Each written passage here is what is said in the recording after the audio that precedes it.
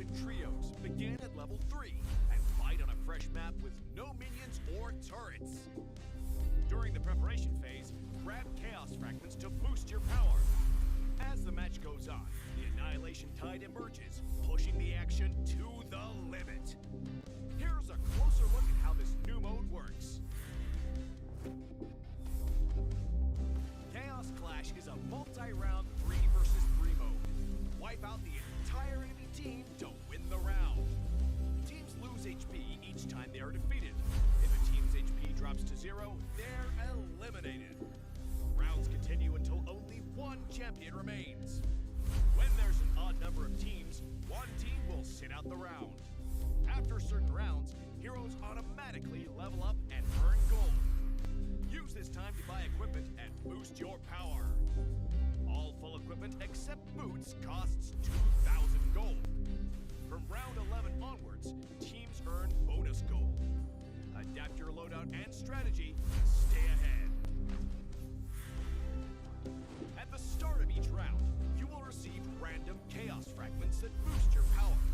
You can also refresh fragments to re-roll their effects, with 2 refreshes per round. The game offers a wide variety of fragments, each with unique effects, so you can mix and match to create your own playstyle. For example, tank fragments make your hero tougher and deal damage back to attackers. Marksmen who pick range-enhancing fragments can safely deal damage from afar. And that's just the start. Countless other powerful fragments and combinations are ready for you to try. As rounds progress, the Annihilation Tide starts shrinking across the map. Heroes outside the tide take sustained damage. Master this mechanic, and it can swing the battle in your favor. For instance, heroes with knockback or displacement abilities can push enemies into the tide. Surprise your opponents and watch them struggle against the sustained damage. The new 3 versus 3 mode, Chaos Clash, is coming soon. With a variety of Chaos Fragments, every match brings a fresh experience. The shrinking zone adds fast-paced, thrilling action, and new map buffs further empower heroes. Exciting, innovative, and powerful new strategies await. Are you ready to try them all?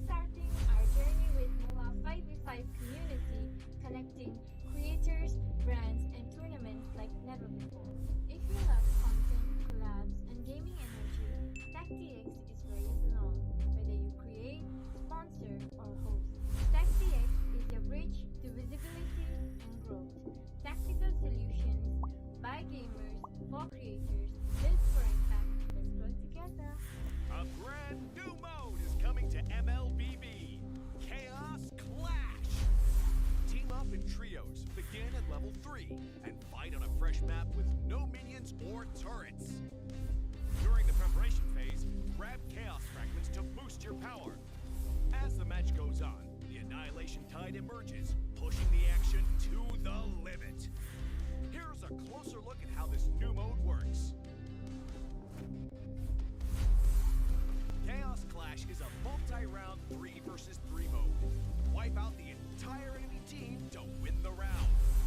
Teams lose HP each time they are defeated. If a team's HP drops to 0, they're eliminated. Rounds continue until only one champion remains.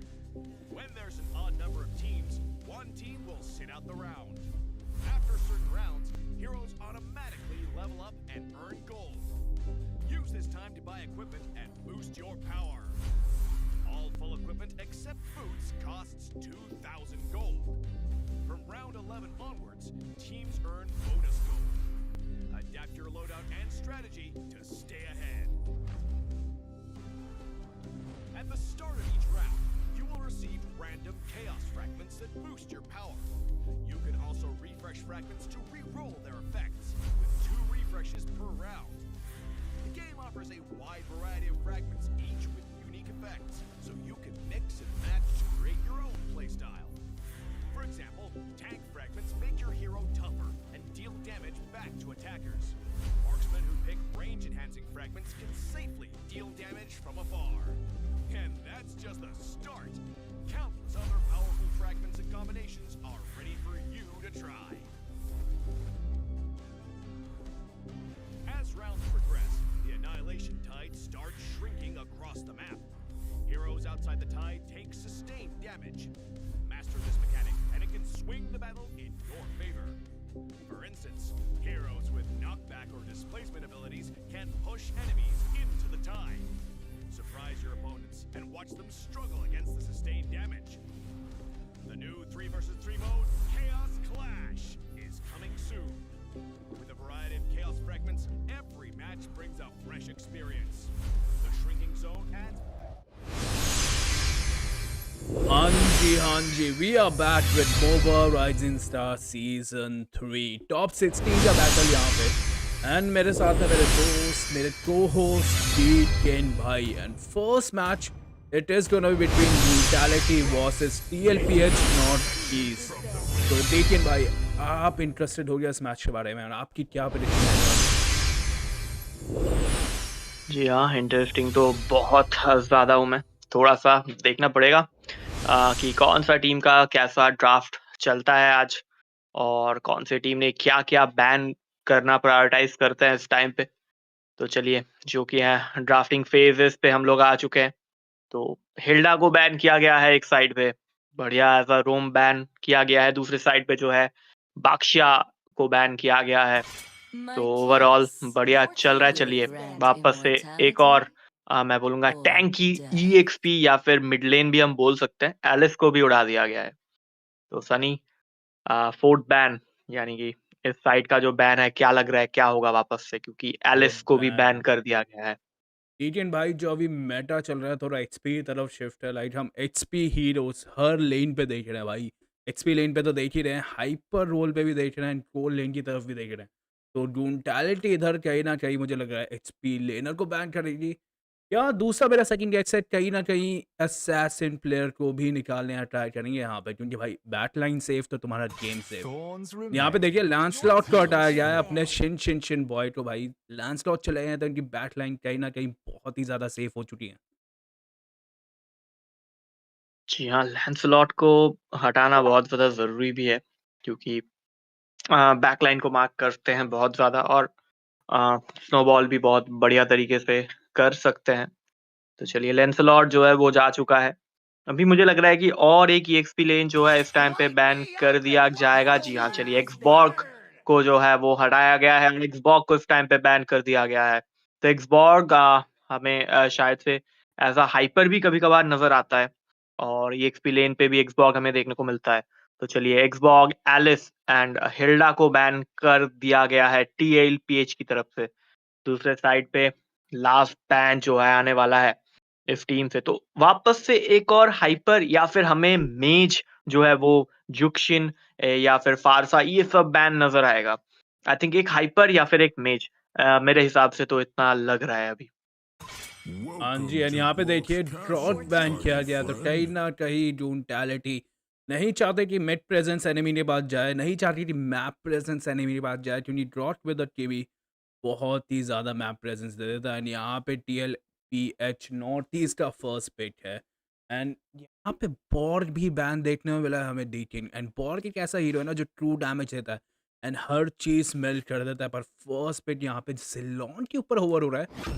And यहाँ पे देखिए फेडरिन को उठा दिया गया है, तो वो फेडरिन हाइपर कहीं ना कहीं वो टैंक भी करेंगे, फ्रंट लेनिंग भी करेंगे एंड डैमेज भी प्रोवाइड करेंगे अपनी टीम के लिए। फेडरिन बहुत ज़्यादा टैंकी, और फेडरिन के साथ-साथ एक अगर सपोर्ट आ जाए उसके पीछे, तो क्या ही कहना। तो देखते हैं यार, फेडरिन जो है बहुत ही बढ़िया यूटिलिटी जंगलर साबित हो सकता है। दूसरे साइड पे 2 पिक आएँगे, चलिए गटोत्कचा जो है वो आ चुका है गॉनाटिलिटी की तरफ से। तो बढ़िया पिक गटोत्कचा, एओजी का बढ़िया इस्तेमाल हमें देखने को मिलेगा। बैकलाइन मार्क करेंगे बहुत बढ़िया तरीके से। तो घटोत्कचा का नाम है आरवी, तो बढ़िया नाम है। और दूसरे साइड पे आईएन जो है, देखना पड़ेगा कि क्या पिक करते हैं। मेज का ऑप्शन खुला हुआ है, चलिए ड्रैगन वापस से ईएक्सपी लेन एंड गोल्ड लेन पे भी घटोत्कचा जा सकते हैं, और मिड लेन पे भी खेल सकते हैं। तो बढ़िया ड्रैगन का पिक, ये बहुत ही बढ़िया लग रहा है मुझे, क्योंकि ईएक्सपी लेन पे शायद से ड्रैगन की तरफ से एक डोमिनेशन आ सकता है इस गेम में।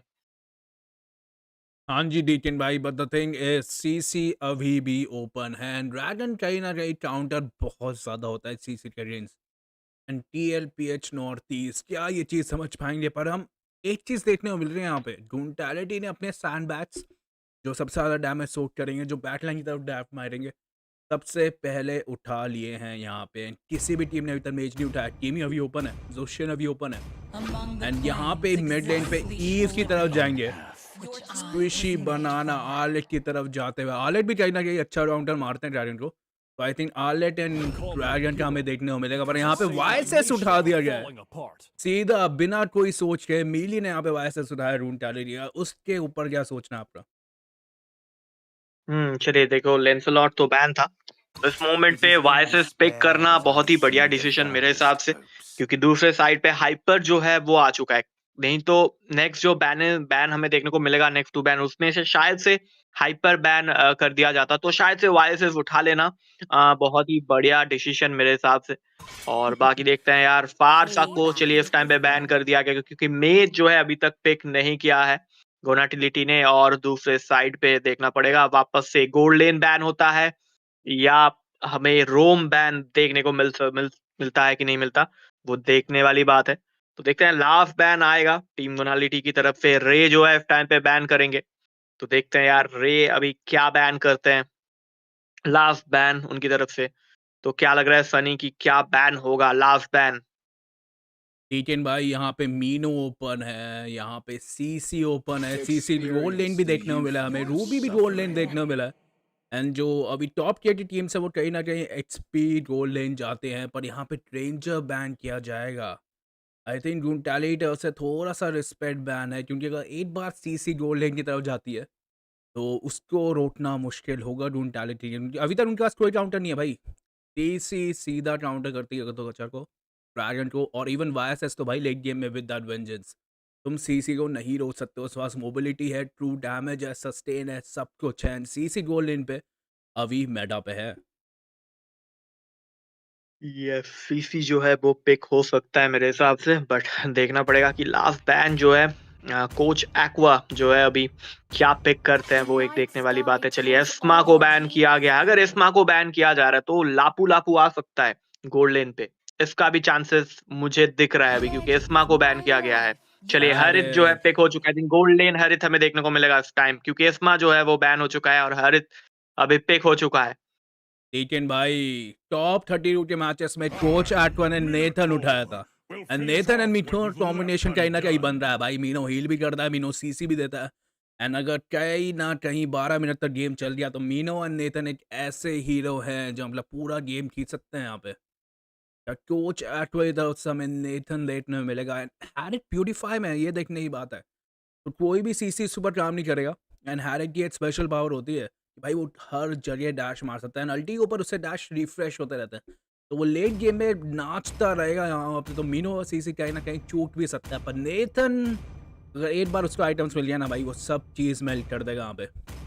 एंड मेल्ट की बात करते हुए यहाँ पे डीकेन भाई कोच एटक्रॉस सीधा कैरी उठा रहे हैं, and yes carry with the carry flicker. बहुत बढ़िया तरीके से टैंक किल कर सकते हैं, क्योंकि यूजोंग है, घटोत्कचा है, तो उनको मारने में आसानी होगा।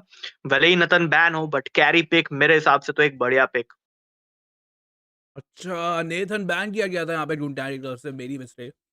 और स्टिल भाई कैरी उठा ली है तो ट्रू डैमेज तो भर भर जाएगा, पर यहाँ पे कैरी के ऊपर ना एक जो स्पेल है ना फ्लिकर, वो मेरा पसंदीदा नहीं है। मैं चाहता हूँ कि भाई कैरी थोड़ा वेंजेंस की तरफ जाए, क्योंकि कैरी की जो सेकंड स्किल होती है वो like kind of flicker provide करती है, एंड सामने इतना सीसी नहीं है। लाइक एक बार फर्स्ट है तो फर्स्ट गए भाई, फ्लिकर भी नहीं बचा पाएगा, सेकंड स्किल भी नहीं बचाएगा। इधर गो फॉर अ प्यूरीफायर की वेंजेंस भाई, क्योंकि तुम जानते हो कि तुम एवरी सिंगल थिंग यहाँ पे गुंटाले की तरफ से मेल्ट कर सकते हो, तो क्यों नहीं प्यूरीफायर के साथ खेला जाए, वेंजेंस के साथ खेला जाए, थोड़ी सर्वाइविलिटी बढ़ाई जाए यहाँ पे।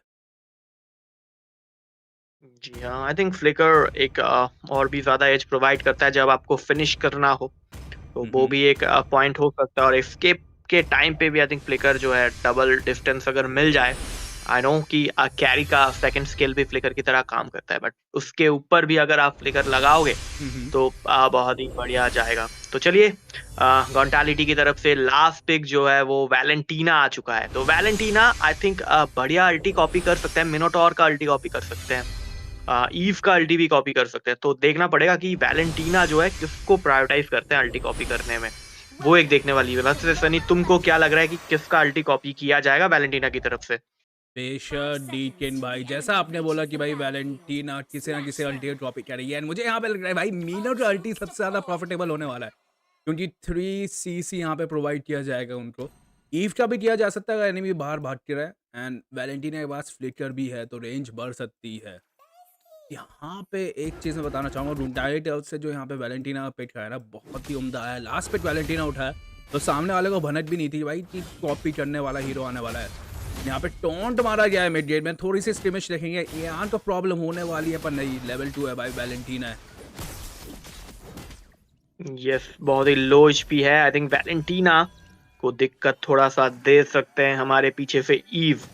चलिए, ब्लू बफ जो है वो सिक्योर हो चुका है, देखना पड़ेगा। चलिए, मिनो बढ़िया हुए, बट लो एचपी है बहुत ज्यादा। जी हाँ, फर्स्ट ब्लड का मौका बन सकता था सनी इधर, पर चलिए, अभी तक हमें फर्स्ट ब्लड देखने को नहीं मिलेगा। गोल्ड लेन की तरफ फाइट चल रहा है, ईएक्सपी की तरफ भी फाइट चल रहा है, बट मिड की तरफ फाइट थोड़ा ज्यादा ही चल रहा है इस टाइम पे। तो देखते हैं, 0-0 का score line, farm level same same, अभी तक फर्स्ट ब्लड नहीं हुआ। तो मेरा एक प्यारा सवाल, फर्स्ट ब्लड किसके ऊपर जाएगा और कौन लेगा फर्स्ट ब्लड? क्या डीकेन प्रेडिक्शन एक रहेगा तुम्हारा? मीनो एक ऐसा हीरो है ना जो अर्ली गेम में कहीं ना कहीं बहुत जल्दी मेल्ट होता है। मीनो खेलता हूँ, मुझे ये थोड़ा कहीं एहसास होता है कि भाई मीनो बहुत जल्दी मेल्ट होता है, एंड थोड़ी सी बैड पोजिशन ना मीनो अपनी जान गंवा सकता है यहाँ पे। वायस के पास लेवल 4 है, अल्टी है, मुझे लगता है TLH PS नॉर्थ ईस्ट कहीं ना कहीं फर्स्ट ब्लड दे सकते हैं, स्पेशली जब फर्स्ट सर्टल आएगा, क्योंकि मीनो के पास अपनी अल्टी नहीं होगी। एंड यहाँ पे देखिए आलिट को निकाल किया गया है, हम मीनो की बात कर रहे थे, पर यहाँ पे योलो एबी में XP गैप किया है, एंड यहाँ पे चढ़ चुके हैं ओएफ के ऊपर, मीनो भी शट डाउन किए जाएंगे। तो पीपल सीधा बेस की तरफ भेजा है, यहाँ पे टर्टल भी आ चुका है। यहाँ पे देखिए ब्रूटैलिटी मौके पे चौका मारते हुए टर्टल अपने साथ ले जाएंगे, एंड यहाँ पे 0 कंटेंट्स देखने को मिलेगा हमें, लेकिन भाई जी हाँ, बढ़िया। मैं बोलूंगा EXP पे डोमिनेशन दिखाया और टर्टल भी सिक्योर किया और मीनो को भी निकाला। तो बढ़िया गेम प्ले आता हुआ AB की तरफ से। चलिए, टर्टल जो है वो मिल चुका है फार्म में, 1K का लीड अभी इस टाइम पे टीम गॉन्टालिटी की तरफ से। तो देखते हैं यार टीम गॉन्टालिटी अभी क्या करती है और उनके खिलाफ टीम TLPH जो है वो कैसे रिस्पॉन्स करते हैं इस टाइम पे, क्योंकि अभी वो थोड़ा सा फार्म में जो है पीछे जा चुके हैं। तो देखना पड़ेगा। गोल्ड लेन की तरफ लग रहा है अभी एक रोटेशन आएगा, गोल्ड लेन की तरफ एक गैंग हो सकता है, चांसेस हैं, क्योंकि YSS जो है वो गोल्ड लेन की तरफ आए हैं। हरित भी है उनके साइड पे। कैरी को थोड़ा सा उनका जो गोल्ड है, मिनियंस जो है वो उनको होल्ड किया जा रहा है, थोड़ा सा उनको मारने नहीं दिया जा रहा है, दिक्कत वाली बात है। कैरी को पता था, चलिए YSS सामने आएंगे, बट चलिए कैरी सिक्योर रहेंगे एकदम, क्योंकि उनको पता है अगर वो इस टाइम पे किल दे बैठे तो हरित का जो है वो हरित टावर का गोल्ड उठा लेंगे आराम से। तो चलिए कैरी बहुत ही आराम से प्यार प्यार की तरफ से खेलते हुए एकदम बढ़िया तरीके से। तो देखते हैं यार, चलिए इस टाइम पे वापस से जो है आर्लॉट को निकाला गया है। 0-3 का स्कोर लाइन, क्वांटलिटी 3 टीम TLPH 0। चलिए बफ के ऊपर फाइट शुरू होते नहीं हुआ, तो बफ जो है वो सिक्योर हो चुका है इस टाइम पे। तो देखते हैं यार नेक्स्ट जो है कौन से लेन पे गैंग होता है। सनी क्या लग रहा है? EXP पे एक बढ़िया जो एज जो है देखने को मिल रहा है, क्योंकि 2 टाइम डाउन किया गया है इधर। तो क्या लग रहा है EXP पे पहला टाउन? एचपी लेना जो पनिश तो किया गया है, 2 बार मर चुके हैं वो, तो अभी सबसे कम गोल सबसे कम लेवल एचपी लेनर के पास है, तो उनको पनिश करना नेक्स्ट मूव होगा यहाँ पे ढूंढाई टर्फ से। और कहीं ना कहीं वो जानते हैं कि भाई हम अहेड है, वी कैन फार्म अप और डिफरेंस बना सकते हैं। लेवल गैप लेंगे क्योंकि टर्टल पे रेट्रीब्यूशन जिसका लेवल सबसे ज़्यादा होगा ना उससे रेट्रीब्यूशन ज़्यादा भारी होगा। यहाँ पे टर्टल दूसरा टर्टल आने वाला है। यहाँ पे मैं एक चीज़ बता दूँ, देखिए यहाँ पे मीनोटोर के अल्टी उठाया है वैलेंटीना ने, कहीं ना कहीं फ्लिकर अल्टी ढूंढाई टर्फ से देखने को मिल सकती है मीनोटोर की। एंड यहाँ पे पछतावा हो सकता है। ओहे फ्रंट लाइन पे गया, यहाँ पे ड्रैगन देखिए बैक लाइन पे गया बोंजी और निकालने के लिए। ईव ने रियल वर्ल्ड मैनिपुलेशन यूज किया। यहाँ पे जैसे बात करते हैं वैलेंटीना ने अल्ट मारा है, सीसी प्रोवाइड किया गया तो अचानक किल निकाला है। ड्रैगन अभी भी उड़ रहे हैं, 3 पीपल गिर चुके हैं यहाँ पे KLSPH के। यहाँ पे कोच एट हुआ बॉटम लेन का गोल लेने जा रहे थे पर उनको भनक हो गई थी, भाई कोई ना कोई आ रहा है। यहाँ पे देखिए कितनी चतुराई से मिली, टर्टल भी अपने नाम कर देंगे। तो क्या विजन प्रोवाइड कर रहे हैं कि भाई हाइपर नीचे तो आराम से ले ले टर्टल, अपना रेट्रीब्यूशन यूज करने की जरूरत भी, रेट्रीब्यूशन था भी नहीं YSS के पास। कहीं ना कहीं वो ब्लू बफ की तरफ इन्वेट कर सकते हैं। यहाँ पे विजन प्रोवाइड कर रहे हैं, तब YSS तो YSS हरास कर सकते हैं यहाँ पे आलेक, क्योंकि आलेक का लेवल देखिए YSS का देखिए अल्टी मारेंगे यहाँ पे YSS निकल सकता है। पहले टावर के अंदर फोकस करेंगे, आलेक ने अटैक तो मारा है, YSS ने अल्टी पॉप किया है, पीछे से बैकअप भी आ रहा है, स्टन प्रोवाइड करेंगे, डैश मारेंगे यहाँ पे। आलेक अच्छा सस्टेन करते हुए स्क्विशी बना रहे, एक बार मर जाएंगे यहाँ पे। मेली के ऊपर परेशानियां बढ़ सकती है, पर जब तुम कल्चर का सपोर्ट देखिए, बॉन्जी के ऊपर जंप मारा, बैक लाइन के ऊपर जंप मारे, जानते थे ईव वहां पे परेशानी दे सकती है, तो मुझे उसको निकालना जरूरी है। यस बढ़िया कैंकिंग गॉन्टालिटी की तरफ से 0-7 का स्कोर लाइन आर्लॉट को निकाला गया है। आर्लॉट को 4 टाइम किल किया गया, ओवरऑल किल गॉन्टालिटी का 7, 4 टाइम जो है वो आर्लॉट को निकाला गया है। तो देखते हैं यार दोनों साइड से मिड का टावर निकाला गया है, टॉप का जो टावर है वो भी निकाला गया है। तो ओवरऑल अभी एक बढ़िया पोजीशन होल्ड कर रहे हैं टीम गॉन्टालिटी। तो देखना पड़ेगा टीम TLPH कैसे रिस्पॉन्स करते हैं उनको, क्योंकि कैरी के ऊपर नेक्स्ट गैंक होने वाला है। आई थिंक उनका टीम की तरफ से भी एक बैकअप आ रहा है, टॉप के पास एज है पुश करने का। चलिए टावर जो है वो पुश किया जा रहा है, डिफेंड करना थोड़ा सा मुश्किल रहेगा इस टाइम पे, पर चलिए टावर जो है हरित जो है आराम से निकाल लेंगे इस टाइम पे। तो टीम गॉन्टालिटी ने 3 टावर जो है वो निकाल लिए हैं। यूवोंग टॉप के ऊपर पुश लगा रहा है, तो एवरी लेन पुश किया जा रहा है इस टाइम पे। टॉप का टावर बचाना मुश्किल होगा अगर यूवोंग पुश करते हैं तो। चलिए रोटेशन जो है वो टॉप लेन की तरफ जाते हुए आई थिंक फील्डिंग सेट किया जा रहा है गटो और वैलेंटीना की तरफ से। आई थिंक टावर जो है वो निकालना जरूरी समझेंगे इस टाइम पे। चलिए टावर निकाल चुके हैं वापस से एक और। तो टीम गॉन्टालिटी कोई भी गलती नहीं कर रहे इस टाइम पे, बैक टू बैक टावर निकालने की कोशिश कर रहे हैं, टावर के ऊपर फोकस कर रहे हैं। तो चलिए इस टाइम पे वापस से थर्ड टर्टल जो है वो आ चुका है। तो टीम गॉन्टालिटी अगर ये वाला टर्टल भी सिक्योर कर लेती है तो बहुत ज्यादा एज उनको मिलेगा टीम में, क्योंकि फार्म डिफरेंस आप लोग देख ही सकते हो। ओवरऑल पे बहुत ज्यादा 7K गोल्ड का लीड है। चलिए इस टाइम पे खत्म किया जा सकता है। ईव का बढ़िया अल्टीमेट है, बट ईव को पकड़ा गया है। यूवोंग कैरी को डाउन कर देंगे इस टाइम पे, बैक लाइन को मार्क करेंगे सीधा। चलिए YSS खत्म कर सकते हैं, चांसेस थे, बट चलिए फेडरिन जो है बहुत ही लो HP के साथ बचेंगे उस टाइम पे, कटोत्कचाएंगे बैकअप के लिए। चलिए ड्रैगन ने वापस से एंट्री किया इधर और किलिंग स्प्री लगा चुके हैं। ईव को खत्म करेंगे ड्रैगन हरित बहुत ही लो HP के साथ। थोड़ा सा गैंग से बाहर जाते हुए मिड का टावर जो है वो शायद से टीम गॉन्टालिटी की तरफ से निकाला जाएगा। तो चलिए टावर के मामले में टीम गॉन्टालिटी बहुत आगे निकल चुके हैं। टावर का जो शील्ड है उसको भी निकाला गया इस टाइम पे। 0-9 का स्कोर लाइन हो चुका है और टावर ओवरऑल 5 टावर निकाला जा चुका है अश्वनी। तो क्या लग रहा है कोई कमबैक मोमेंटम देखने को मिलेगा क्या TLPH की तरफ से? जो लेट गेम ड्राफ्ट है यहाँ पे TLPH नॉर्थ ईस्ट का वो ज़्यादा बेटर है गॉन्टालिटी का। पर हम गोल डिफरेंस की बात करें तो 10 के गोल डिफरेंस हो चुका है, 0-9 स्कोर हो चुका है एंड गोल शील्ड भी नहीं है मिड लेन की तरफ। तो ढूंढाई के पास पूरा का पूरा कंट्रोल है भाई यहाँ पे गेम का। ड्राइविंग सीट पे आ चुके हैं वो। बॉटम लेन का सेकंड टियर टर्रेट निकालने हैं, ट्राई करेंगे। यहाँ पे फाइट होती है जो फोर्स, वो भी करने हैं, ट्राई सकते हैं। मॉन्जी के ऊपर जा सकते हैं। हैरिक ने अपना अल्ट मारा है, मीनो आगे जाएंगे, 2 मैन अल्टी मारेंगे। प्यूरिफाई यूज किया गया है, रे 1 HP है भागते हुए, और पीछे का तो अच्छा सपोर्ट देखिए, बेहतर है। ये फाइट है जो नहीं लेनी चाहिए थी नॉर्थ ईस्ट पीच को। गोल में पीछे है भाई, लेवल में पीछे है। टावर्स बचाओ भाई, पर कहीं ना कहीं 8 ट्रेड निकल रहा है। लेकिन भाई लॉर्ड आने वाला है 25 मिनट 25 सेकंड। टावर की शील्ड नहीं है। क्या TLPH सर्वाइव कर पाएंगे इसको? कि भाई गोल डिफरेंस तो भाई देखो 11 के हो मुश्किल चुका है तो अभी। है। गोल डिफरेंस 10 के 11 के का गोल डिफरेंस अभी नजर आ रहा है। 9 मिनट का गेम हुआ है, तो अगर लॉर्ड के साथ अगर टीम कॉन्टेलिटी जो है अगर पुश करते हैं तो बहुत ज्यादा खतरा जो है होगा टीम TLPH को।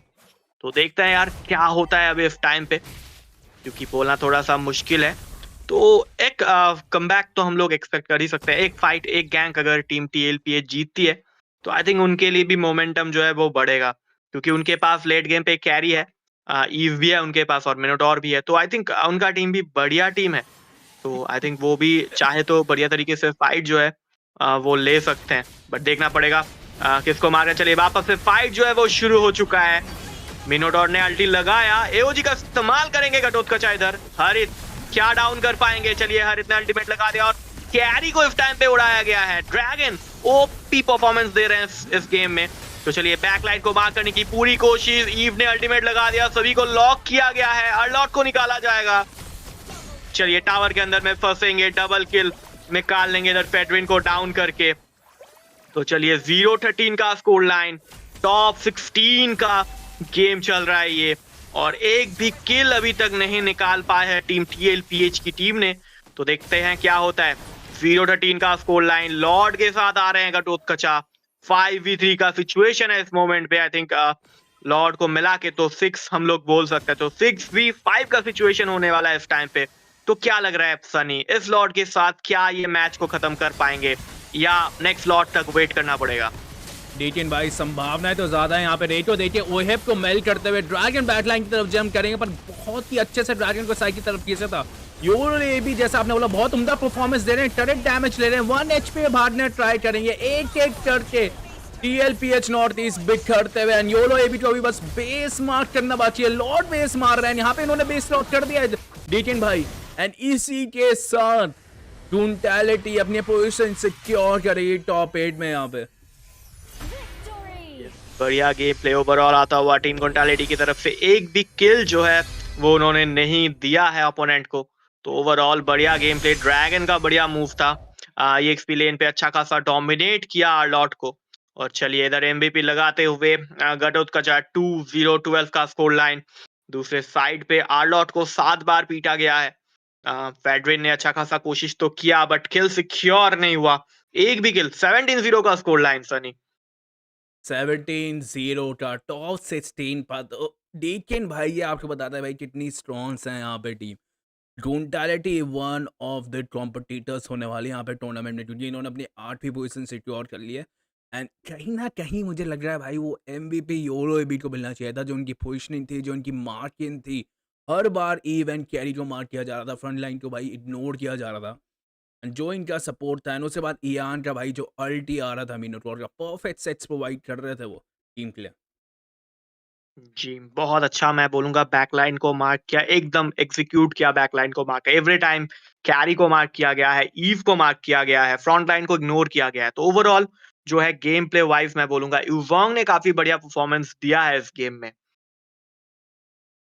बेशक, एंड आई थिंक इसी के साथ हम एक लेंगे छोटा सा ब्रेक गाइस। हम आते हैं मैच नंबर 2 की तरफ 2 मिनट के अंदर। And guys if you are new to stream, एक बार लाइक मार दो भाई, एंड सब्सक्राइब भाई, टाइम मिलेगा कर लेना, हम यहीं पे हैं, no issues.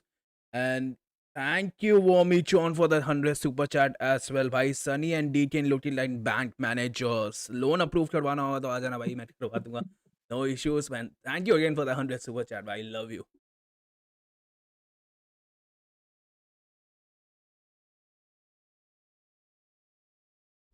New mode is coming to MLBB.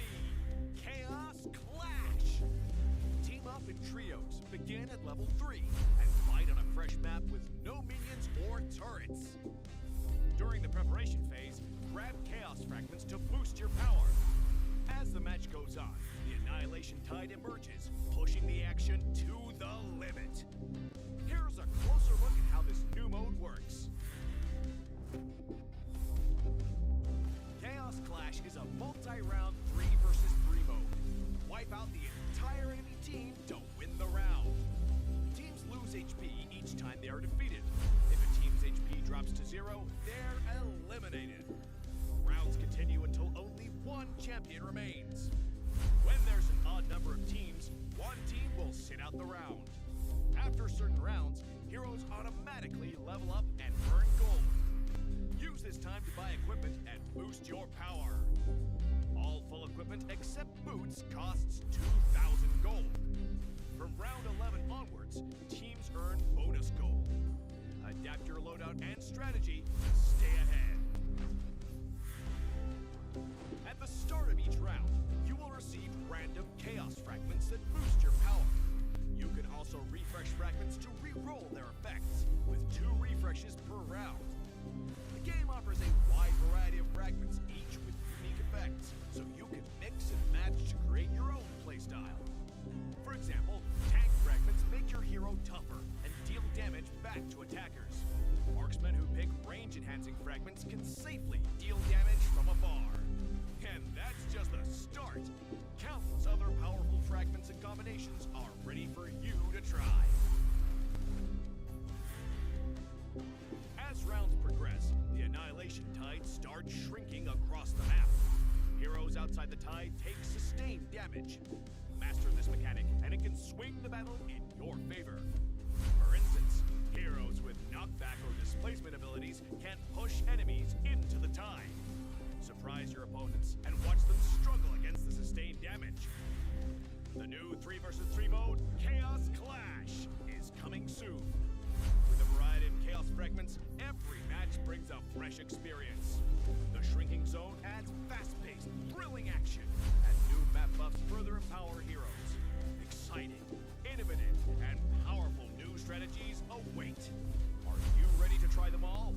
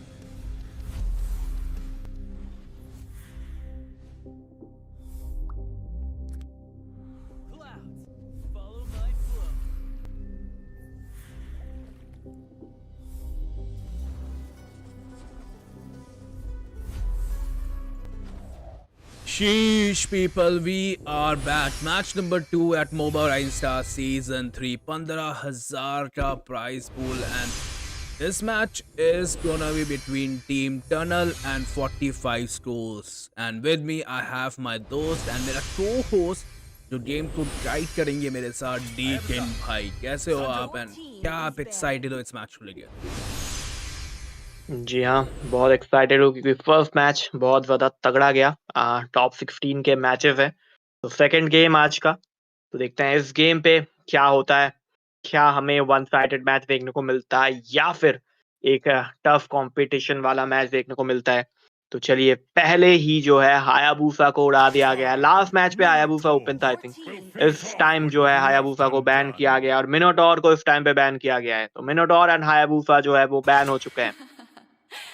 The southern seas are हाँ my जी डीटेन भाई, domain. एंड कहीं ना कहीं ये हायाबुसा बैन मुझे टारगेट बैन, सेलेक्टेड बैन लग रहा है, क्योंकि भाई हायाबुसा फर्स्ट बैन अभी मेटा में नहीं है भाई, तो आप क्यों बैन करेंगे। पर यहाँ से जो 45 सोल सा बैन आया ना मिनोटोर, भाई रिस्पेक्ट बैन है। मिनोटोर एक ऐसा हीरो है भाई जो लेट गेम में रुला देता है भाई। इतना हील है, इतना सीसी है भाई, तो लेट गेम में तुम काउंटर ही नहीं कर सकते हैं। यहाँ पे कदीता बैन भी देखने को मिला है, एंड मेरे मानने में ऐसा लगता है भाई कदीता एक ऐसी मेज है जो साइलेंट असैसिन है भाई। वो झाड़ियों में छुपे रहेगी, आपकी बैकलाइन निकालेगी, पेट्रीफाइड मार के पूरा का पूरा गेम चेंज कर दिया। यहाँ पे सीसी बैन भी देखने को मिला है 45 सोल सी तरफ से डीकिन। तो वो नहीं चाहते true damage sustain heroes late game में आए, मीनो सीसी वही टाइप के हीरोज हैं। एंड थर्ड बैन यहाँ पे जिनकी तरफ से, आपको लगता है क्या बैन होगा? ओके, इन्होंने ऑलरेडी एस्मरल्डा बैन कर दिया है। यहाँ इस्मा को बैन किया गया है और लापू को भी बैन कर दिया गया है। Nice, interesting. टीम 45 सोल्स जो है उन्होंने वापस से बैन कर दिया लापू को। चलिए फर्स्ट पिक जो है टीम टनल की तरफ से, जो कि लेंसलॉट आएगा। तो फर्स्ट पिक लेंसलॉट, दिक्कत देने वाले हीरो पिक करेंगे या टीम 45? तो देखते हैं यार। ड्रैगन, लास्ट मैच पे ड्रैगन का बहुत ही बढ़िया परफॉर्मेंस था, तो इस मैच में वापस से ड्रैगन आ सकता है, चांसेस हैं। चलिए ड्रैगन इंडिया नंबर 2 ट्रॉलर, तो बढ़िया है, ट्रोल करेंगे मैच पे। जी तो देखते हैं यार कि स्नैक्स अभी क्या पिक करते हैं, किसी को स्वाइप करते हैं। तो क्या लग रहा है सेकंड पिक क्या आएगा इस टाइम पे? कोई मेज आएगा सेकंड या पे फिर एक रोम आएगा? वीकेंड भाई रोम आने की क्षमताएं बहुत ज्यादा है, क्योंकि ड्रॉट भाई अभी जिंदा है, पर नहीं वो जाएंगे जोशे के साथ। पर यहाँ पे एक कॉम्बो मिल सकता है टनल को, ड्रॉट एंड केमी कॉम्बो अभी जिंदा है, पर वो जाएंगे एटीट्यूड बॉय रामू जाएंगे यहाँ पे हिल्डा के साथ एंड यूरेनस के साथ। तो ये चौंकाने वाली बात है, क्योंकि टर्नल यहाँ पे अपने सैंडबैग हीरोज पहले पिक कर रहे हैं, जबकि वो मेज और रॉड को उठा सकते थे। दोनों हीरोज से ओपन है, दोनों हीरोज इतना मैप प्रेजेंस देते हैं सामने वाले की हालत खराब हो जाती है। कहीं ना कहीं टर्नल के बाद जो थोड़ा सा मुझे लग रहा है एडवांटेज है ना, अगर वो मिड मिड वाले हीरो से बाद जाते वो ज्यादा होता।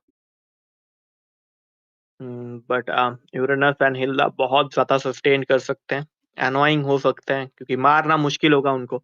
तो देखते हैं यार क्या होता है अभी। और जो किन लिया गया है और इसके साथ साथ एक्सबॉक्स को भी पिक किया गया है। प्योर डैमेज जो है वो आएगा वापस से, तो प्योर डैमेज से थोड़ा बहुत तो दिक्कत दे सकते हैं यूरेनस को एंड हिल्डा को।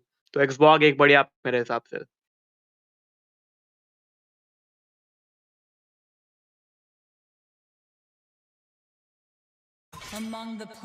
तो चलिए वापस से जो है टीम 45 की तरफ से ईव को कर दिया गया है बैन।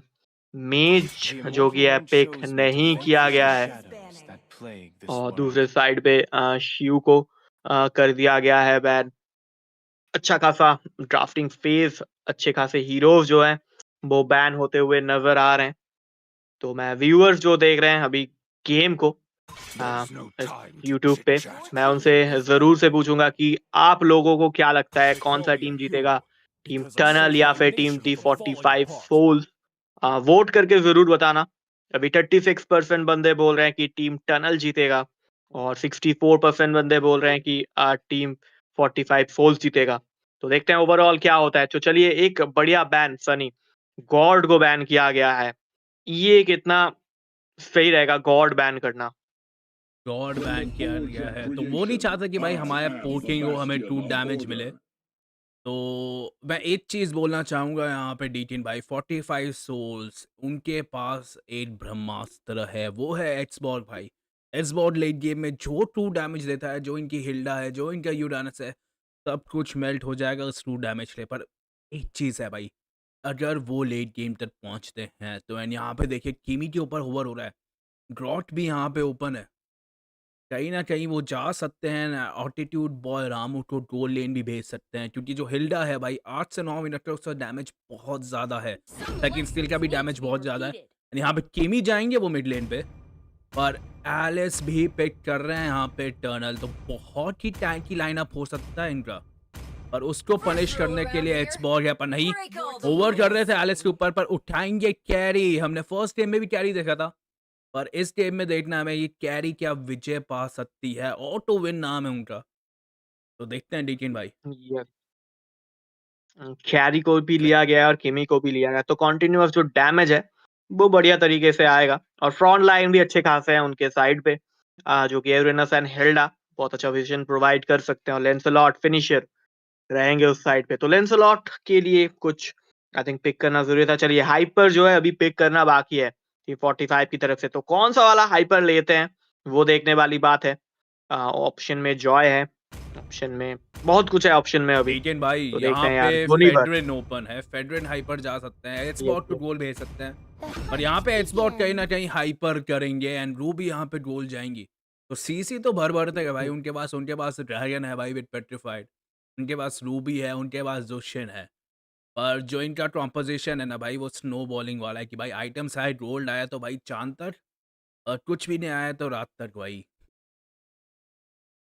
बहुत अच्छा खासा टीम, और दूसरे साइड पे टीम 45 जो है एक्सबॉक्स हाइपर के साथ जाएंगे। देखना पड़ेगा, अच्छा खासा सस्टेन टीम दोनों के पास है, क्योंकि इस साइड पे भी रूबी है, यूजोंग है, गडोत्कचा है, और दूसरे साइड पे भी हम लोग देख सकते हैं हिल्डा है और यूरेनस है। तो इनको मारना बहुत ज़्यादा मुश्किल होता है अर्ली गेम में खास करके। तो देखते हैं यार क्या होता है, कौन ज़्यादा डोमिनेट करता है, क्योंकि खिमी अर्ली गेम में कॉन्टिन्यूस डैमेज जो है वो आराम से दे सकते हैं। और दूसरे साइड पे मेज की मैं बात करूँ तो जुक्शिन भी है, तो जुक्शिन भी अच्छा खासा डैमेज दे सकते हैं। तो देखना पड़ेगा कौन से लेन पे कैसा फाइट चलता है, और एक्सबॉक्स वर्सेस लेंसलॉट के बीच में देखना पड़ेगा कौन सबसे ज़्यादा बढ़िया तरीके से किल सिक्योर कर पाते हैं। तो चलिए टीम टनल जो है अपना ब्लू बफ से शुरू करेंगे, टीम टनल का जो लेंसलॉट है अपना ब्लू बफ से शुरू करेंगे, और दूसरे साइड पे पूरा टीम D45 का जो है अपना ब्लू बफ सिक्योर करवाने आ चुके हैं। टॉप लेन की तरफ यूरेनस वर्सेस यूजोंग का फाइट हमें देखने को मिलेगा, बॉट की तरफ कैरी वर्सेस रूबी देखने को मिलेगा। तो चलिए देखते हैं क्या होता है। मेरा जो क्वेश्चन रहता है हमेशा कि फर्स्ट ब्लड जो है वो कौन से साइड देखने को मिल सकता है, तुम्हारा क्या ख्याल है? भाई कहीं ना कहीं यहाँ पे हिल्डा ओवर एक्सटेंड कर सकती है। डीकेन भाई आपके क्वेश्चन आंसर मेरे खास दोस्त जय भाई करेंगे, जो हमारे साथ जुड़ चुके हैं एंड आपके साथ फोरकास्टिंग करेंगे। जय भाई कैसे हो आप, एंड इस क्वेश्चन का जवाब आप कैसे देंगे? भाई इस बार जो है मेरे को जो है सानी भाई थैंक यू। और यहाँ पे टनल जो है भाई, टनल का मैंने गेम देखा था, याद होगा आपको, है ना, आप जो कम्प्लीमेंट दे रहे थे, तो मुझे यहाँ पे पूरा भरोसा टनल की तरफ से जो फर्स्ट ब्लड हमें देखने की मौका बिल्कुल दिया जाएगा। और डिकिंग भाई आप क्या कहना चाहेंगे इस बारे में? टनल की तरफ से तुम्हें लगता है कि फर्स्ट ब्लड जो है वो आ सकता है? देखो लेंसलॉट तो खास करके आराम से मार्क कर सकता है, बट लेवल 4 होना जरूरी है उसके पहले। यस, और एक्सबॉर्ग का भी चांसेस रह सकता है। बाकी गैंग में कुछ बोल नहीं सकते, बट अगर नॉर्मली लेंसलॉट अगर चार्ज करते हैं तो लेंसलॉट के पास मौका रहेगा। तो चलिए 0-0 का स्कोर लाइन हो चुका है, और जय रोटेशन जो है वो टॉप की तरफ हो रहा है। फर्स्ट ब्लड हो सकता है टनल का, यूरेनस को लिया जा सकता है, बट चलिए नहीं लिया गया। गैंग 10 सेकंड 9 सेकंड के आसपास टर्टल जो है वो आने वाला है। लेंसलॉट लेवल 4 कर चुके हैं, और एक्सबॉर्ग का भी लेवल 4 हो चुका है। लेंसलॉट को पकड़ा जा सकता है इस टाइम पे, फार्म किया जा सकता है। चलिए फाइट जो है वो शुरू हो चुका है, टीम टनल निकाल सकते हैं इस टाइम पे। एक्सबॉर्ग का आर्मर तोड़ा गया है, लेंसलॉट, जी हाँ बढ़िया प्रेडिक्शन जय, तुम्हारा प्रेडिक्शन एकदम सही गया। फर्स्ट ब्लड जो है वो लेंसलॉट ने लिया इधर, तो बढ़िया। टर्टल, अभी टर्टल के ऊपर आते हैं हम लोग। टर्टल जो है देखना पड़ेगा कौन सा टीम सिक्योर करते हैं। ड्रैगन का बढ़िया मूव, किमी को निकाला गया है ड्रैगन। चलिए बट लेंसलॉट ने टर्टल सिक्योर किया, ड्रैगन चेस कर रहे हैं। क्या ड्रैगन किसी को निकाल पाएंगे इस टाइम पे, या ड्रैगन खुद निकालेंगे इधर? तो चलिए ड्रैगन जो है वो उनको खत्म किया गया है। रूबी का बढ़िया मूव, टावर के अंदर खींचेंगे, यूरेनस बच जाएंगे। जुक्शिन को खत्म किया गया है, और हिल्डा को भी डाउन किया गया है। तो 4-2 का स्कोर लाइन है। जी बिल्कुल, यहाँ पे इस तरीके का गेम प्ले काफी इंटरेस्टिंग होता है। स्पेशल टनल का गेम प्ले पे मैं थोड़ा कॉन्फिडेंट हूँ, क्योंकि टनल का गेम प्ले बहुत ही अच्छा रह चुका है और मेरे एक्सपेक्टेशन जो है टनल पे है। 45 सोल्स का मैच मैं पहली बार देख रहा हूँ डीकिंग भाई, लेकिन यहाँ पे लगता है 45 सोल्स जो है वो भी अच्छे प्लेयर्स है, तभी यहाँ पे टॉप 16 में जो हमें खेलने की मौका जो दिखा रहे हैं।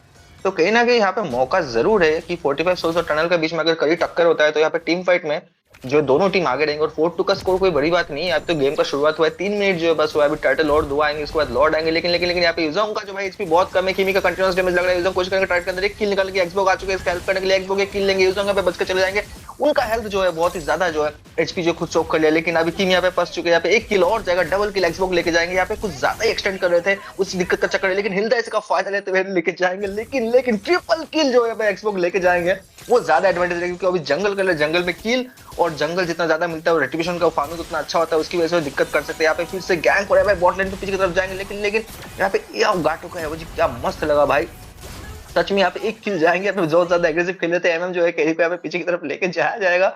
तो काफी अच्छा खासा गैंग का भी देखने को मिल रहा है हमें 45 सोल्स की तरफ से। तो यहाँ पे ये एक्सपेक्टेड तो है, लेकिन काफी इंटरेस्टिंग भी है। लेकिन यहाँ पे लैंसलॉट जो है भाई, जीन भाई जो है यहाँ पे पूरा पोक करने की कोशिश कर रहे हैं, यहाँ पे जुशिन की तरफ गए थे, लेकिन उनको ये जो है मौत कहीं ना दिया जाए उस तरीके देखने में, क्योंकि यहाँ पे गैटो कच्चे पे अगर आप गैंग करने की कोशिश करेंगे, लेकिन लैंसलॉट अपना जो मकसद नहीं भूला, यहाँ पे बाहर फेंका जुशिन को ले जाके, कितना अच्छा टारगेट, कितना अच्छा माइक्रो गेम प्ले है जो लैंसलॉट की तरफ से देखने को दिया गया है लेकिन भाई।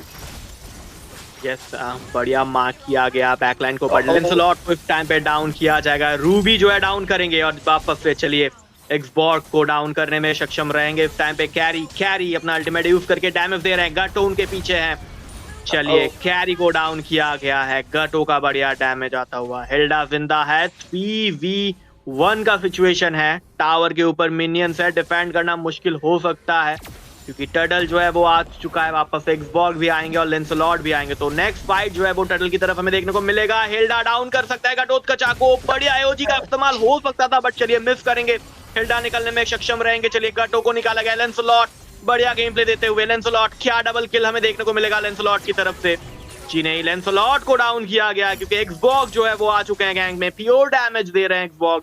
8-10 का स्कोर लाइन हो चुका है, फाइट दोनों ही टीम की तरफ से जारी है। किमी निकाल सकते हैं इधर एक्सबॉक्स को, बट जुक्शिन का बैकअप आएगा पीछे से, बढ़िया डैमेज देते हुए जुक्शिन, बट किमी बच जाएंगे। इधर डबल किल निकाल चुके हैं इधर फ्रंट लाइन की तरफ, बढ़िया तरीके से खेल रहे हैं, डैमेज दे रहे हैं, डैमेज शोक कर रहे हैं बहुत ज्यादा। हिल्डा पीछे से आएंगे, एक्सबॉक्स को निकाल सकते हैं, एक्सबॉक्स बहुत ही लो एचपी के साथ, हील का इस्तेमाल किया जाएगा। 10-10 का स्कोर लाइन, लेंसलॉट आएंगे सीधा टर्टल की तरफ, टर्टल जो है वो सिक्योर करेंगे इस टाइम पे क्योंकि टावर जो है एक भी टीम ने अभी तक नहीं निकाला है और ब्लू बफ शायद से चुराने में सक्षम हो चुके हैं कैरी, तो ब्लू बफ ले चुके हैं कैरी इधर, तो देखना पड़ेगा वापस से फाइट क्या हमें देखने को मिलता है या कुछ टाइम ब्रेक के बाद दोनों ही टीम टावर के ऊपर थोड़ा सा फोकस कर पाते हैं। चलिए लेंसलॉट बढ़िया जिंग का इस्तेमाल करते हुए 11-10 का score line, farm difference team tunnel इस टाइम पे जाए आगे है, थोड़ा सा 2k गोल्ड का लीड उनके पास है, तो देखते हैं यार क्या होता है। तो नेक्स्ट गैंग बॉट लेन की तरफ जाए या फिर टॉप लेन की तरफ या फिर मिड पे।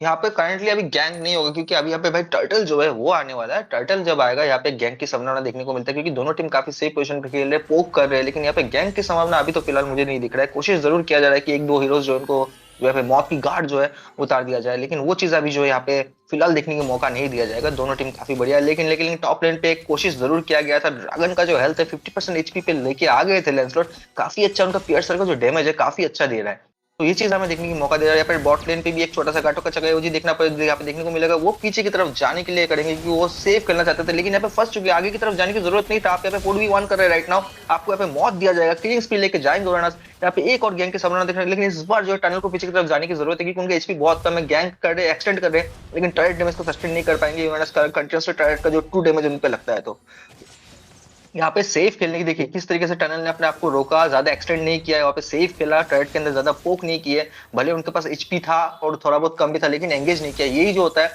ये गेम प्ले में क्या करता है, आपका जितना बार कम मरोगे आपका फार्म उतना ज्यादा होता है, और जितना फार्म ज्यादा उतना आपका एडवांटेज होता है। ये चीज यहाँ पे हमें जो टनल अच्छा खासा गेम प्ले पे दिखा रहा है।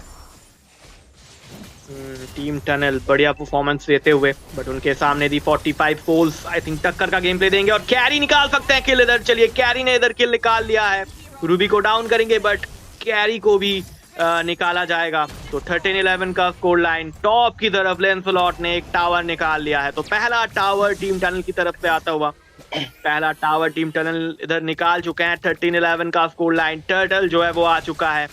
अभी 4v5 का सिचुएशन, सॉरी 4v4 का सिचुएशन होगा। टर्टल के ऊपर फाइट जो है शुरू हो चुका है। बैकलाइन को मार्क करने की कोशिश, ड्रैगन बच के भागेंगे। हिल्डा बढ़िया डैमेज देते हुए बढ़िया विजन भी प्रोवाइड कर रहे हैं। चलिए टर्टल जो है, जिन जो है वो सिक्योर कर लेंगे इस टाइम पे। बढ़िया गेम प्ले आता हुआ लेंसलॉट की तरफ से। लेंसलॉट बहुत बढ़िया तरीके से बैकलाइन को मार्क कर रहे हैं। चलिए लेंसलॉट वापस से घुस चुके हैं गैंग के अंदर। क्या इस टाइम पे पकड़े जाएंगे? जी हाँ, पकड़े गए हैं, बट आई थिंक एस्केप भी कर लेंगे। गटो का बढ़िया अल्टीमेट और टावर जो है कैरी ने निकाल लिया है। तो 2 टावर निकाल चुके हैं टीम टनल। टीम 45 फोर्स को भी टावर निकालना पड़ेगा। अगर टावर नहीं निकाल पाते हैं तो दिक्कत वाली बात होगा इधर थोड़ा सा, क्योंकि लगभग 3K 4K गोल्ड का लीड हमें देखने को मिल रहा है इधर। चलिए फाइट वापस से मिड लेन की तरफ शुरू हो चुका है, बट ये शुरू होते ही खत्म हो गया। तो 13-11 का स्कोर लाइन है जय। तो क्या लग रहा है इधर से गेम का मोमेंटम कौन से साइड पे जाएगा, क्या लगता है तुम्हें? फॉर नाउ जो है भाई टनल थोड़ा सा एडवांटेज पे, दोनों टीम करी टक्कर दे रही है इस गेम पे। अभी तक के लिए तो कुछ बोलना मुश्किल है, क्योंकि जो दोनों टीम गेम प्ले दिखा रहा है डीइंग भाई, काफी अच्छा गेम प्ले दिखा रहा है। तो यहाँ पे राइट नाउ हमें जो है वक्त का जो है वेट करना पड़ेगा। सही टाइम पे जो है यहाँ पे लॉर्ड फाइट आने वाला है। लॉर्ड फाइट पे क्या नतीजा मिलता है, यहाँ पे टीम फाइट में जो है कौन सा टीम अच्छा गेम प्ले दिखा रहा है, माइक्रो गेम प्ले जो है किस टीम का होगा। लेंसलॉट यहाँ पे देखिए ऑब्जेक्ट पे प्योरली ऑब्जेक्टिव फोकस कर रहा है राइट नाउ। वो टीम फाइट में आ जरूर है जब जरूरत पड़ रहा है, उसके बिना वो जो है लेन क्लियर कर रहे हैं, मिनियंस क्लियर कर रहे हैं, फोकस मार कर। इसके साथ टीम फाइट से देखने को मिला टाइट का डैमेज लेते हुए यहाँ पे अगर फ्लिकर का यूज करके हिल्डा बच जाएंगे। एचपी बहुत ही कम यहाँ पे हील करके घाटों पीछे की तरफ जाएंगे, लेकिन यहाँ पर ड्रैगन शायद बच नहीं पाएंगे जी बिल्कुल। कैरी उनको जो ट्रू डैमेज के द्वारा ड्रैगन को जो है मौत की घाट उतार के बेस की तरफ वापस भेज दिया है। अभी सिचुएशन जो थोड़ा सा 45 सोल्स का जो सोल्स है वो धीरे धीरे निकलते हुए नजर आ रहा है। और टनल जो है, टनल हमारा टीम जो है सोल्स को टनल के अंदर ले खींचने की पूरा कोशिश कर रहे हैं। तो वो चीज पे यहाँ पे जो है देखना पड़ेगा कि 45 सोल्स को थोड़ा सेफ खेलना जरूरी है, क्योंकि धीरे धीरे केमी यहाँ पे कीमी और केडी दोनों का डैमेज आ रहा है। दोनों मार्क्समैन है, उनका पास फार्मिंग अगर ज्यादा हो गया तो उनको जो है काफी दिक्कत का सामना करना पड़ेगा 45 सोल्स को, अगर प्रॉपर डैमेज आना शुरू हो गया तो। अगर डैमेज आता है कैरी एंड कीमी का तो बहुत ज्यादा दिक्कत वाली बात होगा, क्योंकि प्योर डैमेज देने वाला हीरो एक्सबॉक है। ड्रैगन भी सस्टेन कर सकते हैं, बट लीड गेम डैमेज जो है वो टीम टनल के पास ज्यादा है, बहुत ज्यादा। तो चलिए टीम टनल इधर शुरू कर चुके हैं लॉर्ड लेना। इस लॉर्ड के साथ अगर जाएंगे टावर लेने मिड टॉप की तरफ से, तो आई थिंक दिक्कत का सामना करना पड़ेगा टीम 45 फोल्स को। तो देखते हैं, चलिए मिड के ऊपर प्रेशर बनता हुआ जुक्शन ने अपना अल्टीमेट डाल दिया है, बट क्या किसी को ले पाएंगे इस जगह पे। चलिए मिड का टावर जो है वो लिया गया लेंसलॉट एक्सबॉक को मारते हुए, बट लेंसलॉट अभी पीछे आएंगे थोड़ा सा, क्योंकि लॉर्ड का इंतजार करेंगे। चलिए बहुत ज्यादा प्रेशर जो है वो आ चुका है टीम 45 के ऊपर। अब बफ इस टाइम पे सिक्योर नहीं कर पा रहे हैं। 14-11 का स्कोर लाइन, ज्यादा अंतर नहीं है किल के मामले में, बट टावर 3 टावर निकाल चुके हैं। अभी इसके ऊपर लॉर्ड भी है, तो चलिए लॉर्ड के साथ कैरी है। कैरी को मार्क किया गया है। कैरी क्या खत्म करेंगे? जी हाँ, कैरी ने इधर बढ़िया गेम प्ले दिखाया और डाउन कर दिया गया है ड्रैगन को। चलिए लॉर्ड आ चुका है। लॉर्ड के साथ क्या टावर निकाल पाएंगे? एक्सबॉक डैमेज दे रहे हैं कैरी को, बट एक्सबॉक को पकड़ा जा सकता है। फाइट जो है वो शुरू हो चुका है। किमी दूसरे साइड पे एक टावर निकालने में सक्षम हो चुके हैं, और इस साइड पे भी वापस से टावर जो है वो निकाला गया है मिड का टावर के ऊपर। इसके बाद ओहो लेंसलॉट बढ़िया डाउन करते हैं। डबल किल लगा चुके हैं लेंसलॉट। ट्रिपल किल का भी चांसेस है, लेंसलॉट ट्रिपल किल ले सकते हैं, बट चलिए टावर का डैमेज जो है वो थोड़ा बहुत उनका एचपी जो है कम कर रहा है इधर। चलिए देखते हैं क्या होता है अभी सीन। बॉट का जो टावर है उसको भी निकाला गया, टॉप का हिबिटेड टावर भी निकाला गया है। तो टीम टनल यार लॉर्ड लेके मौके पे भाई चौका मार दिया इधर। ओवरऑल आई थिंक 4 टावर्स वो लोग निकाल चुके हैं इधर। जी बिल्कुल, मैं कह तो रहा था कि टनल का गेम प्ले बहुत अच्छा है अपना, और न्यूट्रल ऑब्जेक्टिव कभी भूलते नहीं, वो चीज काफी बढ़िया रहता है। इसी के साथ साथ यहाँ पे देखिए मिडलेन का टरेट जो वो भी नहीं शायद बचेगा जी बिल्कुल। टरेट का डैमेज लेके यहाँ पे टरेट को फोकस किया जा रहा है। मिनियंस अभी जो थोड़ा बहुत प्रेशर जरूर क्रिएट करेंगे। इसके साथ साथ लॉर्ड जो है 70 सेकंड्स में आने वाले हैं। लॉर्ड इस बार दोबारा अगर टनल को मिलता है तो पक्का इस बार जो गड्ढा खोद के सीधा जो सोर्स को सारा को यहाँ पे एक जगह पे जमा कर देंगे। टनल इतना कैपेसिटी भी रख रहे। और चमत्कार को नमस्कार हर मैच में होता नहीं है, लेकिन कभी कभी जो देखने की मौका दिया जाता है डिकिंग भाई, वो चीज शायद हो जाए यहाँ पे तो क्या ही बात है। क्योंकि हम लोगों ने ऐसे बहुत सारे मैचेस देखे जहाँ पे कमबैक हमें देखने को मिला है। अगर टनल की तरफ से यहाँ पे कोई गलती नहीं होता तो यहाँ पे 45 सोल्स को ज्यादा प्रेशराइज होना पड़ेगा, और प्रेशराइज की वजह से जो है, प्रेशर होने की वजह से जो उनका रियल गेम प्ले जो है उसको थोड़ा सा तो दिक्कत हमें देखने की मौका दिया जाएगा। जी हाँ। ओके। इस टाइम पे टीम 45 सोल्स ने 2 मिनट का जो है पॉज मांगा है, तो देखते हैं यार 2 मिनट के बाद आई थिंक जो है मैच को वापस से शुरू किया जाएगा। टीम 45 सोल्स का आई थिंक थोड़ा बहुत कुछ इश्यू चल रहा है, तो देखते हैं यार पॉज जो है वो खत्म होने के बाद क्या वो कुछ स्ट्रेटेजिक और टाइम आउट दूसरी ब्रदर्स। स्ट्रेटेजी के साथ आ पाते हैं, तो देखते हैं जाए। तो क्या लगता है ये थोड़ा बहुत ये जो time out, strategic time out उनको मिला है जाए, इसके बाद क्या टीम 45 सोल्स कुछ कमबैक दिखा पाएगी? भाई यहाँ पे चांसेस बहुत ही ज्यादा कम लग रहा है, क्योंकि मैंने पहले भी बोला था, ये नहीं बोला कि जो है टीम दोनों खराब है, लेकिन टनल का जो है थोड़ा सा उम्मीद में, आपने पूछा नहीं था कि होता है ना फेवरेट टीम होता है या एक टीम का गेम प्ले आपको पसंद आता है, वो मुझे टनल का काफी पसंद आया था जब मैं सनी के साथ कास्टिंग कर रहा था परसों शायद। तो मुझे वो बहुत पसंद आया था उनका गेम प्ले। 45 सोर्स तो आज मैं नया देख रहा हूँ, तो इसलिए 45 सोर्स पे मैं थोड़ा सा अपना जो बाजी जो है उसको लगा के रख रहा था, वो चीज वो जो है वो उस पर उतर रहे हैं, जो मेरा एक उम्मीद था ना उस पर उतर रहे हैं। 45 सोर्स ने बहुत अच्छा गेम प्ले किया है, लेकिन यहाँ पे जो ऑब्जेक्ट होता है, for example turtle, Lord, tower, ये सब जो है उसमें ऑब्जेक्टिव पूरा उनका क्लियर था टनल का, कि हमें किल्स तो चाहिए ही, साथ में क्या है हमें फार्मिंग चाहिए, हमें न्यूट्रल ऑब्जेक्टिव जो है टारगेट को डिस्ट्रॉय करना है, टर्टल लेना है, लॉर्ड लेना है, प्रेशर बनाना है। 45 सोर्स ने क्लियर जरूर लिया, लेकिन ऑब्जेक्टिव क्लियर नहीं हुआ है। उसी चीज के लिए थोड़ा सा वो हम्म, लेकिंग कर रहे हैं, गोल्ड पे भी, कील पे भी, और अभी राइट नाउ जो गेम का प्रेशर जो बन रहा है उसी चीज पे। यस, वो बात तो है। और फार्म का जो डिफरेंस है वो लगभग लगभग 9K हो चुका है इस टाइम पे, तो देखना पड़ेगा टीम 45 कैसे कमबैक कर पाते हैं। मुश्किल है उनके लिए बहुत ज्यादा, क्योंकि बहुत ज्यादा प्रेशर है। एक भी टावर बचा हुआ है, एक टावर, और वो भी बहुत ही लो एचपी के साथ बचा हुआ है। तो बेस, मैं बोलना चाहूंगा बस बेस बचा है, क्योंकि ये टावर भी आई थिंक निकाल लिया जाएगा गेम पॉज होने के, गेम शुरू होने के बाद ही। तो देखते हैं उसके बाद वो लोग कैसे डिफेंड कर पाते हैं। और वापस से जो लॉर्ड है वो आई थिंक आने वाला है कुछ ही टाइमों में, 50 सेकंड के आसपास जो है वापस से लॉर्ड हमें देखने को मिलेगा जय। तो वो लॉर्ड के ये ऊपर बिल्कुल। कुछ अगर इधर उधर होता है तो आई थिंक उस टाइम पे चांस देखने को मिल सकता है टीम 45 सोल्स की तरफ से, अगर वो लोग कैसे भी करके लॉर्ड को अगर ले पाते हैं तो थोड़ा बहुत चांसेस उनके जी, लिए भी बनेगा। लेकिन अगर अभी भाई लॉर्ड को लेने जाएंगे तो यहाँ पे काफी ज्यादा रिस्क हो जाएगा। मैं बताना चाहूंगा कि लॉर्ड फाइट में यहाँ पे एडवांटेज टनल के पास है। अगर लेन क्लियर करके देखिए, यहाँ पे बोलते बोलते उनका लॉर्ड का सपना जो शायद यहीं पे टूटते हुए दिखेगा, क्योंकि एक्सबॉक्स को जो सीधा मैच के बाहर फेंक दिया गया। अभी राइट ना वो आते आते जो है लॉर्ड भी पधार जाएंगे, वो बेस की तरफ से वापस आता था, लॉर्ड जो है लिटरली टनल को पूरा खा जाएगा लॉर्ड को, क्योंकि कैरी है उनके पास, 2 डैमेज देगा, कीमी है, दो एमएमएस के साथ साथ फिर से एक टीमर देखने को मिला, कटोकट का एचपी बहुत ही कम है, वो पीछे की तरफ आए, लेकिन उनको मौत दिया जाएगा भाई, लिटरली यहाँ पे मौत देकर बेस की तरफ वापस भेज दिया जाएगा। और यहाँ पे 3 प्लेयर बचे हुए हैं। अगर मिनियंस इस तरीके से अंदर जा रहे हैं और पीछे से एक और मिनियन का वेव आ रहा है, तो यहाँ पे जो दिक्कत की सामना अभी देखने को मिलेगा, शायद लॉर्ड लेने की भी जरूरत ना पड़े, लेकिन यहाँ पे टर्नल आई थिंक रिस्क नहीं लेंगे, सीधा लॉर्ड की तरफ जाएंगे, लेन फ्रीज करेंगे और लॉर्ड लेके जो है गेम को सिंगल शॉट जो है यहाँ पे खत्म करने की पूरा कोशिश करेंगे डिकिंग भाई। जी हाँ, लॉर्ड के साथ एंड करना इजी होगा। तो चलिए टी 45 सोल्स मिनियंस मार रहे हैं, अभी डिफेंड कर रहे हैं, तो चलिए लॉर्ड जो है वो सिक्योर हो चुका है टीम टनल की तरफ से। टीम टनल इस लॉर्ड के साथ मैच को खत्म करना चाहेंगे, बट अभी भी बेस जो है वो बचा है टीम 45 सोल्स का। तो देखते हैं यार कैसे डिफेंड कर पाते हैं। डैमेज का थोड़ा सा कमी नजर आ रहा है टीम 45, क्योंकि लेट गेम जो है वो उनके पास उतना ज्यादा नहीं है।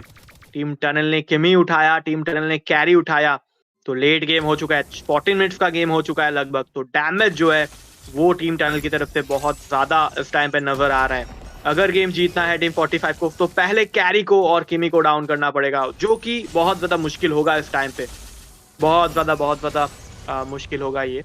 हाँ, तो देखते हैं 19-11 का स्कोर लाइन, ज्यादा हाई स्कोरिंग गेम नहीं है, ऑब्जेक्ट ओरिएंटेड गेम ज्यादा हो रहा है इधर। तो चलिए मिड की तरफ जो है लॉर्ड आ रहा है, मिड के ऊपर प्रेशर।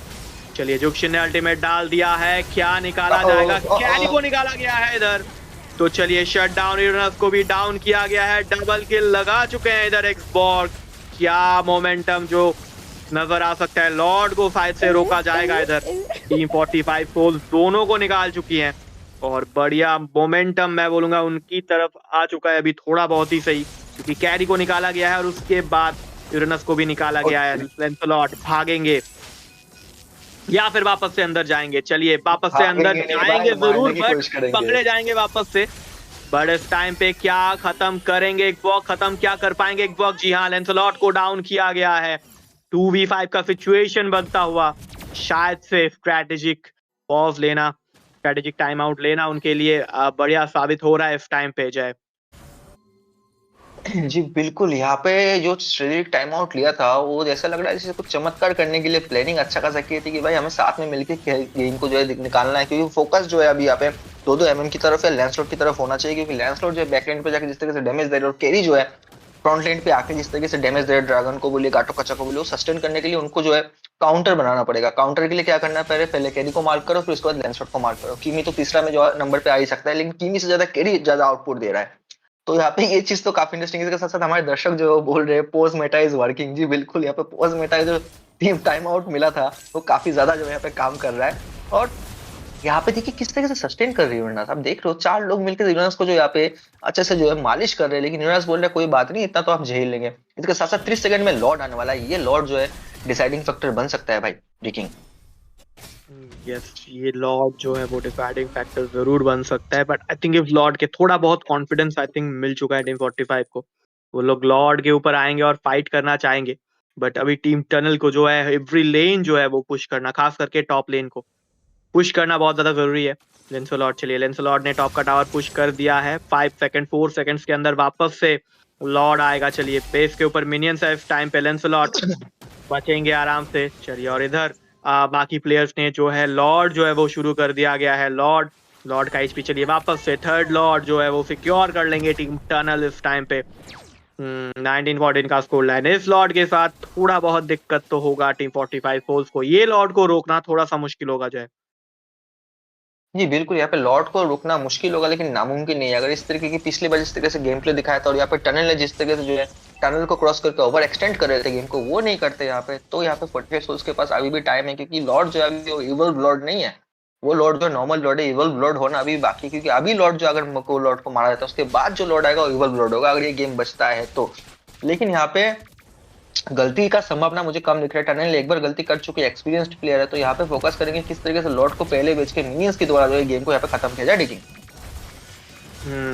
लॉर्ड के साथ टावर, चलिए कैरी जो है टावर हिट कर रहे थे, बट कैरी को इस टाइम पे पकड़ा गया। कैरी के पास इमॉर्टलिटी है, क्या कैरी बच पाएंगे? चलिए टावर हिट करके इस टाइम पे मैच को खत्म किया गया है। टीम टनल मैच को खत्म करते हुए टॉप 8 में जगह सिक्योर करते हुए जय। जी बिल्कुल डिकिंग भाई, इसके साथ साथ मैं कहना चाहूंगा मैं काफी हैंडसम लग रहा था। आपके साइड में जो फोटो था उसमें मुझे पता नहीं था कि मैं इतना हैंडसम हूँ, अच्छा लग रहा था मैं आपको फोटो के साथ। लेकिन यहाँ गेम पे भी फोकस कर दिया, टनल ने जो है टॉप 16 का जो स्पॉट है वो सिक्योर कर चुके हैं, आप टॉप 8 में जो है शायद जाने वाले हैं। तो यहाँ पे ये टनल की तरफ से मेरा थोड़ा सा बहुत फोकस जरूर रहेगा, क्योंकि टनल अच्छा खासा गेम प्ले दिखा रहा है और जो उम्मीद होता है एक बंदे का, वो उम्मीदों पे अच्छा खासा खड़े उतर रहे हैं। और हिल्डा का देखिए, हिल्डा को एमवीपी मिला है, कितना ज्यादा एटीट्यूड बॉय रामू जो है, रामू बॉय ने बोले रामू काका नहीं, मैं रामू एटीट्यूड वाला बॉय हूँ। उन्होंने अच्छा खासा गेम प्ले सपोर्ट, साथ ही साथ 3 किल के साथ 3-9 का केडीए के साथ एमवीपी भी लेके गए यहाँ पे। जी हाँ, बढ़िया game play overall team tunnel की तरफ से। ओवरऑल गेम के ऊपर जो कंट्रोल था वो टीम टनल के पास ही था। एक जगह पे थोड़ा सा गलती हो गया उनसे, 2 किल दे बैठे कैरी एंड स्लॉट, न्यूडिनस थोड़ा सा उनको तीन पीछे आना पड़ा, थर्ड लॉर्ड तक जो है इंतजार करना पड़ा उनको। तो बाकी overall game play team tunnel का बहुत ही बढ़िया था। बाकी दूसरे साइड पे टीम 45 की मैं बात करूंगा तो रूबी अच्छा खासा परफॉर्मेंस है, एक्सबॉर्ग भी अच्छा खासा परफॉर्मेंस देते हुए गेम में। तो ओवरऑल ये बढ़िया मैच था। तो 19-15 स्कोर लाइन के साथ ये मैच यहीं पे खत्म होता है और टॉप 8 में जाते हुए टीम टनल। तो इसी के साथ साथ हम एक छोटा सा ब्रेक लेंगे और नेक्स्ट मैच के साथ आएंगे आप लोगों के साथ वापस से जुड़ने। तो तब तक के लिए थोड़ा सा इंतजार कीजिए। तब तक के लिए अभी tata, bye bye. New mode is coming to MLBB. Chaos Clash. Team up in trios, begin at level 3, and fight on a fresh map with no minions or turrets. During the preparation phase, grab chaos fragments to boost your power. As the match goes on, the annihilation tide emerges, pushing the action to the limit. Here's a closer look at how this new mode works. Chaos Clash is a multi-round 3 versus 3 mode. Wipe out the entire enemy team to win the round. Teams lose HP each time they are defeated. If a team's HP drops to 0, they're eliminated. Rounds continue until only one champion remains. there's an odd number of teams, one team will sit out the round. After certain rounds, heroes automatically level up and earn gold. Use this time to buy equipment and boost your power. All full equipment except boots costs 2,000 gold. From round 11 onwards, teams earn bonus gold. Adapt your loadout and strategy to stay ahead. At the start of each round, you will receive random chaos fragments that boost your power. You can also refresh fragments to re-roll their effects, with 2 refreshes per round. The game offers a wide variety of fragments, each with unique effects, so you can mix and match to create your own playstyle. For example, tank fragments make your hero tougher and deal damage back to attackers. Marksmen who pick range-enhancing fragments can safely deal damage from afar. And that's just the start. Countless other powerful fragments and combinations are ready for you to try. As rounds progress, the Annihilation Tide starts shrinking across the map. Heroes outside the tide take sustained damage. Master this mechanic, and it can swing the battle in your favor. For instance, heroes with knockback or displacement abilities can push enemies into the tide. Surprise your opponents and watch them struggle against the sustained damage. The new 3 vs 3 mode, Chaos Clash, is coming soon. With a variety of chaos fragments, every match brings a fresh experience. The shrinking zone adds fast-paced, thrilling action, and new map buffs further empower heroes. Exciting, innovative, and powerful new strategies await. Are you ready to try them all?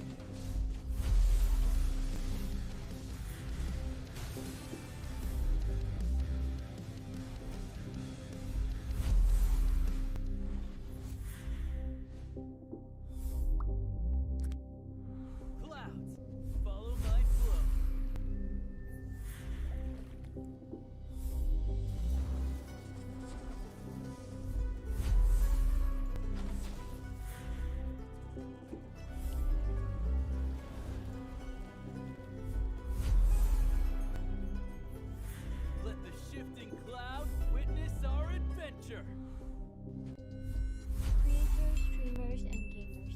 Listen. Do you wanna get famous? Well, now's the chance.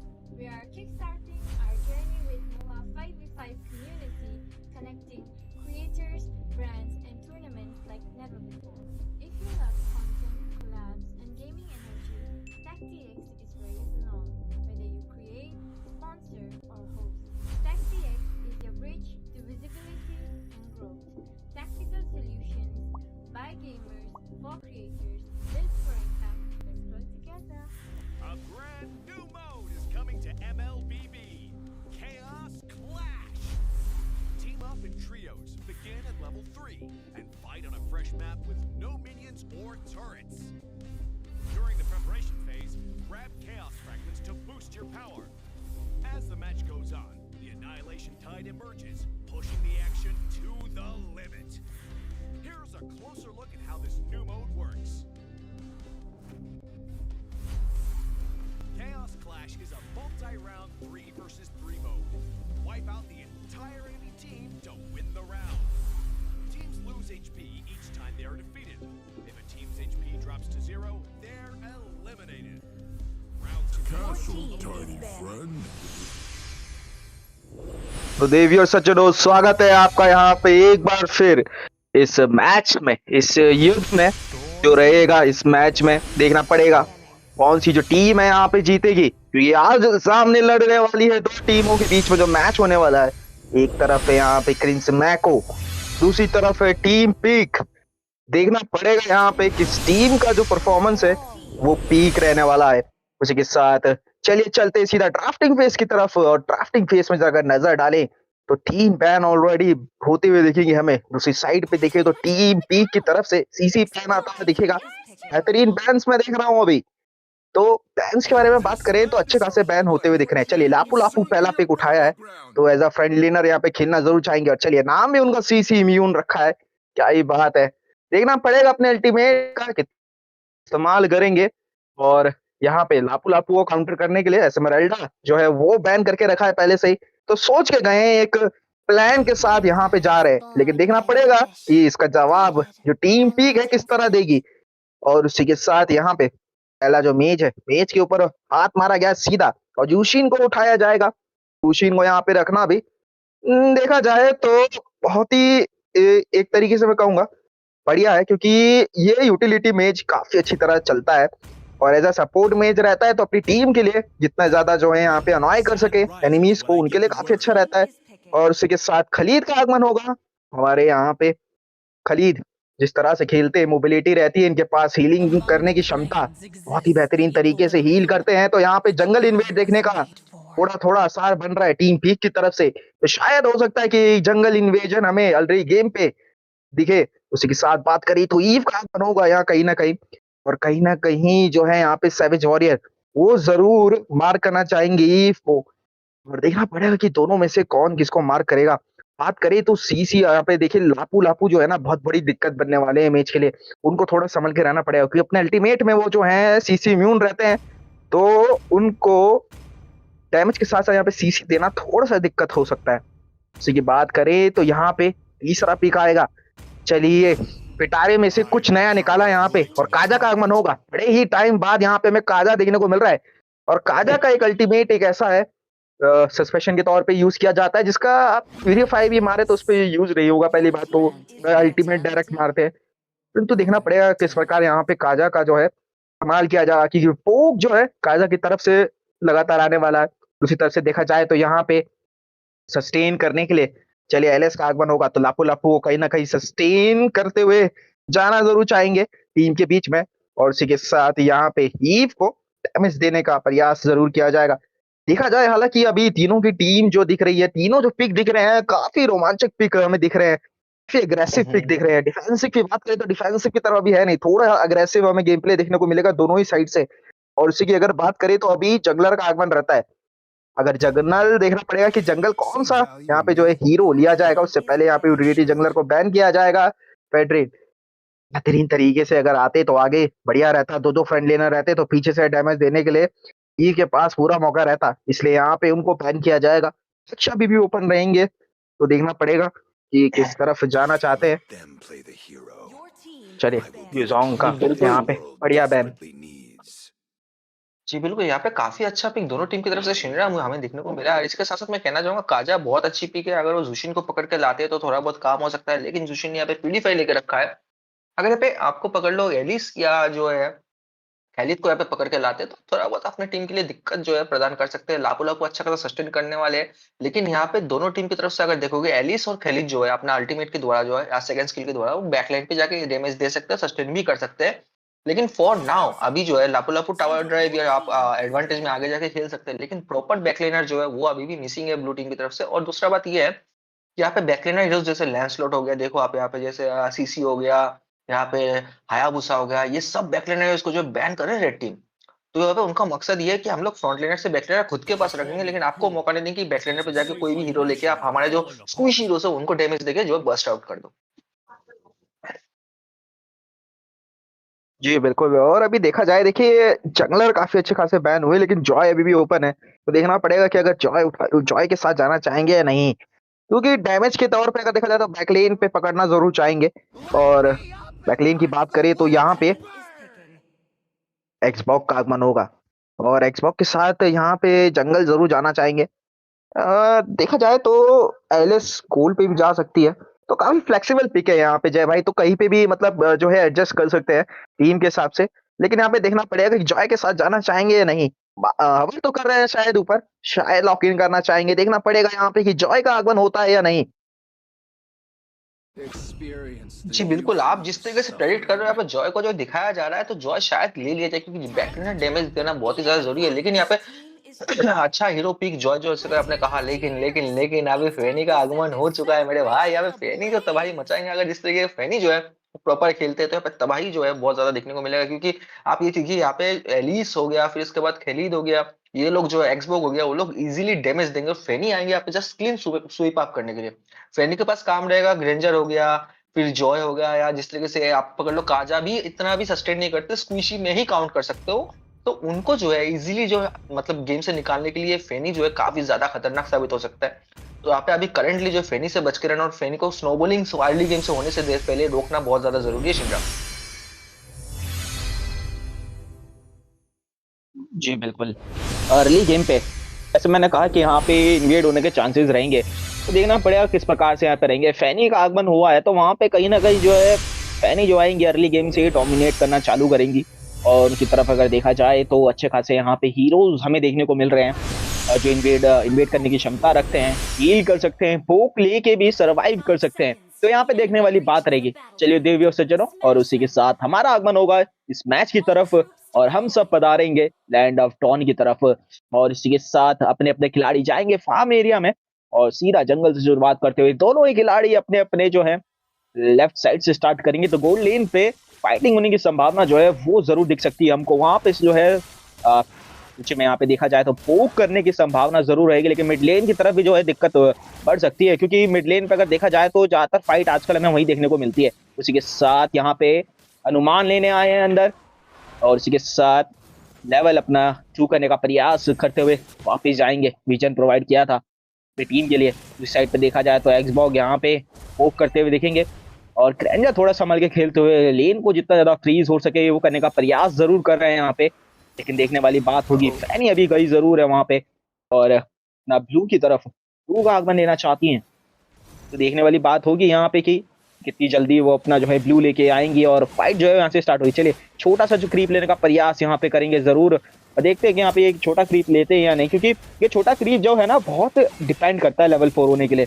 और इसी के साथ प्रयास रहेगा पूरी team वहां पे आती हुई, और पूरी टीम का जो आगमन था, देखिए जिस तरीके से मैं कह रहा था यहाँ पे बहुत ही प्यारा रोटेशन आता हुआ टीम के अंदर जो है पहले से ही सोच के आए थे किस तरह से खेलना है, स्ट्रैटेजी ऑलरेडी बना के रखी हुई थी वहां पे। कोई छोटा क्रीप आप जो ले लेते हैं तो लेवल 4 होने में बहुत ज्यादा दिक्कत होती है जंगलर को, तो जो पूरा रोटेशन है वो खराब हो जाता है यहाँ पे जय भाई। उसी तरह की संभावना हमें दिख रही है यहाँ पे। जी बिल्कुल शिंजा भाई, और इसी के साथ साथ देखिए किस तरीके से डोमिनेट कर रहे हैं, क्योंकि उनको पता है फेनी जो है अर्ली गेम पे बहुत ज्यादा डोमिनेट कर सकते हैं। यहाँ पे टर्रेट ड्राइव भी किया जा रहा है, लेकिन इतना भी फोकस नहीं होना चाहिए कि आप ज्यादा एक्सटेंड कर लो गेम। लेकिन ये गेम में जो है ना, क्रिम्जन एको को जो है काफी दिक्कत हो सकता है अर्ली गेम पे। अगर अर्ली गेम से ऐसे ही फेनी जो है डोमिनेट करता रहा, उनको स्नोबॉलिंग मिल गया ना फेनी को, तो ये दिक्कत काफी ज्यादा बढ़ सकता है, क्योंकि फेनी आएंगे किल लेंगे और पीछे की तरफ भागेंगे। तो ये देखना रहेगा कि फेनी को वो लोग किस तरीके से काजा के द्वारा डोमिनेट करते हैं, क्योंकि यहाँ पे खेलिज जो है बहुत ज्यादा एग्रेसिव गेम प्ले दिखाने वाले हैं। उनके पास डैमेज आउटपुट, बर्स्ट आउटपुट बहुत ज्यादा है। देखिए किस तरीके से यहाँ पे टीम फाइट देखने को मिल रहा है। एलिस भी घुस चुके हैं यहाँ पे डैमेज देते हुए, काजा का एचपी बहुत कम हो चुका है। इसके साथ साथ यहाँ पे देखिए पीछे की तरफ लेकर जाएंगे, लेकिन यहाँ पे शायद फेनी जो है कुछ करेंगे किल लेने का। एलिस घुसे थे अंदर, लेकिन काफी दिक्कत। फर्स्ट ब्लड यहाँ पे जॉय का एलिस के द्वारा लिया जाएगा शिंगा। देखिए किस तरीके का डैमेज आउटपुट हो रहा है। इसके साथ साथ यहाँ पे एक और किल लापू लापू को बेस की तरफ वापस भेज देगा। फ्लिकर का यूज हो चुका है, पीछे की तरफ जाएंगे। यहाँ पे ईव का अल्टीमेट लग चुका है, तो शायद यहाँ पे एक किल हमें ईव की तरफ से खैलिद को ले लिया जाएगा। खैलिद को ज्यादा एक्सटेंड कर रहे थे, लेकिन उनके एक्सटेंड जायज है भाई इस तरीके के गेम प्ले पर। इसके साथ फेनी उसी का फायदा लेते हुए टर्टल जो है पहला वो लेके अपने फिर से बफ और जंगल की तरफ फोकस करेंगे। जी बिल्कुल। देखिए जिस तरह से पीक का गेम जो है हमने पहले भी कास्ट किया है, और हमें पता है कि जिस तरह से ये टीम खेलती है बहुत ही डिसिप्लिन वे में खेलती है, तो गलतियां बहुत ही कम करती है ये टीम, और इनका रोटेशन जो है काफी अच्छी तरीके से रहता है। और वो रोटेशन हमें देखने को मिल रहा है। बहुत ही बेहतरीन तरीके से फाइट आई थी। सामने वाली टीम की बात करिएगा क्रिम्स में एको, वो भी अच्छी तरह खेल रही है, वो भी कोई ऐसा मौका नहीं दे रही है गलती करने का, परंतु जो कहते हैं ना माइक्रो पे यहाँ पे जो है दिक्कतें वो आती हुई जरूर दिखेगी हमको। और इसके साथ बात करें, देखिए अभी भी फार्म हो रहे हैं यहाँ पे ग्रेंजर को अकेला छोड़ना दिक्कत की बात है, उनको जल्दी से जल्दी शटडाउन देना पड़ेगा, क्योंकि अगर ग्रेंजर के पास यहाँ पे स्काई पेसर आया और इस पे अगर स्टैक बन गए ग्रेंजर के, फिर दिक्कत की बात रहेगी। हमने बाकी भी टूर्नामेंट्स में देखा है, जैसे कि जिस प्रकार से ग्रेंजर ओवर पावर्ड होते हुए चलते हैं स्टैक के साथ, तो वहां पे दिक्कतें बढ़ती है, तो उनके ऊपर थोड़ा यहाँ पे आगमन करने का प्रयास जरूर करना चाहेंगे। चलिए टीम का रोटेशन करेंगे उसी के साथ, और लेकिन मौका नहीं दिया जाएगा, स्काइजन यहाँ पे लेके जाएंगे। बहुत ही बढ़िया यहाँ पे देखिए रोटेशन आता हुआ, मैं कह ही रहा था कि इनको शटडाउन देना चाहिए, जरूरी है, और उसी के साथ बोलते ही यहाँ पे जो है शटडाउन दिया गया। 1-4 का स्कोर होता है। फार्म की बात करें तो अभी थोड़ा सा पीक जो है अपने गोल्ड को पीक की तरफ ले जाती हुई। भाई काफी इंटरेस्टिंग था शिंडा, आप क्रेडिट जिस तरीके से कर रहे हो वो बनता है भाई। रेंजर को फार्मिंग देना बहुत खतरनाक होता है, स्काई पेसर के द्वारा उनके अल्टीमेट जब लगता है भाई बहुत सीधा आता है, अगर लो एचपी पे आप रहते हो तो वो चीज भी यहाँ पे देखने की मौका दिया जा रहा है। और इसके साथ साथ यहाँ पे देखिए किस तरीके से 4 वर्सेस 1 का सिचुएशन, 4 वर्सेस 2 का सिचुएशन है। पीक जो है पीक मोमेंट पे आके यहाँ पे डैमेज देने की कोशिश कर रहे हैं। यहाँ पे पांचों के पांचों हीरो यहीं पे देखने को मिला है। इसके साथ साथ यहाँ पे क्रिम्सन एको भी आ चुके हैं।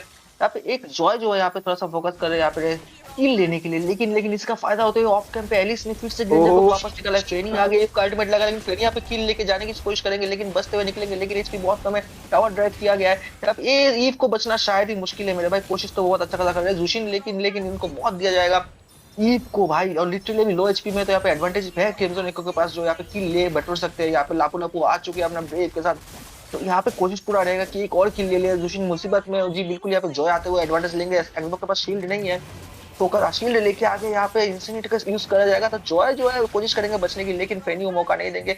यहाँ पे किल वर्सेस किल, तो जिस तरीके से गेम प्ले चल रहा है काफी इंटरेस्टिंग है। ग्रेंजर आ चुके हैं, एलिस का एचपी बहुत कम है। यहाँ पे अगर एलिस बच के जा नहीं पाए, उनके पास सेकंड स्किल है नहीं, तो दिक्कत हो सकता है। ग्रेंजर यहाँ पे किल लेके जाएंगे, एलिस को मौत की घाट उतार के बेस की तरफ वापस भेजेंगे।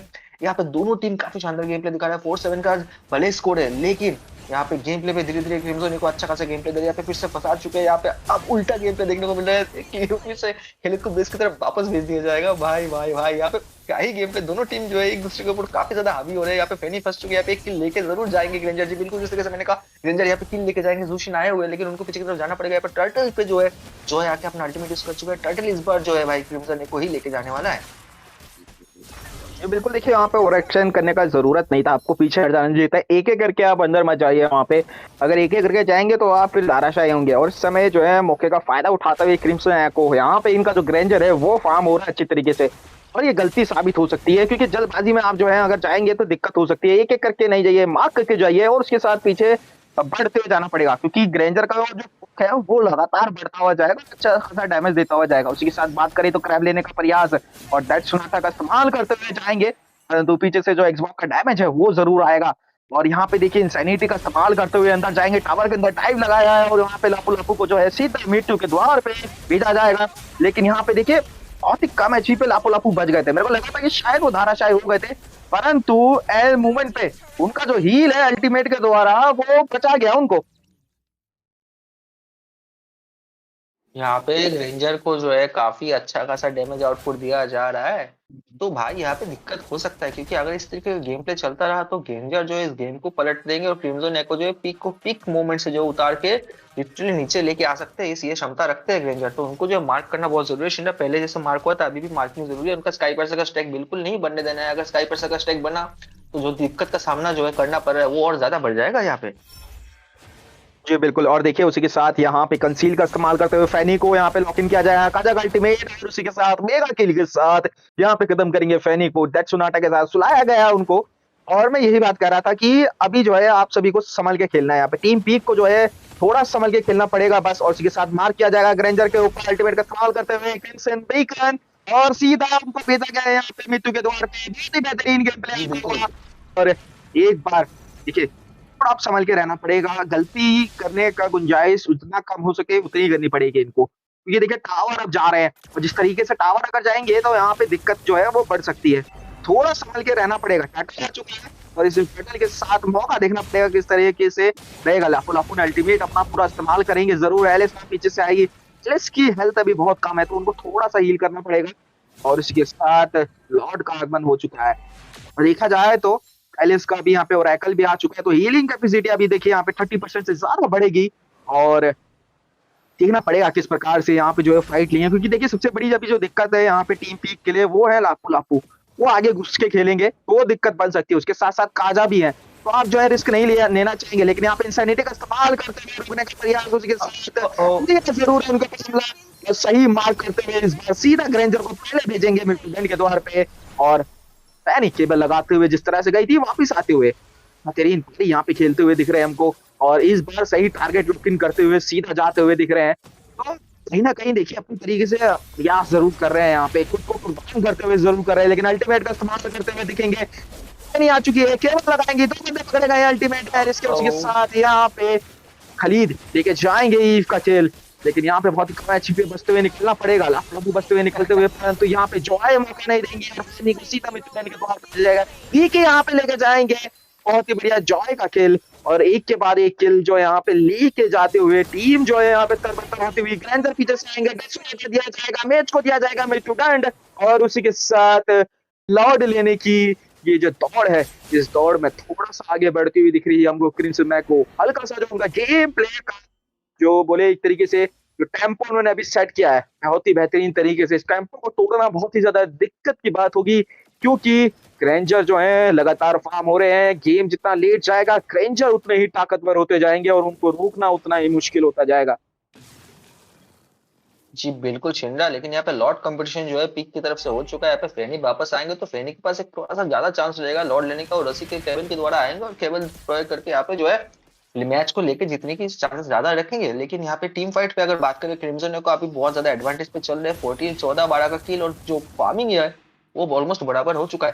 तो यहाँ पे ये चीज जो है देखने की मौका भी दिया जाएगा किस तरीके का गेम डोमिनेशन हमें देखने को मिलता है, क्योंकि ये गेम अभी ऐसा चल रहा है कौन जीतेगा फिलहाल के लिए बोलना थोड़ा मुश्किल है। 10 मिनट का टाइम मिड गेम जो आना शुरू हो गया है, रेंजर का जो पीक मोमेंट है क्रिम्सन की तरफ से वो हमें देखने का मौका दिया जाएगा। टीम फाइट में अगर अच्छा गेम प्ले दिखा तो टीम फाइट शुरू हो चुका है, बोलते बोलते यहाँ पे ईव ने फंसाया अच्छा खासा, एक किल दिखने को मेगा किल लेके जाएंगे, दुश्मन को मौत की घाट उतारेंगे, लाख लोग अच्छा खासा सस्टेन करें। देखिए उनका हील एक्सबॉक्स का जो है यहाँ पे कोशिश करेंगे इंसिनेटी यूज करने का, लेकिन एक्सबॉक्स को पीछे की तरफ जाना पड़ेगा, उनका हेल्थ बहुत कम है। फेनी आ गए यहाँ पे एक किल लेने के लिए कोशिश करेंगे, फेनी का एचपी बहुत कम है, ग्रेंजर फेनी को गेम से बाहर निकालेंगे, एक्सबॉक्स ने अपने इंसिनेटी यूज करके पीछे की तरफ जाएंगे खुद को बचाने के लिए।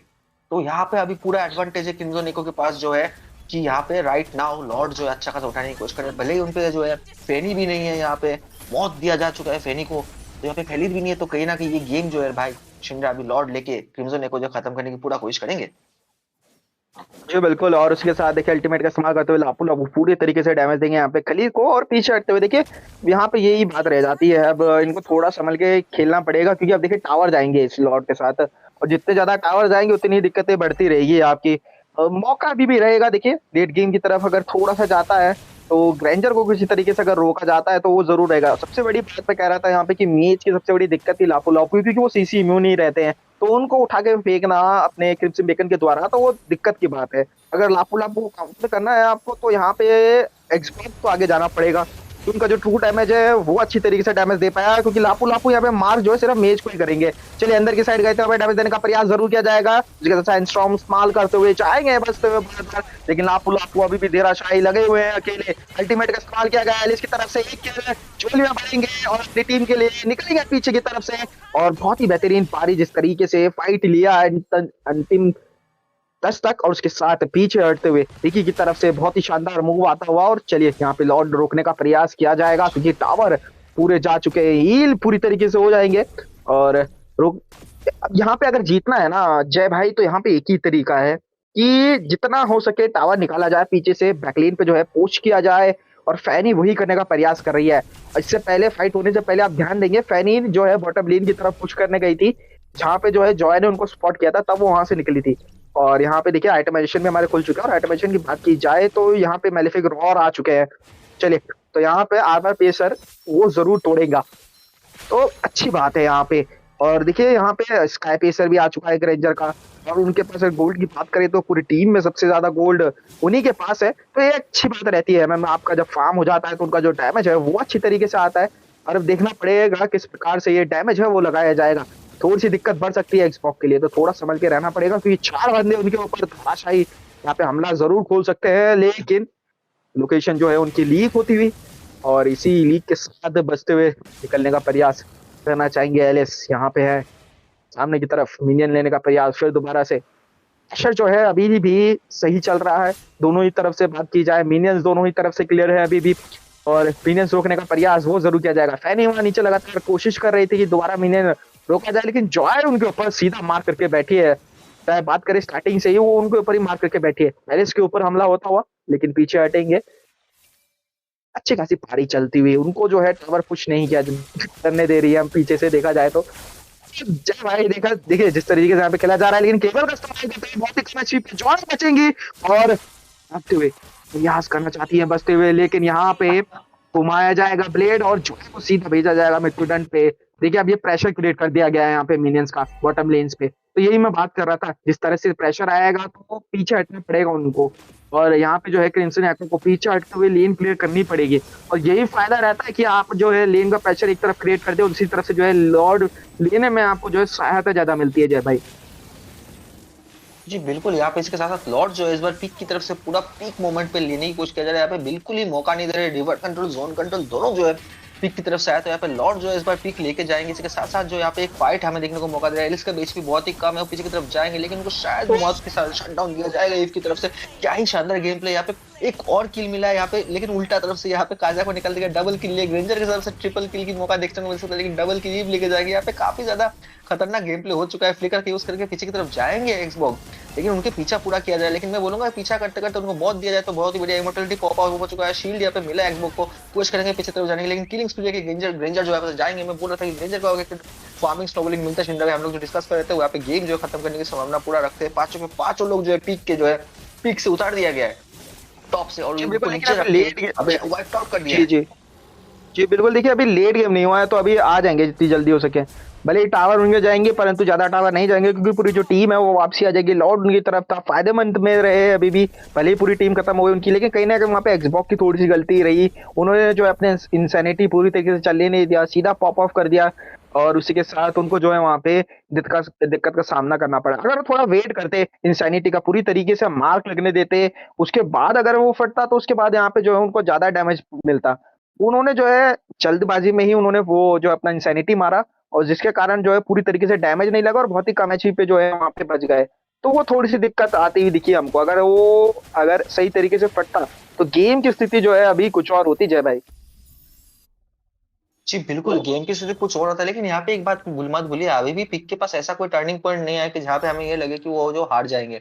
अभी भी उनके पास पूरा मौका है कि वो लिटरली जो गेम को निकालने में क्षमता के साथ टीम फाइट हो चुके हैं। थोड़ी फैनी आ चुके हैं, यहाँ पे ग्रेंजर को मार्क करेंगे, शॉट डाउन लेके जाएंगे। पूरा उनका गेम प्ले क्या ही ओपी गेम प्ले था कि उन्होंने प्रॉपर मार्क किया ग्रेंजर को कि भाई तुझे रहने नहीं दूंगा, तुझे इस मैच से निकाल के जो है मैं गेम को आगे की तरफ जीत की तरफ लेके जाऊंगा। वो बहुत ही अच्छा जो है माइक्रो गेम प्ले फेनी की तरफ से देखने को मिला। मैं इसके साथ साथ यहाँ पे टीम फाइट की बात करें, अभी ग्रेंजर नहीं है, तो यहाँ पे पिक के पास एक चांस है कि दोबारा जो पिक मूवमेंट पा जाए। खेली पे फोकस कर रहे हैं, पुश करने की लापो पीछे से कोशिश करेंगे कि यहाँ पे कुछ किया जाए। मिड लेन की टर्रेट जो सेकंड टर्रेट जो है उसको बचाने की पूरा कोशिश किया जा रहा है, तो यहाँ पे टर्रेट तो बच जाएगा। लेकिन शिंडावा यहाँ पे अगर लॉर्ड आता है, उस वक्त अगर फेनी फिर से ग्रेंजर को मार करते हैं, उनको मौत दिया जाता है, तो ये गेम का पासा पूरा जो है पूरा का पूरा पलट जाएगा। जी बिल्कुल, गेम का पासा पूरा पलट जाएगा। देखिए मोबाइल लेजेंड में होता ही ऐसा है कि पारी कभी भी पलट सकती है, और ये इसी स्थिति का जो गेम है वो चलता हुआ दिख रहा है दोनों ही टीम की तरफ से। क्रिम्सन एको वर्सेस पीक, बहुत ही बेहतरीन गेम प्ले हमें दिखाते हुए दोनों ही टीम एक के बाद एक। पीक यहाँ पे जो है पीछे हटने का नाम नहीं ले रही है। उसके बाद कही जाए तो यहाँ पे क्रिम्सन एको लगातार कोशिश कर रही है उनकी तरफ से, और यहाँ पे जॉय का अल्टीमेट जरूर आता हुआ दिखेगा, लेकिन फैनी वहां पे केबल लगाती हुई दिखेगी, मार्क करना चाहती है उनके ऊपर, लेकिन जॉय यहाँ पे डैश का इस्तेमाल करते हुए निकलेंगी, और उसी के साथ यहाँ पे डैमेज देने का प्रयास। इसी तरीके से ये जो है टावर लेने का प्रयास जरूर किया जाएगा, लेकिन मिनियंस ना होने के कारण उनको पीछे हटना पड़ेगा, और इसी मिनियंस ना होने के कारण यहाँ पे जो टीम फाइट होती यहाँ पे बची है वो पीछे हटती हुई। रीगे को थोड़ा संभल के रहना पड़ेगा। देखिए ईव का भी जो डैमेज है ना वो आने लगा है, पोकिंग डैमेज बहुत ज्यादा आने लगा है, और यहाँ पे बात करें सस्टेन हीरो की, तो यहाँ पे उनके ऊपर ज्यादा दिक्कत रहता है, क्योंकि एचपी बहुत ज्यादा है, तो वहां पे कहीं ना कहीं जो है ईव का डैमेज जो है लगातार उनको पोक करता रहेगा, तो वो जो है पोकिंग वो दिक्कत बन रही है अभी यहाँ पे। लेकिन एक्सबॉक्स के पास एक हथियार है जो दूसरी टीम के पास नहीं है, वो है ट्रू डैमेज।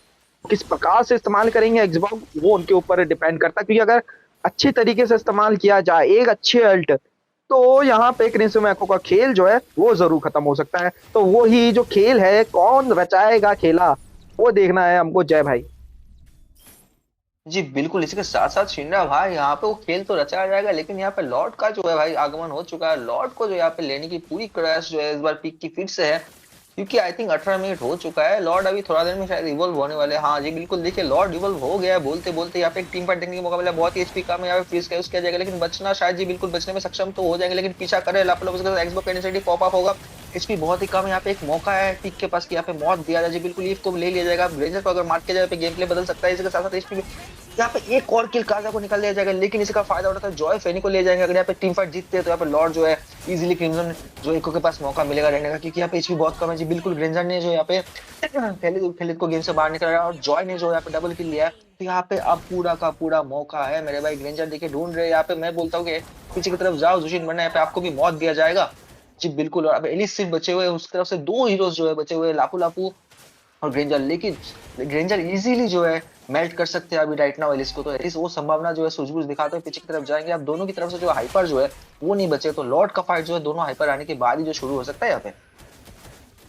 जी बिल्कुल, देखिए उनके पास मौका एक जरूर रहेगा एलिस के पास है। वो चाहें तो ग्रेंजर को रोक पाएंगे, परंतु उनके लिए सबसे बड़ी दिक्कत जो है वो लापू लापू बने हुए भी हील करते हुए जाएंगे बहुत ही बेहतरीन तरीके से, और उसके साथ अपने स्किल का इस्तेमाल करते हुए पीछे हटेंगे। और देखिए उनका जो है अच्छा खासा डिस्ट्रैक्शन जो है यहाँ पे एलिस ने बनाया है, और उनको कहीं ना कहीं जो है लेन क्लियर करने से रोका है। टॉप लेन की बात करें तो देखिए मिनियंस वहां पे ऑलरेडी जा चुके हैं। मिड का जो टावर है वो भी ऑलमोस्ट खत्म ही है। तो यहाँ पे अब स्थिति ये रहेगी किस प्रकार खेला जाएगा, और मार्क करते हुए सीधा ग्रेंजर डेथ सुनाता का इस्तेमाल करते हुए रैप्सोडी भूना चाहेगा उनसे, परंतु यहाँ पे अभी अच्छा मार्क नहीं होते हुए। जय भाई जी बिल्कुल, यहाँ पे कोशिश तो अच्छा खासा किया था लेकिन हो नहीं पाया। लेकिन अब यहाँ पे देखिए पांचों के पांचों मेंबर्स जो है आ चुके टीम पे। एलिस जो है घात बना के जोन कंट्रोल करने की कोशिश कर रही है। इसका जो सीसी इम्यून जो लापू लापू है उनको पता चल गया है। यहाँ पे कोशिश ये किया जा रहा है, विकी जो है अच्छा खासा पोक कर रहे हैं यहाँ पे। देखिए हमारा जो एलिस है, लेकिन यहाँ पे मार्क पहले भाई रेंजर को करना जरूरी है, उसके बाद जॉय को करना जरूरी है। वो दोनों हीरो अगर यहाँ पे मार्क किया जाते हैं तो जीतने की संभावना ज्यादा होगा। रेंजर ये बात को समझते हैं, इसलिए वो पीछे की तरफ रह के गेम प्ले कर रहे हैं, क्योंकि रेंजर को अभी सेफ रहना बहुत ही ज्यादा जरूरी है इस गेम के लिए। सबसे इंपॉर्टेंट फैक्टर जो है क्रिम्सन रेड की तरफ से वो है ग्रेंजर। और यहाँ पे पीक की बात करें तो पीक यहाँ पे जो है अच्छा खासा टीम फाइट पार्टिसिपेंट लेंगे तो यहाँ पे अच्छा खासा डैमेज आउटपुट दे सकते हैं। यहाँ पे फिर से एक टीम फाइट शुरू हो चुका है। एचपी बहुत ही कम है। यहाँ पे ईव का अल्टीमेट लग चुका है। डैमेज सोक अप कर रहे हैं एलिस। एक्सबॉक्स ने अपना इंसेंटिव पॉप अप किया हुआ है, तो यहाँ पे एक किल जो है किलिंग स्पीड लेके जाएंगे, जॉय को गेम से बाहर निकालेंगे। इसके साथ लाखों लाखों को जुशिन बाहर निकालेंगे। इस बार वाइप आउट तो शायद हम यहाँ पे जो है क्रिम्सन रेड की तरफ से देखने को मिल सकता है। पीछे की तरफ जाएंगे, कहा जाएगा एचपी बहुत कम है। ग्रेंजर यहाँ पे पीछे से डैमेज दे रहे हैं। एचपी बहुत ही कम है। 3 हीरो बचे हैं, यहाँ पे शट डाउन देंगे एलिस को ग्रेंजर, लेकिन फेनी आ चुके हैं। फेनी 1-2 किल ले बिना जाएंगे, शट डाउन दिया ग्रेंजर को। जो मैं बोल रहा था फेनी का एचपी कम है, लेकिन उनके पास इमोर्टलिटी अभी भी उनका पॉप अप हुआ नहीं है, तो वो मौका लेगा अभी लॉर्ड लेने की, कि अभी सिर्फ 2 लोग बचे क्रिम्सन एको की तरफ से, और इधर जो है 4 बचे हैं। 4v2 अगर होता है तो यहाँ पे ग्रेंजर को इजीली मार्क करके गेम से जो है बाहर निकल के, सॉरी ग्रेंजर बोल रहा हूं मैं, ईव को ऐसे इजीली मार्क करके जो है बाहर निकालने की क्षमता रखते हैं फेनी। जो बिल्कुल यहाँ पे एक साइड से वो भी कर सकते कि दूसरी साइड से प्रेशर डाले, एक तरफ जो है लॉर्ड लेने का प्रयास करते रहे। तो देखिए यहाँ पे क्या दिक्कत रहेगा ना, मिड लेन का टावर अगर जाएगा तो प्रेशर उनके ऊपर पड़ेगा कि वहां पे पीछे हटना पड़ेगा उनको। और इसी समय देखिए जूशिन जो है वो ही करती हुई दिख रही है। बहुत ही बेहतरीन देखिए पारी यहाँ पे चल रही है। टॉप लेन से भी मिनियंस आ रहे हैं। फिर मैं इसी की बात कर रहा था, ये मिनियन प्रेशर जो है ये गेम प्ले डिसाइड करता है। जय भाई लॉर्ड भी आपको मिल गया, टावर भी आपके चले गए, और पुश भी आपका अच्छा खासा हो गया। जी बिल्कुल, और ये लॉर्ड जो है, लॉर्ड की मैं लॉर्ड से उतना नहीं डरता मेरे भाई जितना मैं मिनियन से डरता हूँ, क्योंकि लॉर्ड के साथ जो मिनियंस आते हैं वो काफी जो है मतलब मस्कल वाले मिनियंस होते हैं। उनको अगर फॉलो अप नहीं लिया गया लॉर्ड से पहले और हीरो से पहले तो गेम वो खत्म करने की क्षमता रखते हैं। बैकडोर मिनियंस जो होते हैं वो इजीली गेम समाप्त करते सकते हैं, तो उनको क्लियरली फोकस रखना चाहिए कि मिनियंस जो है वो लेन क्लियर रखा जाए, वरना मिनियंस की दोबारा टीम फाइट लेने जाएंगे और पीछे से मिनियंस जो है गेम खत्म कर देंगे, क्योंकि टॉप लेन की तरफ अभी टर्रेट बिल्कुल ही नहीं बचा है।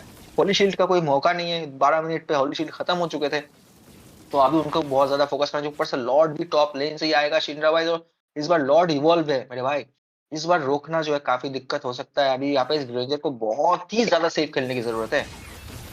जी बिल्कुल, और उसके साथ यहाँ पे हमला बोल दिया जाएगा, और हमला बोलते हुए सीधा मार्क करेंगे बॉटम लेन का टावर। वो सीधा मार्क होता हुआ दिखेगा। आइटमाइजेशन की बात करें तो ऑलमोस्ट सबके पूरे आइटमाइजेशन आ चुके हैं, और इमोर्टिलिटी अभी पॉप ऑफ नहीं हुआ है। पॉप ऑफ यहाँ पे रहेगा तो एक्सबॉक्स के लिए भी अच्छी खासी बात है यहाँ पे रहने वाली है। लॉर्ड का आगमन होगा टॉप लेन की तरफ से। जॉय बचाने का इस्तेमाल जरूर करेंगे मिड लेन से, और मिनियंस जो है वो आ चुके हैं। कहीं ना कहीं जो है प्रयास किया जाएगा, लेकिन लॉर्ड इस समय पूरी तरीके से मिनियन एक्सपोज हो चुके हैं बेस की तरफ। और ये गलत बात होती है जब अगर मिनियंस आपके जो एक्सपोज रहेंगे यहाँ पे तो दिक्कत रहती है, क्योंकि लॉर्ड पूरी तरीके से यहाँ पे के बेस के ऊपर है, तो हमला यहाँ पे करना पड़ेगा। बेसिक अटैक अगर किया जाए तो दिक्कत हो सकती है, परंतु यहाँ पे हीरो नहीं रहेंगे तो पीछे हटते, लेकिन लॉर्ड का पावर अभी भी होगा बेस के ऊपर, बहुत ही कम एचपी पे बचते हुए ऑलमोस्ट यहाँ पे जीवन दान मिलेगा। लेकिन ये जीवन दान कितनी देर का रहेगा वो बात रही कि मिनियंस अभी भी इनहेंस वाले आएंगे तो दिक्कत अभी भी खत्म नहीं हुई है, सही समय में पीछे हटते हुए रहेंगे। और यहाँ पे अगर देखा जाए ना तो टावर पे अटैक करने वाला कोई हीरो है नहीं बेसिकली, क्योंकि देखिए सबका एवी यहाँ पे है, तो बेसिक अटैक कौन जाए कौन अब इस्तेमाल करते हुए। अगर कोई और एक हीरो होता तो अंदर जाते हुए अगर वो बेसिक मारता वहां टावर पे तो कम होने की संभावना जरूर थी यहाँ पे। और संभावना की बात की जाए, ताजा वहां आगे जरूर जाना चाहते हैं, पकड़ना जरूर चाहते हैं, लेकिन उससे पहले उनको दिया जाएगा डैमेज, और डैमेज के साथ साथ लॉर्ड का आगमन होगा 12 सेकंड्स में। 12 सेकंड्स में एक और लॉर्ड। चलिए ये लॉर्ड अभी जो है डिसाइड करेगा, क्योंकि अगर ये लॉर्ड मिल गया है यहाँ पे पीक को तो टीम जो है यहाँ पे पीक पहला मैच जीतते हुए दिखेगी हमको। जी बिल्कुल भाई, और इसी के साथ साथ ये लॉर्ड पे दोनों टीम कंपटीशन करने वाले। जॉय देखिए अपना मोबिलिटी का यूज करते हुए टॉप लाइन पे लेन क्लियर करे, उसका फायदा जो फेनी देख चुके हैं, तो फेनी का फोकस पूरा रहेगा कि जॉय को मार्क किया जाए। अगर फेनी के पास बफ नहीं है तो उसके पास एक डिसएडवांटेज रहेगा कि उनका एनर्जी बहुत ही जल्दी खत्म हो सकता है, क्योंकि यहाँ पे बफ का जो है चांसेस दिया ही नहीं गया है। क्रिम्सन एको ने जो है बफ पहले से गायब कर दिया है, ये खलीद के पास आई थिंक बफ है, तो ये दिक्कत फेनी को हो सकता है, उनका एनर्जी ज्यादा यूज होगा। इसके साथ साथ लॉर्ड पे भी फाइट नहीं ली जा रहा है, बस जोन कंट्रोल और रिवर कंट्रोल किया जा रहा है कि दोनों टीम कोशिश कर रहे हैं कि मौका देखेंगे और यहाँ पे जो है घमासान युद्ध शुरू करेंगे। या अभी फोकस लेन क्लियरिंग पे, दोनों टीम एक दूसरे का लेन क्लियर कर रहे हैं ताकि प्रेशर जो है दोनों टीम के एक दूसरे की तरफ जो है कम रखे। एलिस यहाँ पे जो अच्छा खासा जो रिकी जो है अच्छा खासा एडवांटेज ले रहे हैं, यहाँ पे लेन का क्लीनिंग का जो है पूरा जिम्मेदारी अपने सर पे लेते हुए, उनको पता है उनके पास सस्टेन है, उनके पास मोबिलिटी है, वो इजीली जो है डोमिनेट कर सकते हैं अकेला, और अकेला जो है भाग के निकल भी सकते हैं सस्टेन करके। तो वो चीज की वजह से जो है जो सामना जो है करने में कोई हिचकिचाहट नहीं कर रहे हैं। देखिए यहाँ पे फाइट ले रहे हैं। देखिए यहाँ पे ना गलती हो सकती है, इस गलती की ही बात करने वाला था मैं, और यहाँ पे देखिए अंदर घुस चुके हैं सीधा। अल्टीमेट का इस्तेमाल करके इंसैनिटी की जाएगी, और इसी के साथ यहाँ पे मॉर्टिलिटी पॉप अप होगा ग्रेंजर का, बहुत ही कम एचपी पे बचते हुए निकलेंगे, लेकिन उनको रोकने का प्रयास खलीद करते हुए लेकर का इस्तेमाल जरूर किया जाएगा, लेकिन यहाँ पे उनकी भी जो है मॉर्टिलिटी वो यूज होगी और बचते हुए निकलेंगे। लेकिन मिनियंस टॉप लेन से भी आ रहे हैं, मिड लेन से भी आ रहे हैं, रोकना थोड़ा संभव पॉसिबल नहीं हो सकता इनको, लेकिन यहाँ पे डेथ सुनाता दी जाएगी और बहुत ही कम एचपी पे बचते हुए निकलेंगे। उनको जीवन दान दिया गया अपनी टीम के लिए, और यहाँ पे एक गलती हमें देखने को मिल रही है। एलिस किसी तरह सस्टेन करना चाहती है और लेने का प्रयास जरूर करना चाहती है, लेकिन वहां पे बॉटम लेन अगर बात करें बेस पे तो सिर्फ ग्रेंजर रहेंगे बेस डिफेंड करने के लिए, दिक्कत की बात हो सकती है। मैं तो कहूँगा सीधा अगर वहां पे जाते बेस की तरफ तो वो भी फायदे पे रहते, लेकिन यहाँ पे अल्टीमेट का इस्तेमाल करते हुए बहुत ही कम एचपी पे एक्सबॉक्स को पकड़ा जाएगा। चलिए पकड़ा जरूर गया वहां पे, लेकिन एक्सबॉक्स के पास अभी भी एक मौका जरूर रहेगा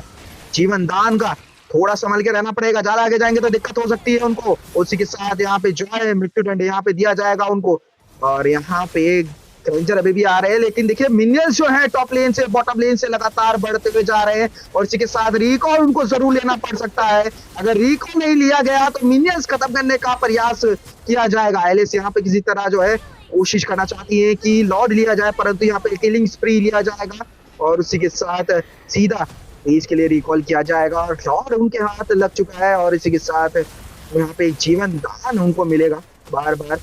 और कहीं ना कहीं देखिए अगर लॉर्ड की तरफ छोड़ भी देते, सीधा बेस की तरफ जाते तो ज्यादा फायदा में रहते मेरे ख्याल से। जय भाई बिल्कुल मैं आपका बात समझ सकता हूँ शिंद्रा, आपके हाथों में जो मतलब आपका दिल कर रहा था कि अगर मेरे पास वो फोन होता तो मैं जरूर कोशिश करता कि जाके मैं गेम खत्म करूं, जो उन्होंने ये नहीं किया, तो मैं समझ सकता हूँ आपका दर्द। लेकिन चलिए कहीं कुछ प्रायोरिटीज जो है फोकस होना भी चाहिए, शिफ्ट होना जरूरी है। इसी के साथ साथ मिनियंस देखिए मिडलेन से अभी भी आ रहा है, अगर मिडलेन्स का और बॉटलेन का मिनियंस पे फोकस नहीं किया गया वो इजीली जो गेम को कंट्रोल कर सकते हैं। पिक अभी भी उनके पास 3 जो टावर है टॉप लेन के, जो फर्स्ट लेयर के टावर है वो अभी भी बचे हुए हैं, तो उसके हिसाब से देखा जाए तो उनके पास अभी भी मौका है जो डिफेंड करने का, क्योंकि यहाँ पे ग्रेंजर वेंजर सब जैसे आगे जाएंगे तो फेनी मार्क करने की कोशिश करेंगे ग्रेंजर ही इनको, तो यहाँ पे मार्क किया गया तो ये काफी दिक्कत होता है। फेनी अपना मोबिलिटी के उसके देखिए लेन को प्रेशर बनाया जा रहा था कि सब हीरोज जो उधर जा ना पाए, लॉर्ड जो है वेस्ट जाए। काफी इंटरेस्टिंग काफी स्ट्रेटेजिक गेम प्ले जो है फेनी की तरफ से देखने को मिला है। जी बिल्कुल, वो लगातार जो है मिनियंस क्लियर करते हुए दिख रही है हमको। लगातार वो जो है यहाँ पे पूरी तरीके से प्रयास किया जा रहा है, लेकिन लॉर्ड यहाँ पे आगमन होगा किसी तरीके से मिड लेन की तरफ लाना चाहते हैं, मिड टावर की तरफ लाना चाहते हैं लॉर्ड को, लेकिन लॉर्ड सीधा अभी जो है बेस की तरफ जाएंगे, बेस की तरफ सीधा यहाँ पे आगमन होगा क्योंकि मिनियंस भी वहां से आ चुके हैं।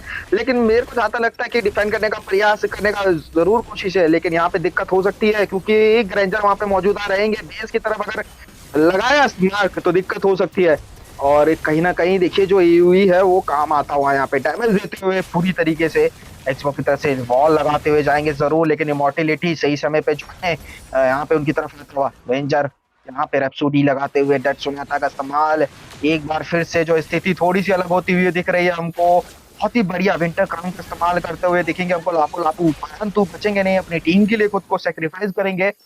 और यही रहता है एक तरीके से, कई बार आपको जो है खुद सेक्रीफाइस करना पड़ता है टीम के लिए, और ये जो सेक्रीफाइस हमें दिखा पुल की तरफ से भाई उनका बहुत ही बेहतरीन।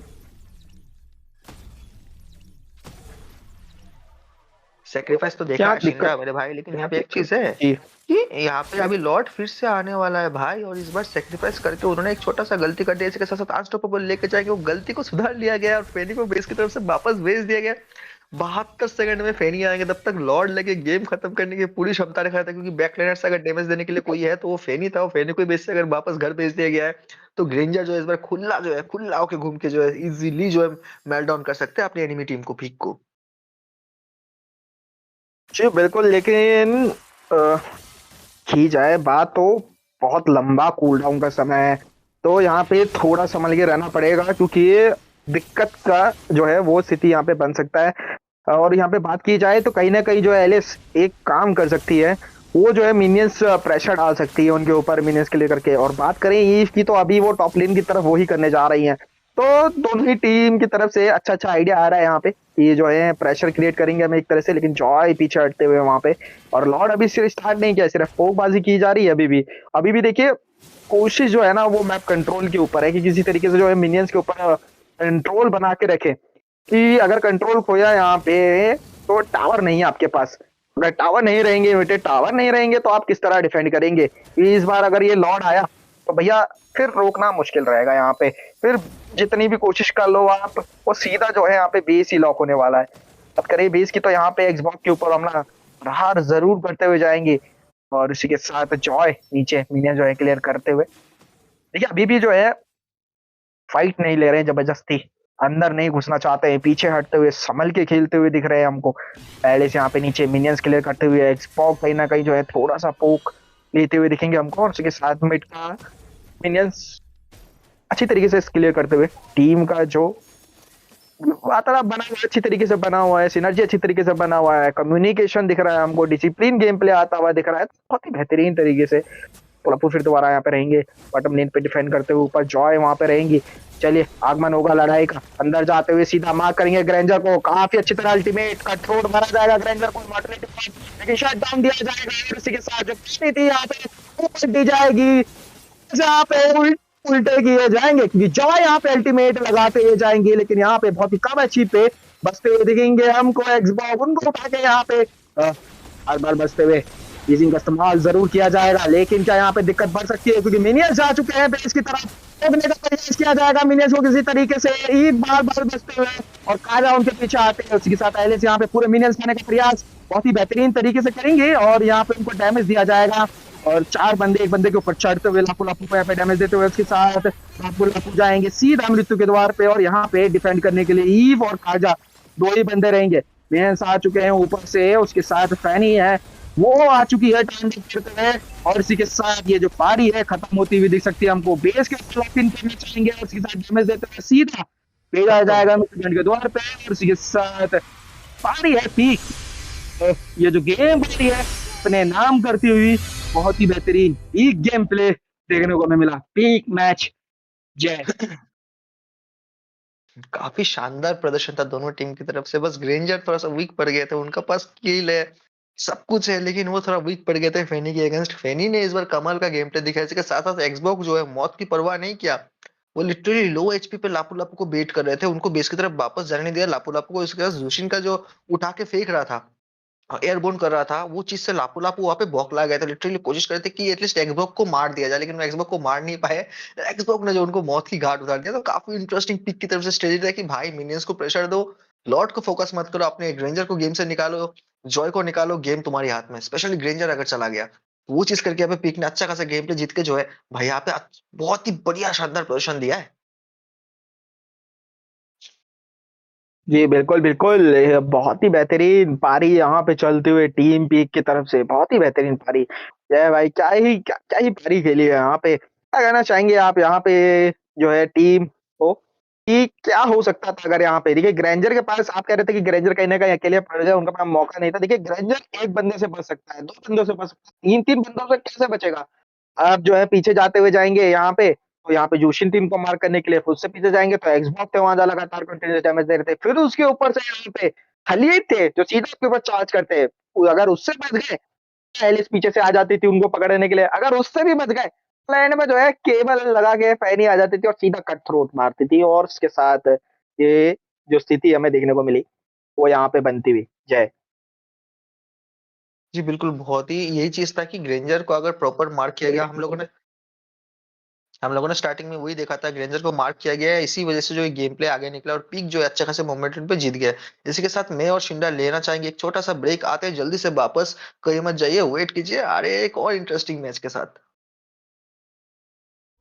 New mode is coming to MLBB. Chaos Clash. Team up in trios, begin at level 3, and fight on a fresh map with no minions or turrets. During the preparation phase, grab chaos fragments to boost your power. As the match goes on, the annihilation tide emerges, pushing the action to the limit.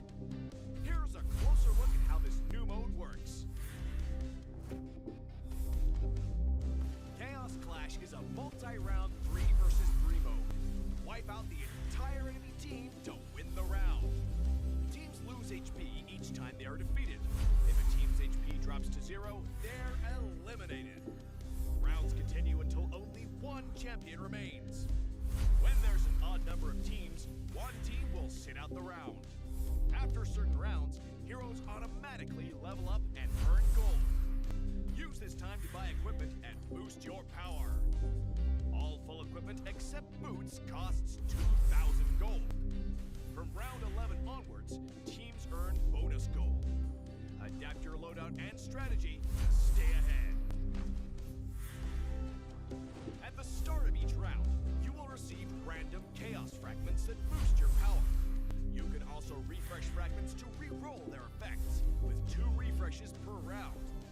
The game offers a wide variety of fragments, each with unique effects, so you can mix and match to create your own playstyle. For example, tank fragments make your hero tougher and deal damage back to attackers. Marksmen who pick range-enhancing fragments can safely deal damage from afar. And that's just the start. Countless other powerful fragments and combinations are ready for you to try. As rounds progress, the annihilation tide starts shrinking across the map. Heroes outside the tide take sustained damage. Master this mechanic, and it can swing the battle in your favor. For instance, heroes with knockback or displacement abilities can push enemies into the tide. Surprise your opponents and watch them struggle against the sustained damage.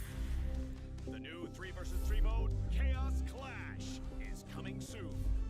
With a variety of chaos fragments, every match brings a fresh experience. The shrinking zone adds fast-paced, thrilling action, and new map buffs further empower heroes. Exciting, innovative, and powerful new strategies await. Are you ready to try them all?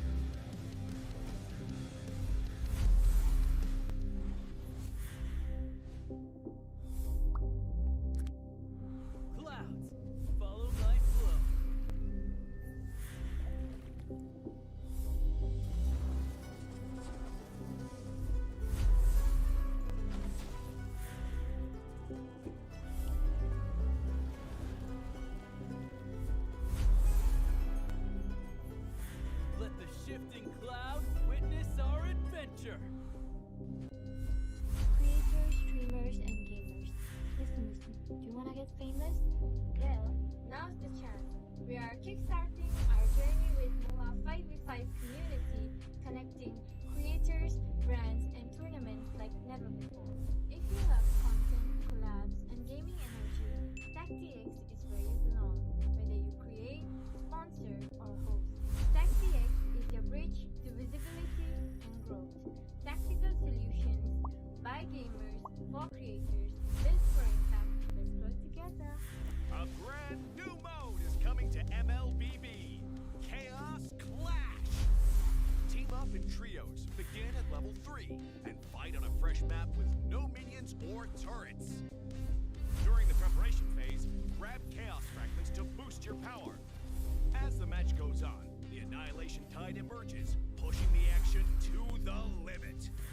Here's a closer look at how this new mode works. Chaos Clash is a multi-round 3 versus 3 mode. Wipe out the entire enemy team to win the round. Teams lose HP each time they are defeated. If a team's HP drops to 0, they're eliminated. Rounds continue until only one champion remains.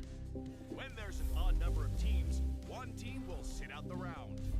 After certain rounds, heroes automatically level up and earn gold.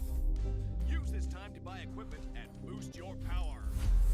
All full equipment except boots costs 2,000 gold. From round 11 onwards, teams earn bonus gold. Adapt your loadout and strategy to stay ahead.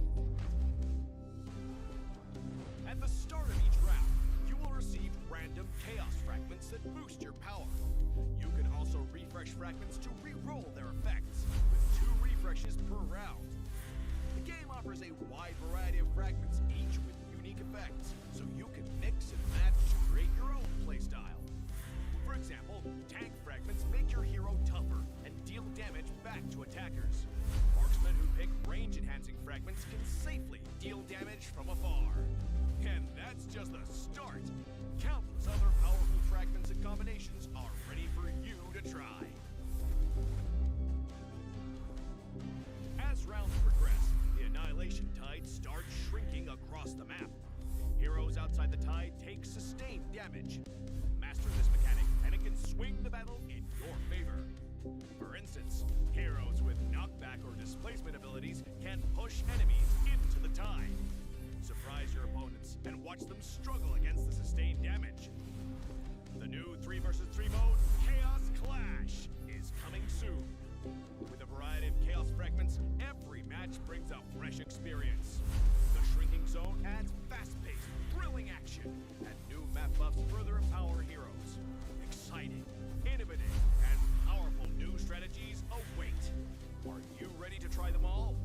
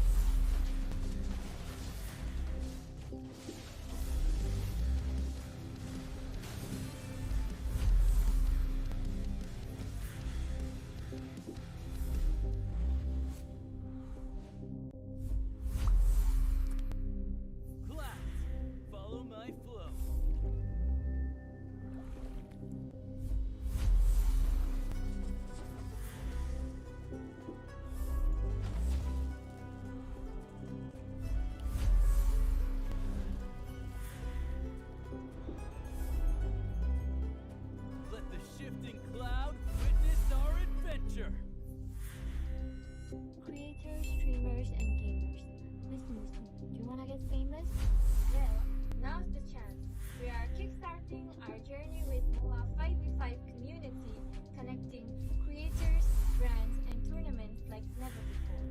If you love content, collabs, and gaming energy, TechDX is where you belong. Whether you create, sponsor, or host, TechDX is your bridge to visibility and growth. Tactical solutions by gamers for creators, built for impact. Let's grow together. A brand new mode is coming to MLBB. Chaos Clash. Team up in trios, begin at level 3, and fight on a fresh map with no minions or turrets. During the preparation phase, grab Chaos Fragments to boost your power.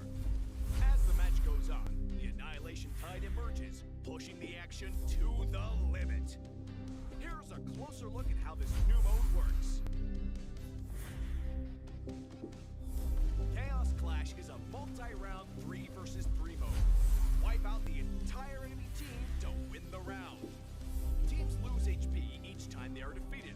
If a team's HP drops to 0, they're eliminated. Rounds continue until only one champion remains. When there's an odd number of teams, one team will sit out the round. After certain rounds, heroes automatically level up and earn gold. Use this time to buy equipment and boost your power. All full equipment except boots costs 2,000 gold. From round 11 onwards, teams earn bonus gold. Adapt your loadout and strategy to stay ahead. At the start of each round, you will receive random chaos fragments that boost your power. You can also refresh fragments to re-roll their effects, with 2 refreshes per round. The game offers a wide variety of fragments, each with unique effects, so you can mix and match to create your own playstyle. For example, tank fragments make your hero tougher and deal damage back to attackers. Marksmen who pick range-enhancing fragments can safely deal damage from afar.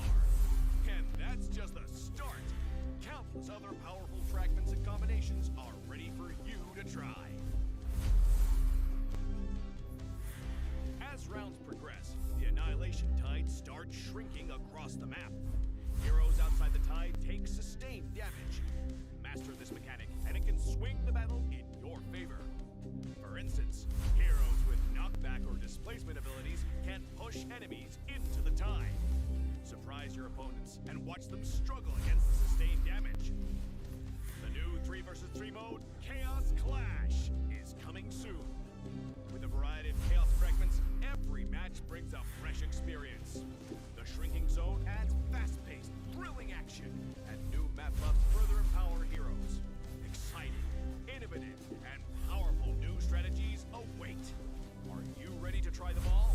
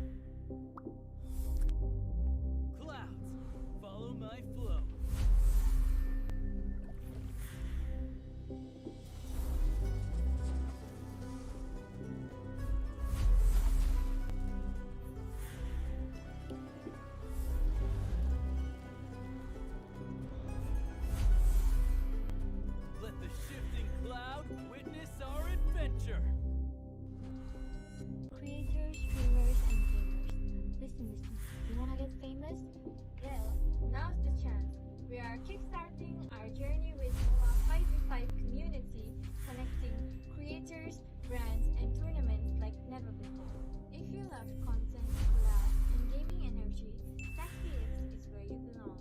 Whether you create, sponsor, or host, TechDX is your bridge to visibility and growth.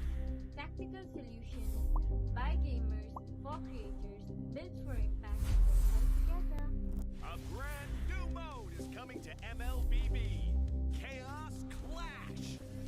Team up in trios, begin at level 3, and fight on a fresh map with no minions or turrets. During the preparation phase, grab chaos fragments to boost your power. As the match goes on, the Annihilation Tide emerges, pushing the action to the limit. Here's a closer look at how this new mode works.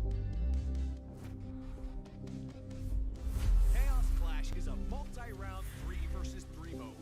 Wipe out the entire enemy team to win the round. Teams lose HP each time they are defeated. If a team's HP drops to 0, they're eliminated. Rounds continue until only one champion remains.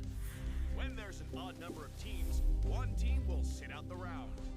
After certain rounds, heroes automatically level up and earn gold. Use this time to buy equipment and boost your power. All full equipment except boots costs 2,000 gold. From round 11 onwards, teams earn bonus gold. Adapt your loadout and strategy to stay ahead. At the start of each round, you will receive random chaos fragments that boost your power. You can also refresh fragments to re-roll their effects, with 2 refreshes per round. The game offers a wide variety of fragments, each with unique effects, so you can mix and match to create your own playstyle. For example, tank fragments make your hero tougher and deal damage back to attackers. Marksmen who pick range-enhancing fragments can safely deal damage from afar. And that's just the start. Countless other powerful fragments and combinations are ready for you to try. As rounds progress, the Annihilation Tide starts shrinking across the map. Heroes outside the tide take sustained damage. Master this mechanic, and it can swing the battle in your favor. For instance, heroes with knockback or displacement abilities can push enemies into the tide. Surprise your opponents and watch them struggle against the sustained damage. The new 3 versus 3 mode, Chaos Clash, is coming soon. With a variety of chaos fragments, every match brings a fresh experience. The shrinking zone adds fast-paced, thrilling action, and new map buffs further empower heroes. Exciting, innovative, and powerful new strategies await. Are you ready to try them all?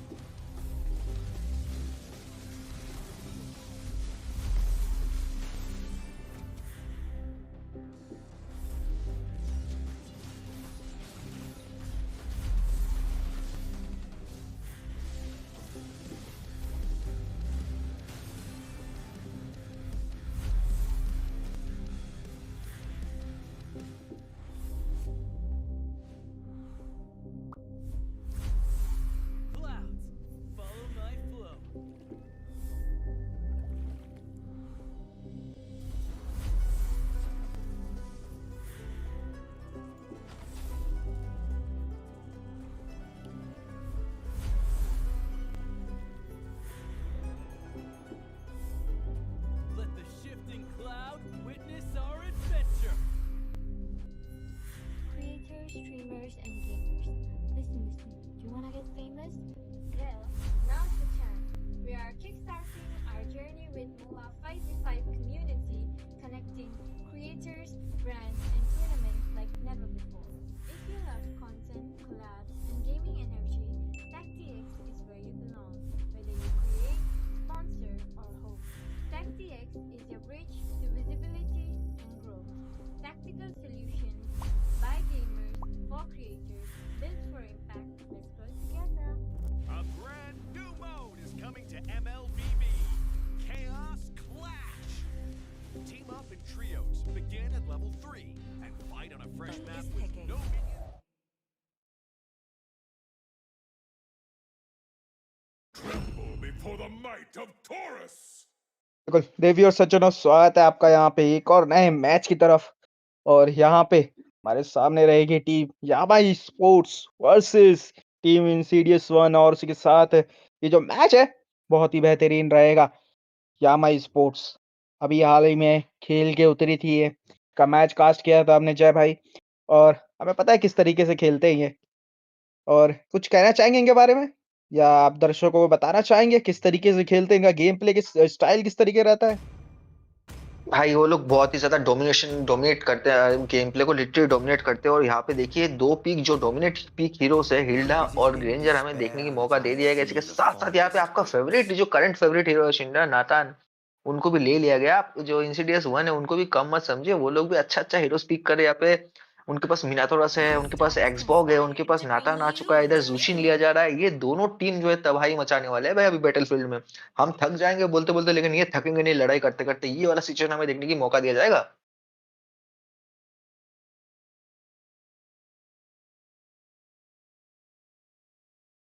इसी के साथ साथ यहाँ पे शिंडा एक बात ये भी है कि यहाँ पे जो है तीन तीन हीरोज जो बैन लिस्ट में हमें देखने को मिल रहा है। बैकलाइनर दो हीरो पे देखने को मिल रहा है, लापू लापू जो सस्टेन करते हैं उसको भी बैन यहाँ पे देखने को मिल रहा है। और यहाँ पे ग्रॉक को भी जो है प्रायोरिटाइज किया गया है, और गाटो कचा का एओजी हमें देखने की मौका बिल्कुल ही नहीं मिलने वाला है इस मैच पे। इसी के साथ साथ हाइलोस भी अभी भी ओपन है।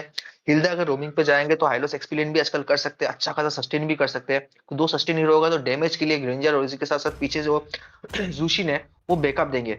तो काफी इंटरेस्टिंग रहने वाला है ये चिशिंडा। और इसी के साथ हम लोग ये भी देखना पड़ेगा कि यहाँ पे अभी बैन लिस्ट में जो है चौथा बैन जो होने वाला है, यामा स्पोर्ट्स काफी जो है सोच विचार कर रहे हैं यहाँ पे कि क्या बैन किया, जिसके साथ ईव जो आजकल करंट मेटा पे चल रहा है उनको भी बैन कर दिया गया है।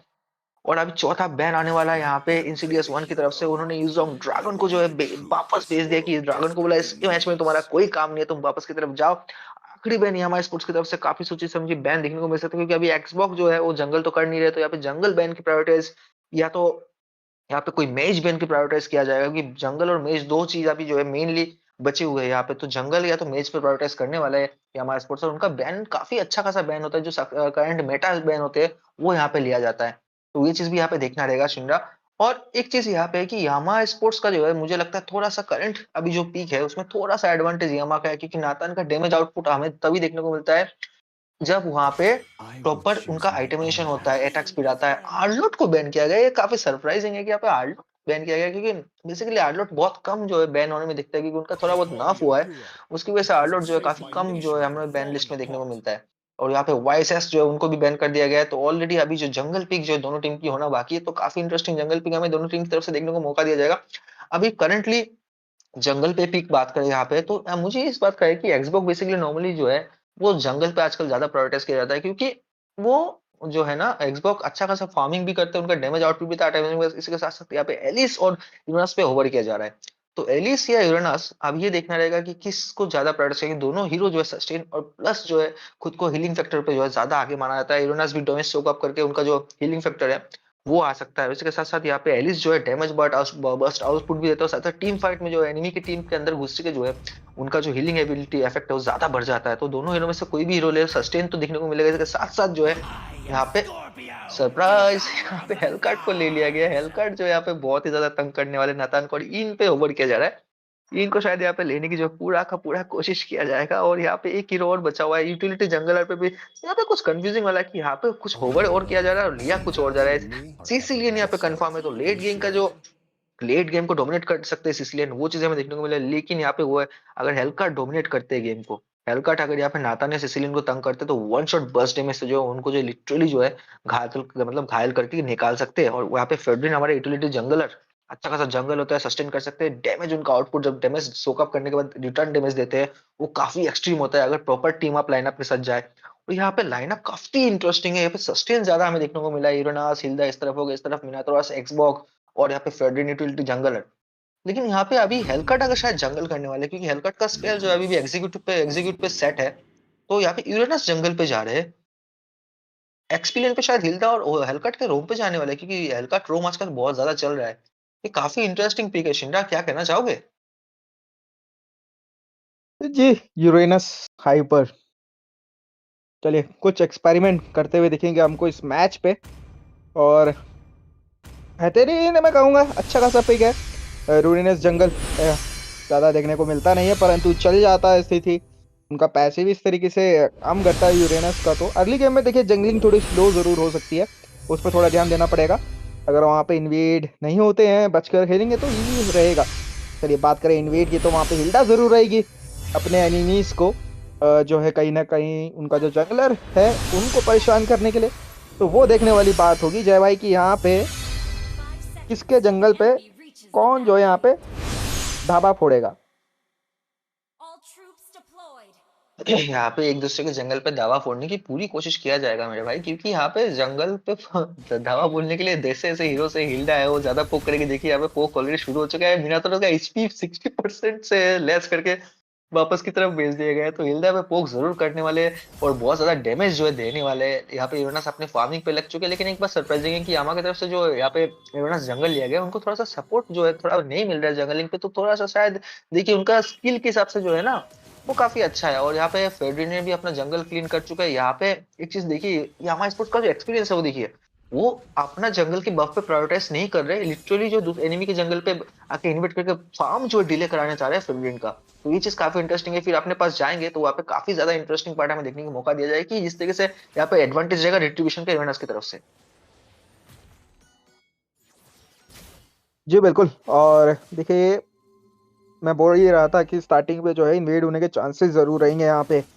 तो छोटा मिनियन वहाँ पे ले लिया गया है, उनका जो छोटा क्रीप है वो उठा लिया गया है। और एक क्रीप जो है ना भाई बहुत दिक्कत देता है, लेवल 4 होने में बहुत इंपॉर्टेंट रहता है। और इसको खोना वो बड़ी दिक्कत की बात रहती है। यहाँ पे देखिए ग्रेंजर मार्क करते हुए तो भी बहुत ही बेहतरीन तरीके से छोटा जो क्रैब है वो भी नहीं लेने दिया।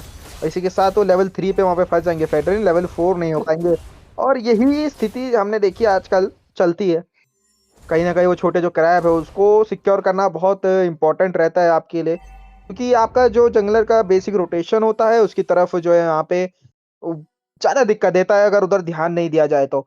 और बात करें इसी ध्यान की, तो यहाँ पे अर्ली गेम पे पोकिंग स्टार्ट हो गई है जोशिन की तरफ से और ये अनोइंग है रहती है यहाँ पे। बात करें नेतन की, तो नेतन कहीं ना कहीं जो है सीडीएस की तरफ से उनके पास मौका एक रह सकता है कि अल्टी पल्टी करने का, परंतु वो देखना पड़ेगा किस प्रकार से अल्टी पल्टी रहेगा, क्योंकि अभी एफसीजी यहाँ पे फंसते हुए जाएंगे। बहुत ही कम एचपी पे निकलना पड़ेगा, परंतु यहाँ पे फर्स्ट ब्लड गॉड बल करते हुए निकलेंगे यहाँ पे। और एफसीजी को सीधा यहाँ पे डैमेज का तोड़ार दिया। उसी के साथ वियोले बदला लेते हुए सीधा यहाँ पे धाराशाही करेंगे। उसी के साथ डबल किल अपनी झोली में भरेंगे। ऑफ कैमरा यहाँ पे अगर देखा जाए तो नीतन खत्म करेंगे ग्रेंजर को, उनको दिया गया है वहां पे मृत्यु का दंड। और उसी के साथ पारी एक बार फिर से पलटती हुई दिख रही है। पारी की बात की जाए तो यहाँ पे नेतन फार्म हो रहे हैं, अगर नेतन फार्म हो गए तो दिक्कत हो सकती है जय भाई। और इनका जो पैसिव है वो बहुत दिक्कत देता है, अटैक स्पीड के साथ मैजिक डैमेज आता है। तो टैंकी से टैंकी हीरो जो है मेल्ट करने की क्षमता रखते हैं नेतन, तो वो दिक्कत दे सकते हैं अगर उनको जो है फार्म मिल गया तो। जी बिल्कुल शिन्ना, नेतान को अगर फार्मिंग मिल गया, ग्रेंजर को डोमिनेट किया गया तो यहाँ पे ये चीज हो सकता है। इसके साथ हिल्डा देखिए किस तरीके से यहाँ पे जो है कोशिश कर रहे हैं पोक डैमेज देने की। यहाँ पे फेडरिन का अल्टीमेट जो मिस होता हुआ हमें देखने का मौका दिया गया है।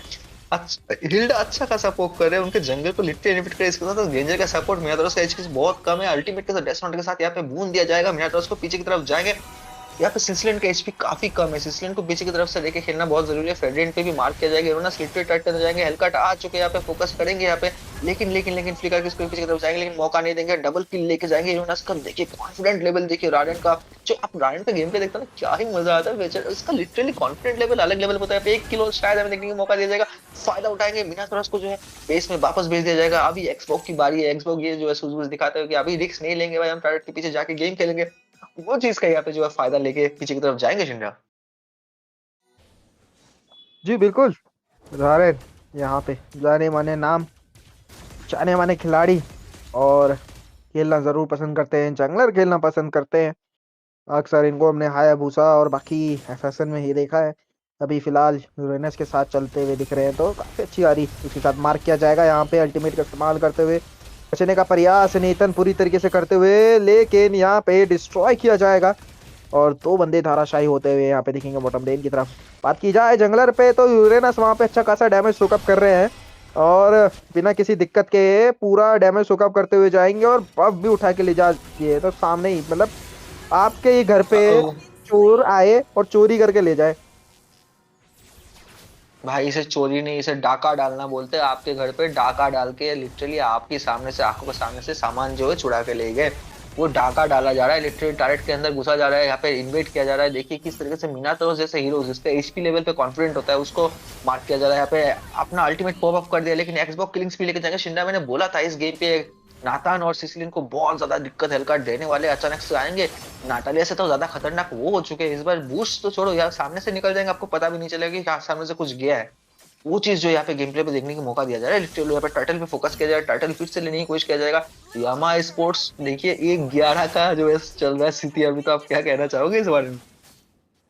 जी बिल्कुल, देखिए टीम ही ऐसी है जब आपके सामने आए तो वो स्थिति अभी रहती है, वो मौके की तलाश में चल रही है अभी टीम इंसीडियस, उनको वो मौका नहीं मिला है और यामा स्पोर्ट्स चाहती भी नहीं है। उनका अर्ली गेम प्ले बहुत ही बेहतरीन रहता है, अच्छी अच्छी टीम के अगेंस्ट खेली है तो वो अच्छा खासा अभी जो कॉन्फिडेंस है वो उनका बूस्ट पे रहता है। चलिए अल्टीमेट का इस्तेमाल करते हुए अंदर जाएंगे और उसके साथ मार्क जरूर किया गया था सिसिलियन को, लिनका मछली पे निकलेंगे, उसके साथ शट डाउन दिया जाएगा डार्क को और यहाँ पे तो भी मेगा किल, डबल किल उठाते हुए ट्रिपल किल उठाने का मौका रहेगा, डैमेज देते हुए ट्रिपल किल, मेनियक उठाने का मौका और मेनियक करेंगे अपनी झोली में भरते हुए।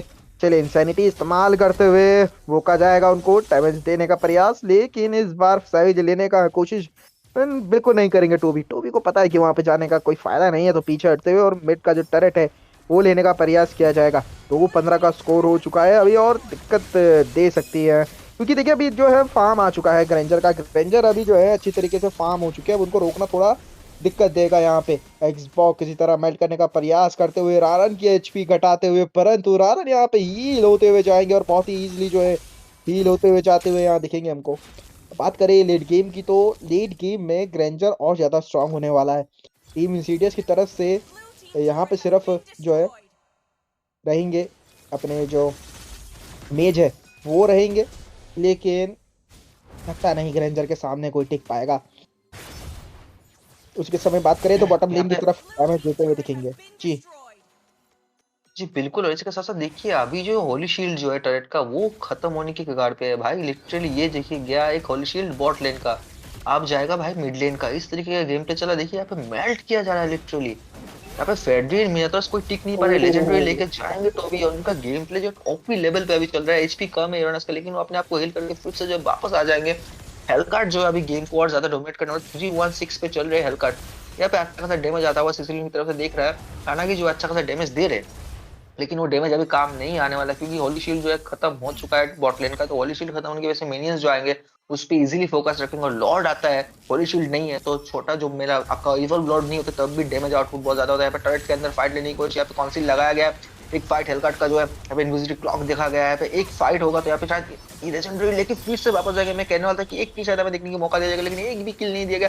टरेट पे फोकस किया जाएगा, एक मिनियंस का एचपी बहुत कम है, यहाँ पे एक्सबॉक्स को बेस की तरफ वापस भेज दिया जाएगा। नाता ने इसका फायदा लेते हिल्दा को एक किल दिया गया, रेंजर पीछे से फोकस कर, यहाँ पे यूरेनस को फाइनली जो है मौत का घाट उतारा गया। लेकिन इसके साथ यहाँ पे जो है इनसाइडर्स का फिर भी जो है 2 का ट्रेड हुआ है 2 के साथ, तो अभी भी एडवांटेज पे राइट नाउ जो है वो यहाँ पे यामा स्पोर्ट्स है, क्योंकि उनके पास ग्रेंजर टॉप लेन का टारगेट टूट चुका है, बॉट लेन मिड लेन का टारगेट टूटने वाला है, बॉट लेन का टारगेट थोड़ी सी बचा हुआ है, लेजेंडरी लेके जाएंगे आएंगे इसी बार पिघल कर रख देंगे यहाँ पे आपका लिटरली एमएम को पिघाल के रख दिया। यहाँ पे देखिए डबल किल लेके गए, फ्लिकर के उसके मेरा तरफ से वो गेम से बाहर निकाला। यहाँ पे पूरा कोशिश है भाई का कि यहाँ पे टोबी जो है भाई लिटरली जो है मैनियक सेवेज लेके जाए। जी बिल्कुल, और देखिए फ्लिकर का इस्तेमाल करते हुए डार्क को भेजा जाएगा डार्क जोन में, और उसी के साथ अगला लेने का प्रयास जरूर करेंगी यहाँ पे जूशिन डार्क का। उसके अल्टीमेट का इस्तेमाल करते हुए मार्क किया गया एक्सबॉक्स को और सीधा उनको दिया गया मृत्यु का दंड। बहुत ही कम एचपी में बचते हुए निकलेंगे, उसी के साथ अंदर घुसते हुए टावर के अंदर खत्म करेंगे तो भाई लेजेंडरी ले जाते हुए, लेकिन यहाँ शाह पीछे से आएंगे। उसी के साथ एमएसटीजी को भेजा जाएगा मृत्यु के दंड के द्वार पे, और आखिरी टावर अभी खड़ा रहेगा, इसको तोड़ना पड़ेगा। और अगर तोड़ेंगे तो देखिए गेम ऑलमोस्ट यहाँ पे खत्म होता हुआ दिख रहा है। 22-6 का स्कोर चल रहा है। यामा स्पोर्ट्स के पास अभी एक कैप है जो इंसीडियस को किल करना है, वो कैप अभी 10K का हो चुका है। जय भाई, तो यहाँ पे दिक्कत, बहुत बड़ी दिक्कत, और इस लॉट के साथ ये दिक्कत जो है यहाँ पे गेम को खत्म होती हुई दिख सकती है। शायद यहाँ पे जो गेम है इस लॉट के साथ खत्म होता हुआ दिख सकता है हमको। यहाँ पे लॉर्ड के साथ साथ गेम तो खत्म होने की संभावना है, लेकिन एक चीज है कि यामा स्पोर्ट बहुत ही ज्यादा एक्सपीरियंस प्लेयर है, वो काफी अच्छा खासा गेम प्ले दिखाते हैं। तो यहाँ पे इस चीज के लिए ये देखना पड़ेगा कि वो शायद कोई छोटा सा गलती ना करे और ज्यादा जोखिम ना ले। रेंजर जो इजीली बैकलाइन से डैमेज देते रहे, और इसी के साथ साथ यहाँ पे जो है मेल्टडाउन कर देखिए यहाँ पे फ्रेडरिन का एचपी बहुत कम हो चुका है, पीछे की तरफ जाएगा। ग्रेंजर जो है ले यहाँ पे टर्रेट पे फोकस किया है, अपना अल्टीमेट केस हो चुका है, लेकिन यहाँ पे मिनातोरस ने काफी अच्छा खासा गेम प्रदर्शन दिखाया, लेकिन बेस पे पूरा मार्क किया जा रहा है। मिनियंस अभी भी है यहाँ पे, ये गेम शायद यहाँ पे थोड़ा सा बचने की संभावना है। 16 का डैमेज धीरे धीरे आता रहा है, टोबी का एचपी बहुत ही कम है, मिनियंस के साथ लॉर्ड आ रहे हैं, तो टोबी को अभी एक ही चीज पे फोकस करना है कि यहाँ पे जो है पीछे से लेकर डैमेज देना है। हील बाद में कर लेंगे कि लॉर्ड अभी अंदर घुसने वाला, टीम फाइट फिर से देखने की मौका दिया जा रहा है। यहाँ पे अभी भी हावी हो रहे हैं, यहाँ पे यामा स्पोर्ट्स एक किल हमें शायद देखने की मौका दिया जाएगा। मैं तो पीछे की तरफ जाएंगे, काफी अच्छा खासा डैमेज चुका करके जाएंगे तो अच्छा चीज है ये, लेकिन यहाँ पर टोबी शायद फंस सकते हैं जी। बिल्कुल शट डाउन दिया जाएगा टोबी को, अच्छा खासा सीजन का गेम प्ले में देखने का मौका देगा, लॉर्ड को पिघला देगा। अब जो है इंसिडियस 1 जो है वो धीरे धीरे गेम प्ले पे वापसी आते हुए दिख रहे हैं, लेकिन लेकिन लेकिन ये ज्यादा एक्सटेंड कर रहा है। अगर थोड़ा सा भी गलती भूल चुकी हुई तो गेम जो है मिनियंस के साथ भी खत्म हो सकता है। शिंद्रा देखिए जो नेतर है वो, उनको अच्छा खासा मौका मिल रहा है अभी, अगर उनके एक पोजीशन अच्छी से निकली तो यामा स्पोर्ट्स के लिए दिक्कत जरूर बन सकते हैं। बात करें फार्म गैप की तो वो देखिए 7K का फार्म डिफरेंस आ चुका है, 3K का फार्म जो है अभी कवर कर लिया स्लॉट के साथ, लेकिन देखिए स्थिति अभी भी अच्छी नहीं है। अभी देखिए मैप कंट्रोल पूरी तरीके से यामा स्पोर्ट्स के कंट्रोल पे है, उनके पास पूरे के पूरे टावर है, उनका एक भी टावर नहीं गया है। पूरा गेम जो है यहाँ पे अब बेस पे रहना पड़ेगा, तो ये इंसीडियस को वो यहाँ पे जाके पुश भी नहीं कर सकते हैं, तो दिक्कत की बात अभी भी देखिए पड़ी हुई है इंसीडियस के पास। यहाँ पे टोबी वापस आया, साथ ही साथ हेलकट ने फोकस किया यहाँ पे इस बार कि सिसिलियन को निकाल दिया जाए नातान को, तो ये गेम जो है काफी भारी बढ़ सकता है, क्योंकि लॉर्ड जो है अभी है नहीं, लेकिन मिनियंस देखिए किस तरीके से आ रहा है। फिर से यहाँ पे शायद इस बार यूनास को बेस की तरफ वापस भेजा जाए, बिल्कुल यहाँ पे इंसिडेंट का पॉपअप नहीं बिना किए लिटरली यूनास को बेस की तरफ वापस भेजा जाए, लेकिन इसकी बहुत कम है, पीछे की तरफ जाएंगे। एक्सबॉक्स का इमोटेड अभी पॉपअप हुआ नहीं है, ग्रेंजर इसका फायदा लेंगे। मैं बोल रहा था शिंडा, ग्रेंजर यहाँ पे टोबी को जो है, टोबी लिटरली जो है यहाँ पे मिनातोरस को वापस बेस की तरफ भेज दिया है, तो अभी उनके पास ऐसे जो है सस्टेन करने के लिए यहाँ पे जो है बचे हुए फेडरिन, लेकिन अच्छा खासा डैमेज दे रहे, शट डाउन दिया जाएगा दूषिन को, इसके साथ साथ फिर से कोशिश करेंगे। ग्रेंजर को भी जो मौत दिया जाए, सिसिलियन का डैमेज आ चुका है, यहाँ पे देखिए मार्क किया गया था सिसिलियन को, लेकिन बच गया सिसिलियन। इसी का फायदा लेते हुए फेडरिन ने मौत दिया। यहाँ पे एमा स्पोर्ट्स कुछ ज्यादा जल्दबाजी कर रही है, क्योंकि लॉर्ड अभी आने वाला है, अगर लॉर्ड आने वाला है तो थोड़ा सेफ के लिए यहाँ पे ग्रेंजर जो है फिर से टोबी निकालेंगे, किलिंग स्पीड लेके जाएंगे। ग्रेंजर कमबैक तो हो रहा है, क्योंकि एमा स्पोर्ट्स को ज्यादा ही एक्सटेंड कर रहे हैं गेम को, थोड़ा सा सेफ खेलते हैं, लॉर्ड आने की वेट करते, तो शायद ये गेम प्ले यहीं पे एमा स्पोर्ट्स लेके जाते जाते जो गेम को इजीली निकाल सकते थे। देखिए शायद का टाइम देखिए ज्यादा नहीं है, अभी 20 सेकंड है, 20 सेकंड में आ भी जाएंगे। और बात की जाए यहाँ पे तो सिसिलियन यहाँ पे लेट गेम के तौर पे रहेंगे हीरो, जो अच्छा खासा डैमेज देंगे, और नेतन, ये दो हीरो के ऊपर जो टीम इंसीडियस है वो टिकी हुई है। तो अगर ये लॉर्ड के साथ गेम खत्म करना है तो पहले मार्क करना पड़ेगा नेतन को, नेतन को उड़ा दिया गया और सिसिलियन को अगर उड़ा दिया गया तो गेम आपके हाथों में हो जाएगा, क्योंकि जो लेन और जो लॉर्ड है वो सबसे पहले क्लियर करने वाले वो नेतन ही है, तो इनको पकड़ना पड़ेगा। नेतन को पहले जो है यहाँ पे मृत्युदंड देना पड़ेगा, और वो मृत्युदंड कौन देगा वो जरूर देखने वाली बात होगी। उसके साथ यहाँ पे डैमेज देने का प्रयोग चाहते हुए दिखेंगे हमको जय भाई, और इसी के साथ कहते हैं ना कि आज की बात है, और बात ये है कि जीतेगा कौन, और जीतेगा कौन, जीतेगा वही जो लाइन में खड़ा रहेगा। अब देखना पड़ेगा कि लाइन में खड़ा कौन रहेगा जय भाई। जी बिल्कुल शिंदे भाई, यहाँ पे लाइन बना के दोनों टीम बैठे हुए हैं। ये बीओ जो है अभी 16 चल रहा है, उसमें से जो है भाई जो निकलेगा वो निकलेगा और जो आगे जाएगा वो आगे जाएगा। वही चीज यहाँ पे देखने को मौका है। जुशिन ने कब अल्टीमेट यूज हो चुका है, हेल्पर का अपना अल्टीमेट यूज कर चुके हैं। यहाँ पे टीम फाइट फिर से शुरू हो चुका है। लॉर्ड जो है धीरे धीरे बेस की तरफ जाम करते हुए वापस जाएंगे, किलिंग स्पीड लेके जाएंगे, फेडरेंट को बेस की तरफ वापस भेजेंगे। अभी 4 लोग बचे हुए, उसमें से जो टिक नहीं पाएंगे। नतान ने बदला लिया, हिल्डा को यहाँ पे मैच से जो बाहर निकाल देगा, लेकिन लॉर्ड जो है बेस फोकस करते हुए बेस को खत्म करते हुए स्पोर्ट्स अपनी तरफ गेम जो एक तरफा गेम लेके जीत के जो है इसमें टॉप 8 पे जगह बना लिया शिंदे। ये बिल्कुल बिल्कुल बेहतरीन पारी चलते हुए, एक बेहतरीन जी चलते हुए इजी गेम था। एक भी टावर उनकी तरफ से नहीं गए, यामा स्पोर्ट की तरफ से एक भी टावर उनके धाराशायी नहीं हुए। बहुत ही अच्छी तरह से एटलीस्ट गेम से डोमिनेट करते हुए गए और बहुत ही अच्छी तरह मैं कहूंगा क्लीन स्वीप की तरह यहाँ पे लेके गए। एक बढ़िया पारी चलती हुई और बढ़िया गेम प्ले। इसी के साथ और छोटा सा जो है ब्रेक जरूर लेना चाहेंगे दर्शकों। मिलते हैं आपको एक छोटे से ब्रेक के बाद। कास्टिंग कर रहे थे मैं शिंद्रा और मेरे दोस्त जय। मिलते हैं आपको एक छोटे से ब्रेक के बाद। New mode is coming to MLBB. Chaos Clash. Team up in trios, begin at level 3, and fight on a fresh map with no minions or turrets. During the preparation phase, grab chaos fragments to boost your power. As the match goes on, the annihilation tide emerges, pushing the action to the limit. Here's a closer look at how this new mode works. Chaos Clash is a multi-round 3 versus 3 mode. Wipe out the entire enemy team to win the round. Teams lose HP each time they are defeated. If a team's HP drops to 0, they're eliminated. Rounds continue until only one champion remains. When there's an odd number of teams, one team will sit out the round. After certain rounds, heroes automatically level up and earn gold. Use this time to buy equipment and boost your power. All full equipment except boots costs 2,000 gold. From round 11 onwards, teams earn bonus gold.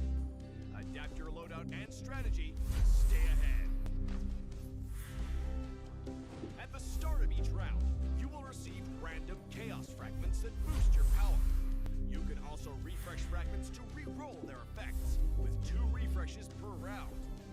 The game offers a wide variety of fragments, each with unique effects, so you can mix and match to create your own playstyle. For example, tank fragments make your hero tougher and deal damage back to attackers. Marksmen who pick range-enhancing fragments can safely deal damage from afar. And that's just the start. Countless other powerful fragments and combinations are ready for you to try. As rounds progress, the annihilation tide starts shrinking across the map. Heroes outside the tide take sustained damage. Master this mechanic, and it can swing the battle in your favor. For instance, heroes with knockback or displacement abilities can push enemies into the tide. Surprise your opponents and watch them struggle against the sustained damage. The new 3 versus 3 mode, Chaos Clash, is coming soon. With a variety of chaos fragments, every match brings a fresh experience. The shrinking zone adds fast-paced, thrilling action, and new map buffs further empower heroes. Exciting, innovative, and powerful new strategies await. Are you ready to try them all?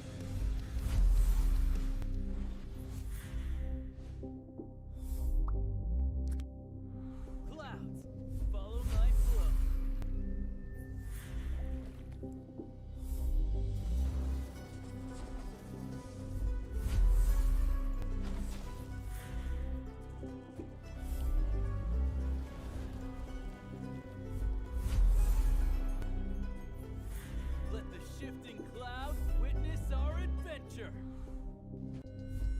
Creators, streamers, and gamers. Listen, do you wanna get famous? Well, now's the chance. We are kickstarting our journey with Moba5v5 community, connecting creators, brands, and tournaments like never before. If you love content, collabs, and gaming energy, TechDX is where you belong.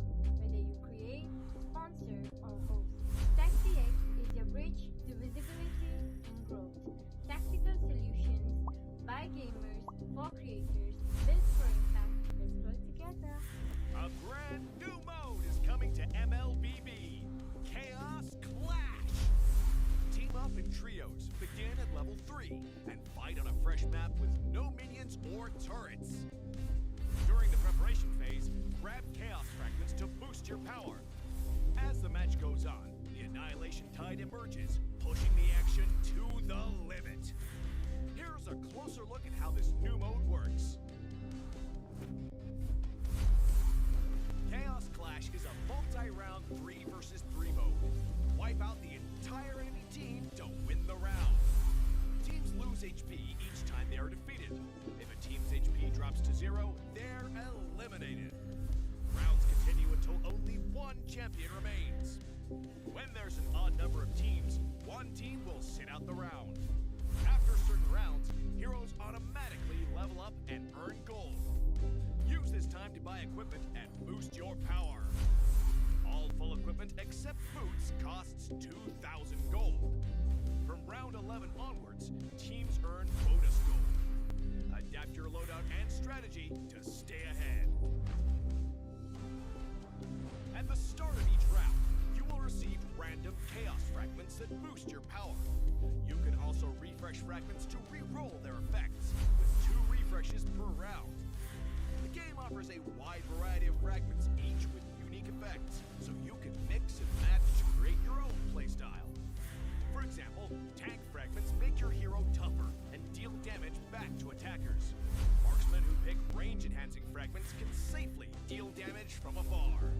And that's just the start. Countless other powerful fragments and combinations are ready for you to try. As rounds progress, the annihilation tide starts shrinking across the map. Heroes outside the tide take sustained damage. Master this mechanic, and it can swing the battle in your favor. For instance, heroes with knockback or displacement abilities can push enemies into the tide. Surprise your opponents and watch them struggle against the sustained damage. The new 3 versus 3 mode, Chaos Clash, is coming soon. With a variety of chaos fragments, every match brings a fresh experience. The shrinking zone adds fast-paced, thrilling action, and new map buffs further empower heroes. Exciting, innovative, and powerful new strategies await. Are you ready to try them all?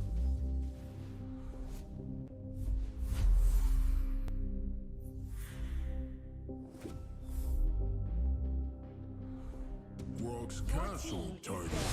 And hello, beautiful people. We are back. Match number 6, Shadow Esports versus Team Amigos. And this is gonna be Moba Raisa Season 3, top 16. And the winning team will be moving towards top 8 here. And with me, the co-caster here is gonna be Miko. How are you, Miko? And are you excited for this match? Well, of course. Yes, I'm well as well. Hello, Sunny. And Hello. we are already into the drafting phase. It looks like Team Amigos onto the blue side with the first ban. Already a few bans coming in. There's Lancelot and This Zhang. land is our But homeland. Lapu It will Lapu. soon be our Okay. burial A ground. lot of backlane is being protected by these people right now. Absolutely, and especially it's an XP meta, right? We have been seeing XP heroes every single lane, and banning them is the wise move coming here from Amigos. But at the same time, Shadow Esports, they will be banning the meta heroes here as well, the Grot. the hero that's provide the maximum map control, and the CC, the late game demon here with a vengeance here, can counter every single thing right here in the game. And at the same time, they will be banning that Zoshin, so it kind of tells you, right, they might be going for a fighter composition as well, because Zoshin gave a hell lot of trouble to the XP heroes. Mm-hmm. Looks like Team Shadow Sports is kind of planning a bit of utility, kind of like tanky regen composition, because CC and Zushin, both of them are pretty problematic. Because I do realize that Wink does like to play onto CC as well. So CC is more of a flex pick because you Mm-hmm. can use her in the EXP in the gold anywhere is fine, and she's also very bad against those high HP heroes. So banning her out, even though you play her yourself, definitely means that you are trying to go for the tanky composition. On the other hand, like Team Amigos has definitely been securing their backlane, like a tower artillery mage kind of composition, because they have banned out a lot of people who can directly jump into the backlane. And then there's Gato Kacha, their first priority pick. Absolutely. It looks like they are cooking a kind of a squishy, how do I say it? It's glass mirror strategy, glass cannon strategy here. Gatogacha protecting those squishy heroes. And at the same time, here, Shadow Esports, they will be going with the Eve. So you just know the poking is going to be there. And Esmeralda here as well. So it kind of pushes Amigos here not to pick and bot, right? So Shadow Esports, we saw their strategy from the ban here. They are going for the tankier heroes, and tankier heroes does get melted by true damage heroes, right? And Borg is the best example of that. And picking up Esmeralda here just to counter that Borg, it looks like the mind games have already started. Definitely, Esmeralda is tanky, as that's true, but the region, the shield is actually a counter for the true damage as well as the burst damages. Even carry is kind of countered by the shields because she deals damage based They on call full me a HP hero and because I not the saved my extra nation shields. from falling apart. So that is kind No of good. one can But resist at the my same time, I strength. do believe that we'll be Not seeing a even lot of my enemies. anti-heals coming in from the team Amigos. That's right, and Amigos here will be going with the MMs here. MM onto the hyper lane, and then that's gonna be YSS. And the Ranger here as well. So the thing is, Irithel is open. They can go for a Ruby, and even the Fedrin is open. I won't be surprised, right, if the Shadow Esports they went with a Fedrin here, but they will be going with a Hilda. That kind of pushes me towards an assassin hero here, maybe in a Hayabusa. If the assassin gets banned, right, they will be going with a Fedrin here, definitely. Now, I feel like Hayabusa and Fedrin both can be very plausible because Hilda is really a harassment to any hero who is a bit late. Mhm. Because even Hayabusa who is early can be threatened by Hilda.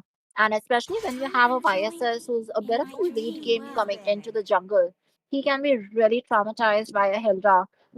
He will be all over your gardens. I mean, the jungle, of course, but that's not your garden to her because she's gonna be strolling around giving vision.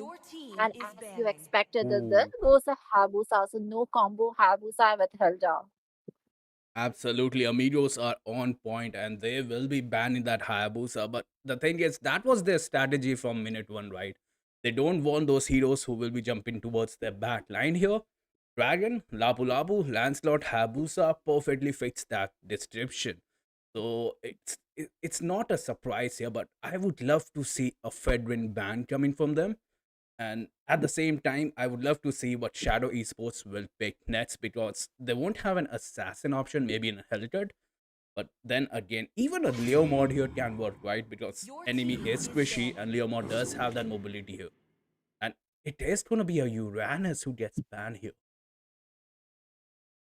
Okay, so they definitely do not want a lot of HP because I didn't see Eve as there. But then again, Eve cannot really counter the HP as such. Her damage is more of a burst with the Void Blast, like the rework.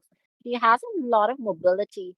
And I do believe that the RWM is not really her signature anymore. She's more of a poke and slow, a debuff hero instead of ultimate and zone control. Although that zone control part is still part of her identity. But ooh, there's goes of Fanny as well. As expected, they definitely want to protect the back lane. Absolutely. And like you're saying, Eve, right? She is the perfect poking hero right now in the meta. And she is horrendous to play against, right? Especially when you have too much tankier heroes. She will be poking you with those 800 damage balls every 2 seconds. And pair that up with a Vision Lantern and Slow Effect and Burning Glowing Wand. So it's really hard to counter her and play around her. And she can even check the bushes, right? So there is no counter play to that. But at the same time, Wing here, our precious I7, he will be going with a Ruby onto the goal lane. Oh, that is a good pick. Like, Ruby has a lot of regen. So with this spell vamp, like even if Granger does connect, like Granger has a really good poke. With the Death Sonata, like he just stays out of your sight and keeps poking you with his ultimates, shots, boom boom. And Ruby just one swing of her sight and she's gonna be back to full HP. So that is kind of okay. Because I've seen like, I've played Beatrix against a Granger and the major issue was like Beatrix or even Clint, who is doing pretty good in this meta. They don't have a lot of lifesteal. So in the end, they just have to like recall back. And Granger just keeps on poking. Although poking could have worked well between a Clint and Granger, but here, again, this is kind of a mind game. They are trying to like, have a very like tanky, sustainable setup. And maybe with a last assassin, but who is it gonna be? Oh, it is gonna be Nolan here, but then again, Turbo here. Nolan and Joy is there, right? Especially Amigos, they are lacking quite a bit of CC, it seems like, because their CC is kind of conditional, right? If that Turbo hits those abyssal arrows, it will work. But Hellcut is a decent pick, but I don't know upon a hyper, right? Because the snowballing effect is a little bit low. The Joy should be their best bet, right? The Joy does have the explosive damage. She does have the Yeah. dashes, yeah. And they will be going with I that was Joy also here. feeling like Helker does not really feel that right. Like it is a possibility, but not exactly the pick I would go to. But Mhm. this definitely looks pretty good. Like they have balanced damage, like both magic and physical, both the teams actually. Now the question is how many of the abyssal arrows actually connect because they don't really have any hard CC. But then again, if the unbreakable taunt does connect onto Joy, that could be a bit of a trouble. But then again, without any proper hard like instant CC, Joy is definitely gonna have a playground for herself. Absolutely, Miko. And honestly, even if the CC connects, right? I don't see Amigos having that kind of coordination here because the damage is not going to be there. Abyssal arrows can only get spammed into the mid to late game here. The follow-up is gonna be little hard because we don't see 5v5 fights right into the early game. And in that instance, Shadow Esports might have the advantage here. You cannot even spam the abyssal arrows. So the last pick Selena might be dicey, right? Because if you wanted to go Selena, just go for the first pick and all, right? Pick the counter picks later on. But last pick Selena, who does she counter here? Now, I do believe that Selena is not exactly trying to counter. He's gonna try to provide vision and support.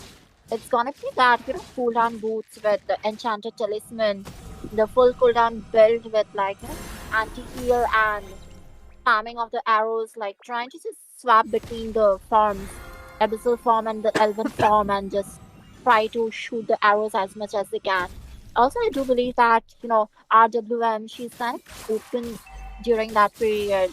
So if a long Abyssal arrow does hit in the RWM, so Eve is gonna have a lot of time inside the stun. So she's gonna waste her ultimate.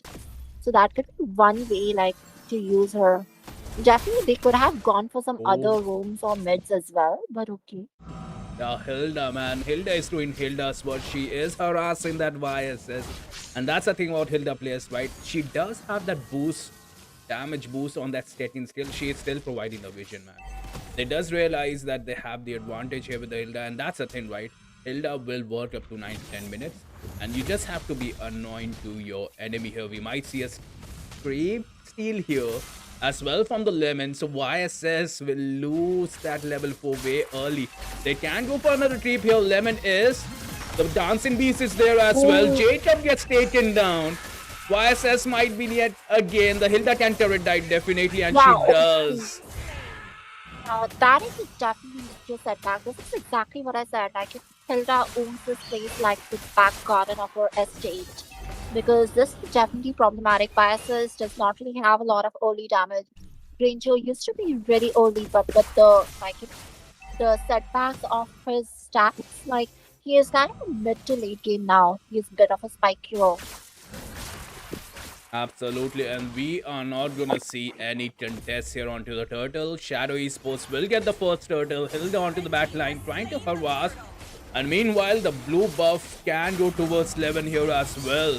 Even the Ruby is here using that hood. Right now, videos, they are onto the back foot, right? They need that goal, they need that power spike, they need those levels. And especially for the YSS, he need those farm. He's not level 4. Lemon spots him. Cyan gets taken down here. Bronze will he get the kill? No. But the 5-man gang right there. Shadow Esports with a 5-man gang onto the bottom lane. That's not his 5-man. Bro, did you notice that Ruby, as you mentioned, actually, like Ruby went to the blue buff for the gank and then came back down. This is definitely coordination. Like, they are well-seasoned players. They are very used to these 5-man strategies.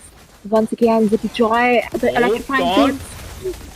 This might be it. Real manipulation comes in. Moon gets taken down, but the Ruby is here. Alice is not there onto the team fight, and this is the advantage Shadow Esports have. They are taking 5v4 fights here. Still, Moon gets taken down, right? Alice finally joins in, but no. I don't think so it's gonna be enough, and you can just see Shadow Esports, they will just disengage this. And Lemon, he's doing this from the minute 1, right? He is taking up all the farm. Even his teammates is helping, and Chess, we didn't see anything. Definitely, like that is a lot of farm denial to YSS, and in his position, it's gone okay. A baited flicker, but oh, look at that dive. Esmeralda, definitely confident that she can carry out that kill. Absolutely, and the thing is, Esmeralda, 50% of the time she's not even there in her own lane, right? We can see her more into her goal lane towards her turtle than her own lane, and look at that. The minions are pushing the turtle. But at the same time, Bronson gets taken down. They do realize they have the advantage. Alex comes in. The stun is there, like you said. Wind might go down here. Alice, he needs to get that kill, but the sustain is too much. Abyss Lattice is not hitting turbo. AOG gets taken down. The taunt is there as well. Double kill is here from Amigos. They're not going down without a fight here. And default here is soaking up so much damage. That's like negative damage right there.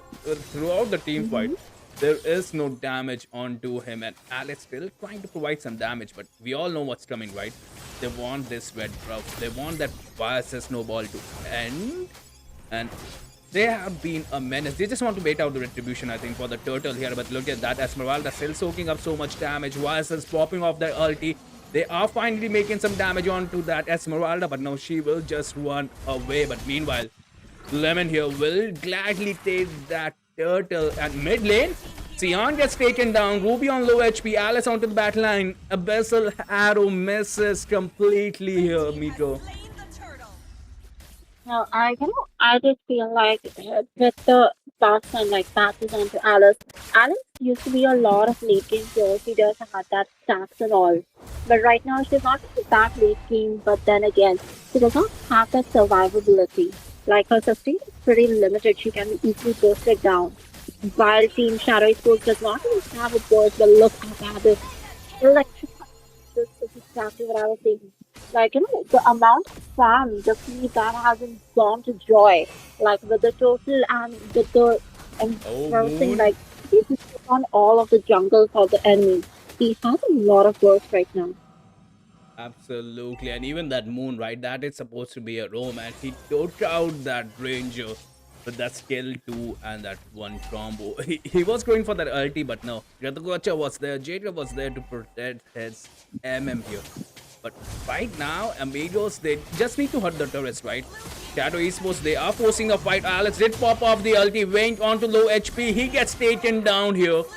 And meanwhile, his teammates will gladly take out the turret here. So the positive traits kind of come in handy. And Lemon, he realized Cyan is out farm. He can take him, but he is way behind the enemy line. The Tonk is there as well. Lemon gets taken down here.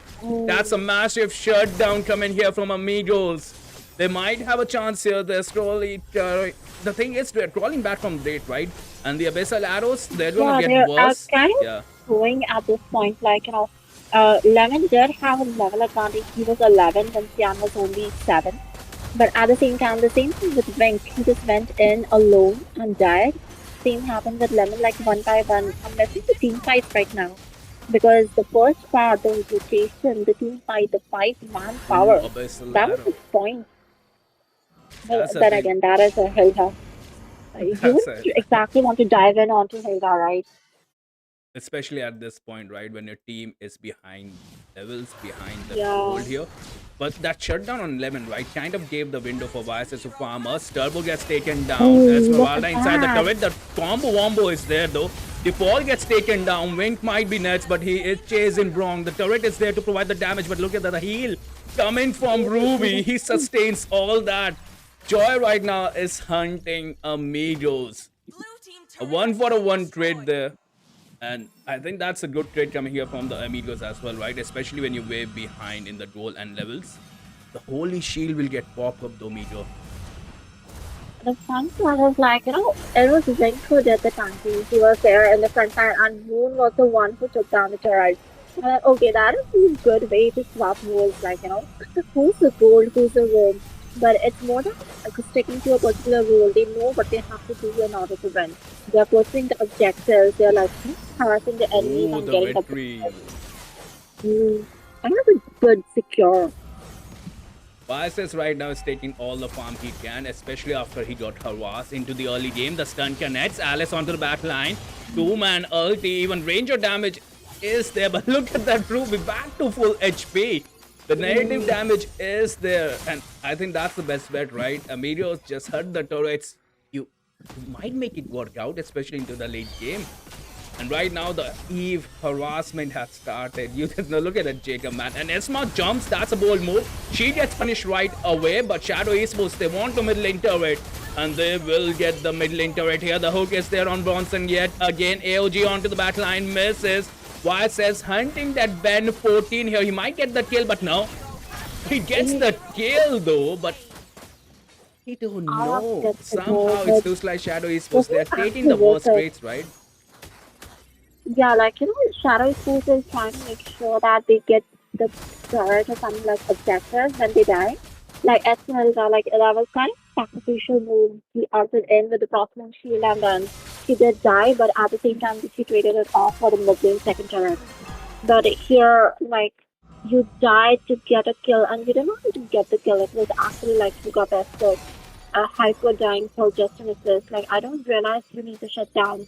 You need to farm right now. But at the same time, I wouldn't really say that was the best trade-off they could have made.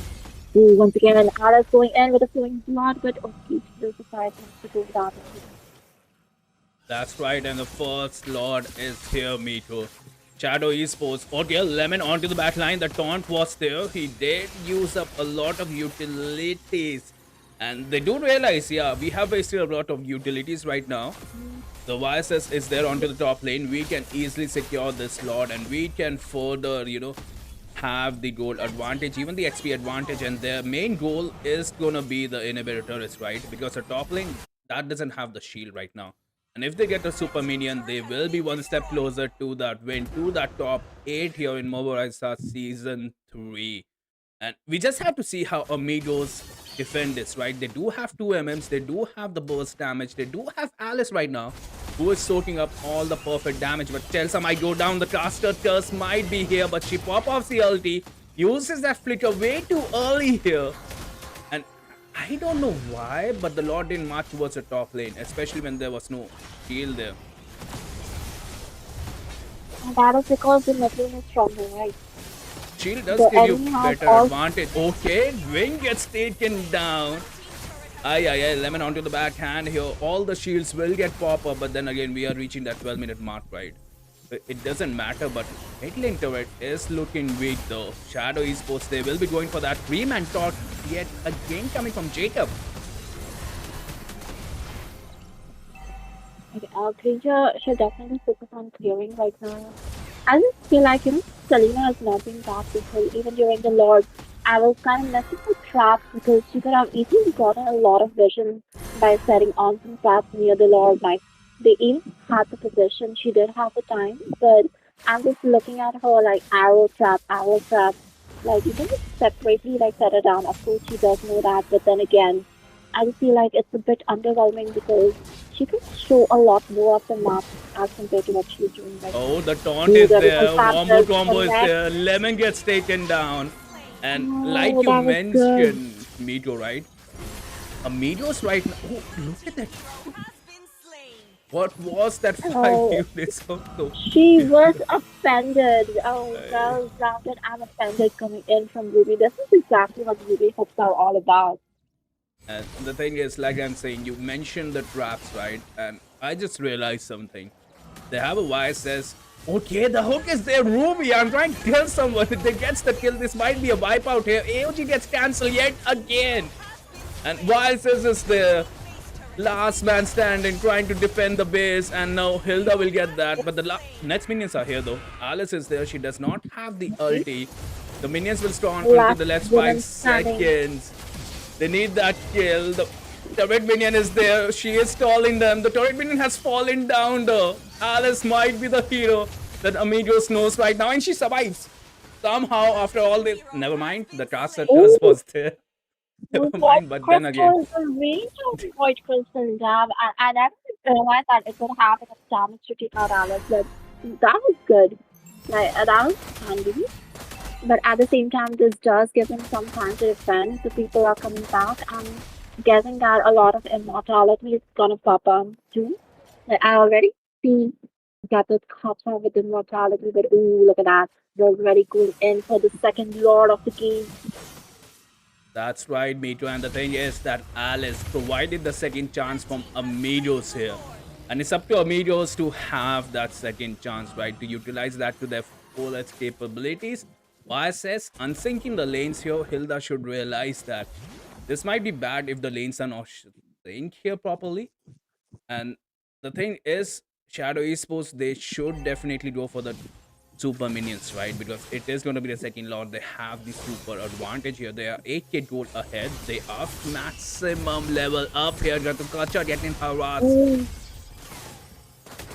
Yeah, but he still has a lot of XP like that. Just shows how tanky Gatukacha actually is. Okay, let's see. But there's a lot of here. I definitely feel like we should have gone more towards another inhibitor turret. But at the same time, okay, the defense is going in well. Granger, okay. Oh my god, look at the sidestepping. Finally, default falls down. They are one minion right there, Miko. And Shadow Esports, they need to hit the base here.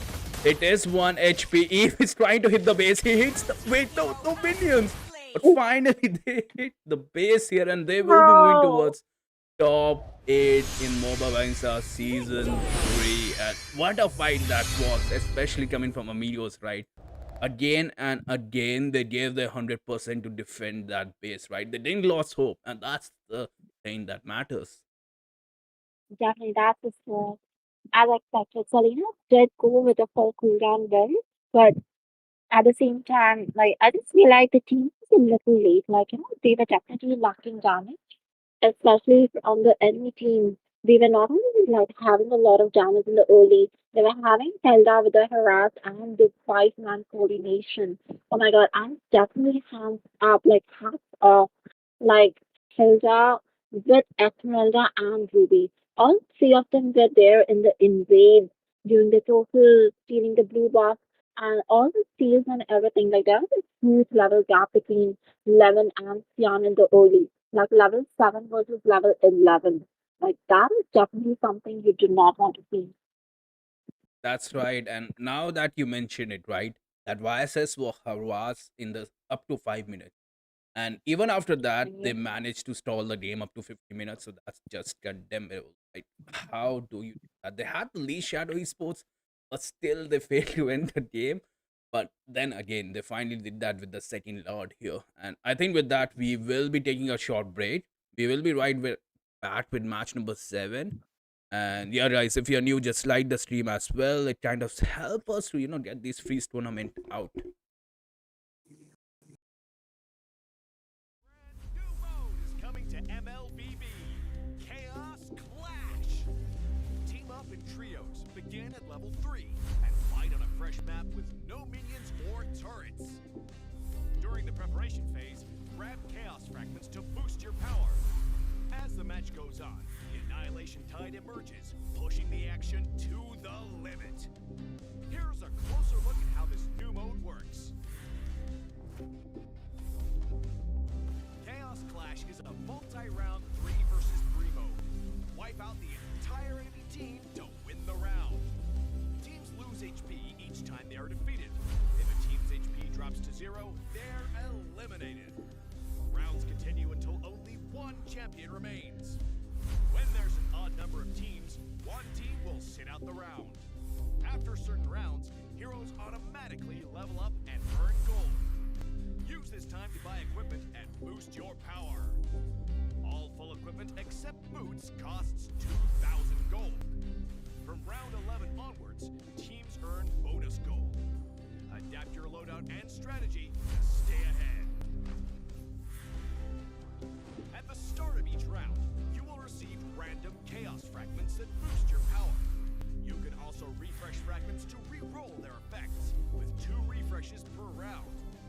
The game offers a wide variety of fragments, each with unique effects, so you can mix and match to create your own playstyle. For example, tank fragments make your hero tougher and deal damage back to attackers.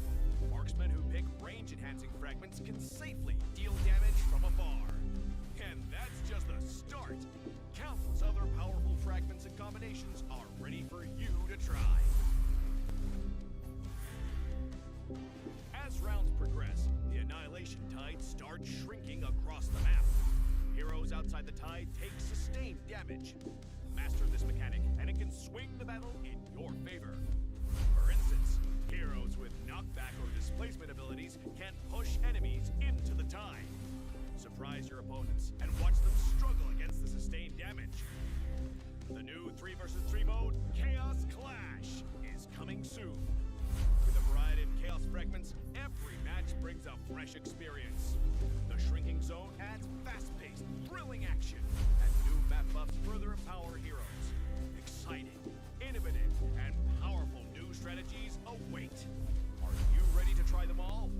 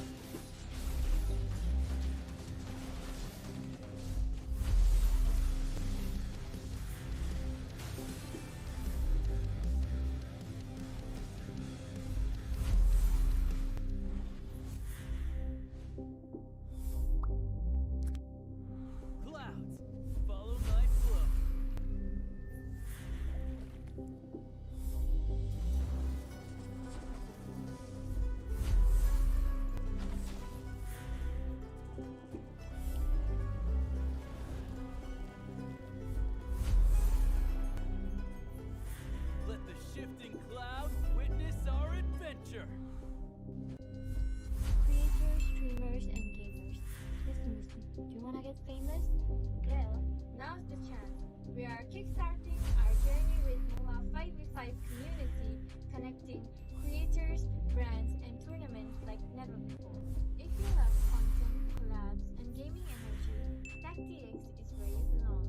Whether you create, sponsor, or host, TechDX is your bridge to visibility and growth. Tactical solutions by gamers for creators, built for impact. Let's grow together. A brand new mode is coming to MLBB.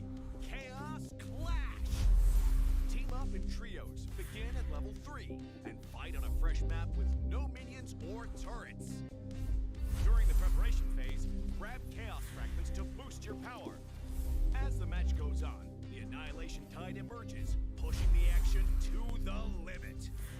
Here's a closer look at how this new mode works. Chaos Clash is a multi-round 3 versus 3 mode. Wipe out the entire enemy team to win the round. Teams lose HP each time they are defeated. If a team's HP drops to 0, they're eliminated. Rounds continue until only one champion remains. When there's an odd number of teams, one team will sit out the round. After certain rounds, heroes automatically level up and earn gold. Use this time to buy equipment and boost your power. All full equipment except boots costs 2,000 gold. From round 11 onwards, teams earn bonus gold. Adapt your loadout and strategy to stay ahead.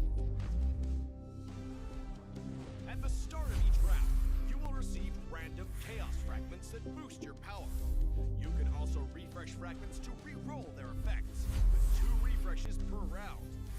The game offers a wide variety of fragments, each with unique effects, so you can mix and match to create your own playstyle. For example, tank fragments make your hero. Ladies and gentlemen, welcome to the MOBA Rising Stars Season 3. Right now, it's game number 7, and we've got something very, very exciting for you. Because this is the top 16, and whoever wins this round is definitely going to be a part of the top 8 coming up soon. But hey, on the caster desk, it's me, Crucifix, and joining me is going to be Makeup. Roughly, and yes. So this time the match is between Team Nova Esports versus Team Red Card. So who do you think is going to be going on to the top 8? Right now we are diving Hey into the yo, drafting phase already. I'm not really sure about what I actually feel, but I feel like Red Card might just have this edge to them because the previous game that I casted for them, they did really, really good, and I'm actually kind of hyped up to see what they can actually bring to the table this time around. Bastion of order. Okay. Now, this is interesting to see Angela with Alice as well as Kacha. Like, Alice definitely is a lot of sustain with the vengeance and with a new ultimate, like everything together with Angela's hard card, like that's gonna be a hell lot of time. True, I could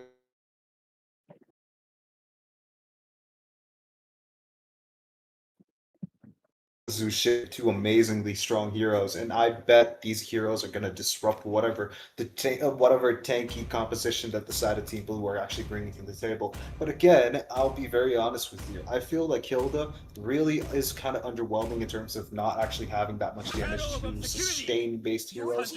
But again, in the early game, she's got that edge against all the heroes that actually require farm to actually, be very strong. You've got the Alice who really needs, farm to make a scene for herself. But again, we could just jump into the second banning phase to see what both of these teams would get to the ban section. For now, we've got Harius, because obviously that hero.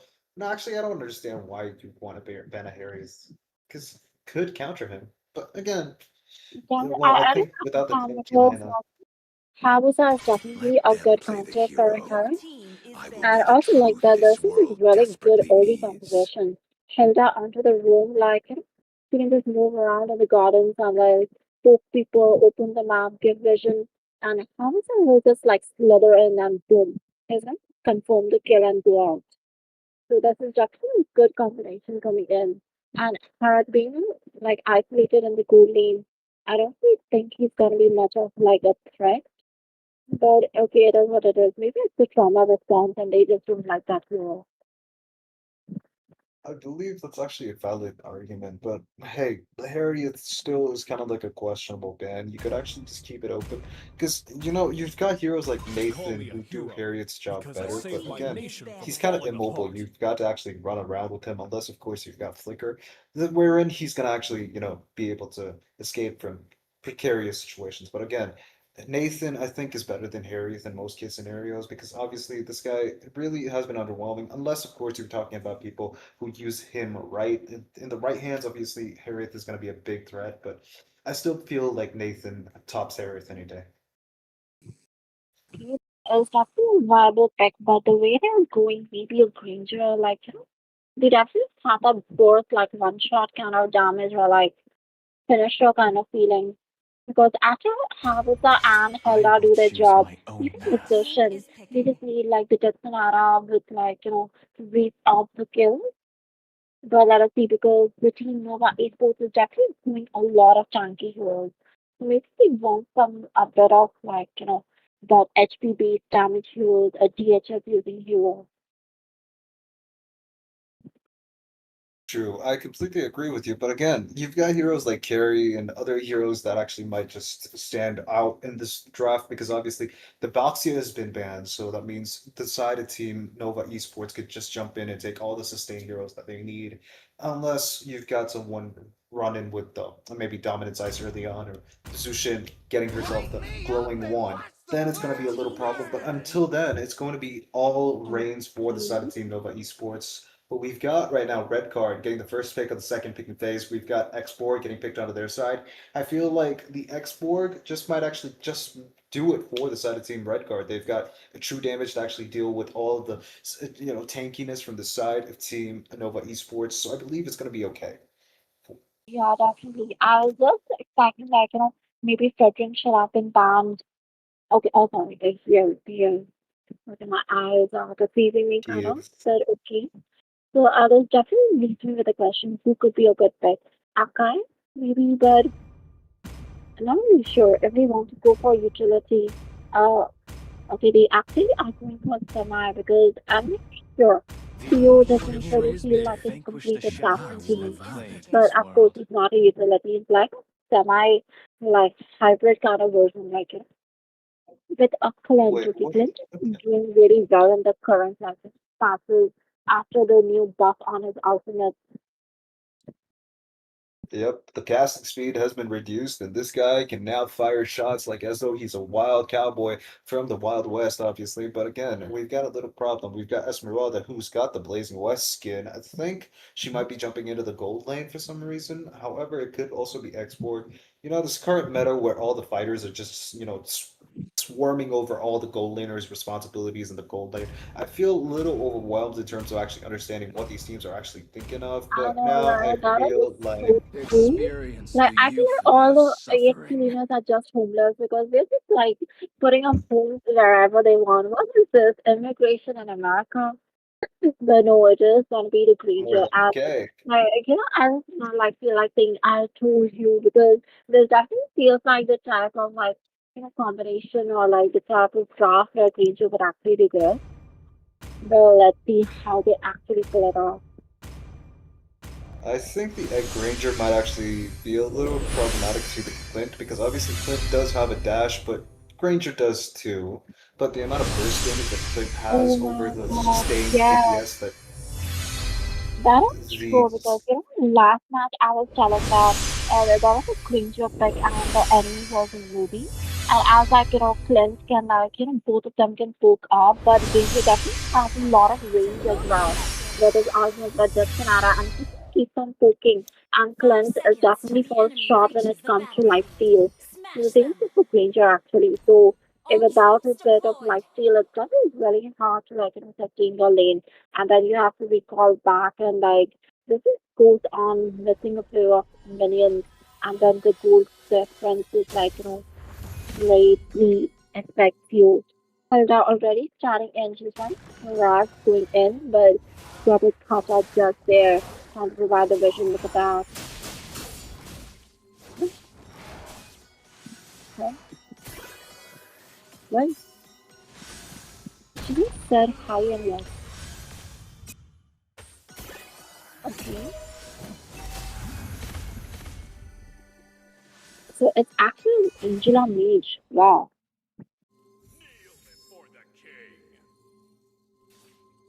And with that, like, this is definitely interesting to see. But then again, Angela as a role would have been problematic because they will not have a lot of map version.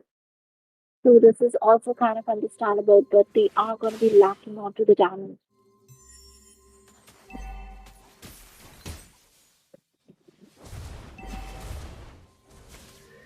Okay, then again coming in at the goal lane, the chance coming in with a lot of damage from Granger as well, the Rhapsody, and Haruka with the OV Shadow kill, and Angela with a good flicker defensively, she does survive. That is a good team fight, but then again, no one actually dies. Absolutely, Mito. And the thing is, the turtle will be spawning right now. And red cards, they might have the upper hand, especially after baiting out the utilities. Hayabusa onto the back line. Variapon gets taken down. So does the Hayabusa here. Somehow, Nova Esports, they have the advantage. Zushin can go down here as well. I froze, just got froze right there. And Nova Esports, they can contest for this turtle here. The bot is there though, but I don't think so they can. Yeah, they do realize. Yeah, they do realize that it's gonna be tough here. It's not gonna be a free. Red card is not gonna give them for free. And look at the damage coming here from Cody. He can kill that Jesse Pinkman here. The flicker is there. The snipe is there. Cody gets that kill. 4-0 here. And even the Gothawacha sustaining so much. Hayabusa onto the back line. Gets that kill here. But no, it is going to be Zushin who gets that kill. Soyo is there.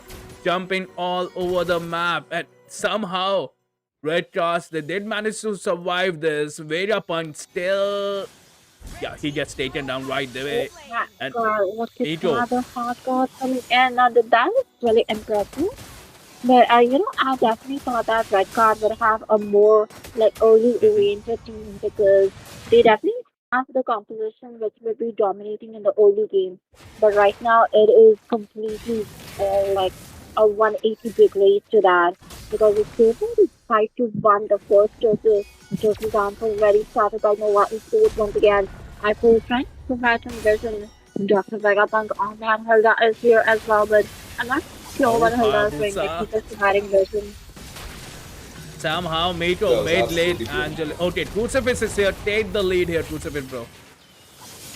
My apologies, there was a little technical issue, but now we've got X-Boy getting taken out, Alice getting the kill, and a big impact in that team fight because obviously we've got Alice getting the red buff too, which is gonna make the time harder for Hayabusa to actually keep up with whatever side of Team Nova Esports are bringing to the table. They are definitely winning up on all the team fights as of right now, but look at the bot lane. We've got Blake free farming, Ranger, and also Hilda have positioned themselves. Look at the Detonatas flowing in. We've got the Rhapsody, but again, it does, hard guard's going to keep Clint alive for a bit longer. Look at that, Zushin now. I don't think it's actually necessary for you to use the ultimate just yet, Zushin.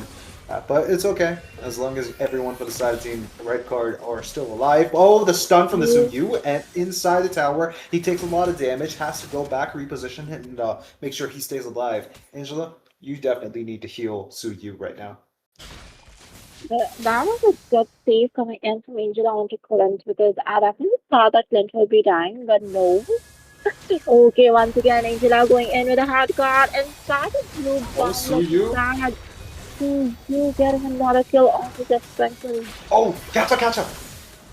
Gacha has got the Hayabusa, but look at that, Suyu has no interest in the Hayabusa just yet. He's gone for the Zushin, but Gacha definitely does take an L there. He was taken out by Granger, but Angela manages to get the kill on Hilda, and that is gonna be a tier 1 in the mid side getting destroyed. Suyu, though, getting himself that blue buff from the side of Team Red Card, not allowing them to have that advantage that they need to actually keep up with whatever Team Nova Esports are bringing to the table. They're definitely making it hard for them. Red Card cannot keep up. The lower second turtle of the match has just spawned in, and I think everyone's just trying to push the bot lane.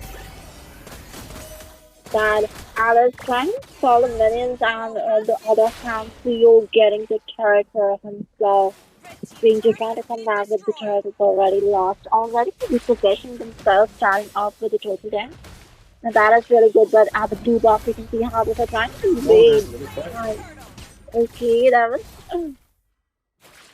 Oh man, I don't think that's actually a good idea to invade right now. But look, the turtle has been taken from the side of Team Nova Esports, and there's going to be another pin down. We've got Hayabusa getting taken out. We've got Export trying to overheat his enemies, but no chance. It's going to be a godlike for Su Yu as he gets the kill on Hilda, and now they're going to fall back. I think the side of Team Red Card can't really keep up. That Su Yu is absolutely devastating the side of Team Red Card. They cannot keep up with the damage. Look at... Oh, Zushin, you have now pulled Angela into the tower. No hard guard, so they have an opening.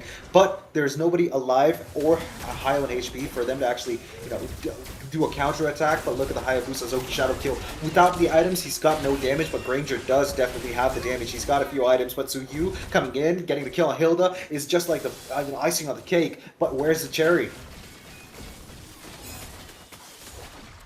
Granger, what are you trying to do? Fast, but at the same time, like, Skypiper definitely needs more food for himself because right now, I think the team Red Card does not really have a lot to do. The Holy Shield is also expanded at the top lane. Oh, that's going to be very difficult for them. Yeah. Oh, Quad Shadow. I think Hayabusa is not going to re-engage. He does not have the ultimate. He does now have the ultimate. But it's not actually, advised for him to go in and try to take a kill there because obviously he does not have the items to deal enough damage to the side of Team Nova Esports. They definitely had the early game snowball that they need. But again, Gata catches off position might actually just be a bait for the side of Team Nova Esports to get a good setup so that, Gata Catcher can just AOG. But look at that. We've got someone on the backside. We've got them taking a fight. Gata Catcher low. But I don't think he's going to actually have a hard time. He's got the Angelo's hard guard. There goes Alice. Alice going through, and he gets taken out by Export and all the fire that he's spending out. But again, Sugyu really has that blade. He can just take down Export. Clint getting the kill on Hilda is not very good, but Hayabusa, I think he's looking for a turtle, but no, he knows that the enemy is there. So he decides on taking a step back to the bush. They're waiting for the 8-minute Lord, and that's what Suyu has just begun. I believe Hayabusa's positioning there is kind of key, and, well, I don't know, he's going to go back. Kacha has not been able to actually catch the Hayabusa with Unbreakable. Now, I know Hayabusa was not part of the fight at all, which occurred in the last time. So, it's completely lost the red card. Like, they've already lost all the turrets except for the inhibitor one. And right now, it's going to be really bad because one of the inhibitors does not even have the Holy Shield. So this time around, look at that once again. Let's see on the doctors. I got them. We got the last insanity. Man, I don't think that's actually good, but Angela is going to be taken now by Export. What is Hayabusa doing, though? At this point of the game, at least he should be the one trying to split push, make sure he has some farm. He had a complete open side of the bot lane to do whatever he needed to do, but again, he did not do that. He was just farming the Horned Lizard for some reason. I don't know why, but look at that. Suyu is going to get the kill on Granger. Now they're going to have a hard time defending this. The Holy Blast in the second team is going to be taken out, and we've got a little problem. We've got Alice jumping in on the back side of the map, the top side, I mean. He's trying to actually take up whatever damage that the side of Team Red Card actually can deal, take a few ultimates maybe, and also expend a few resources, while Fancy is going to get the kill on Hilda and make more of that push happen. It's going to be very strong for the side of Team Nova Esports to actually, end this game. And Team struggles. This fellow. But okay.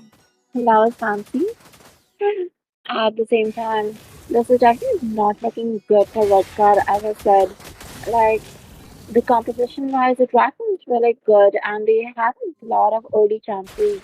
But now that they already put in the early, this is definitely problematic, and I don't think Habuka has what it takes to actually get killed right now. All he can do is like let push or support the team and like dealing some basic damage and let Ranger get the kills with only once again. We've got the AOG, but Alice is going to be taken out. Look at the Export now finally getting some damage in. But look, Suyu got the kill on Ranger, which is going to be bad. But he gets a double kill.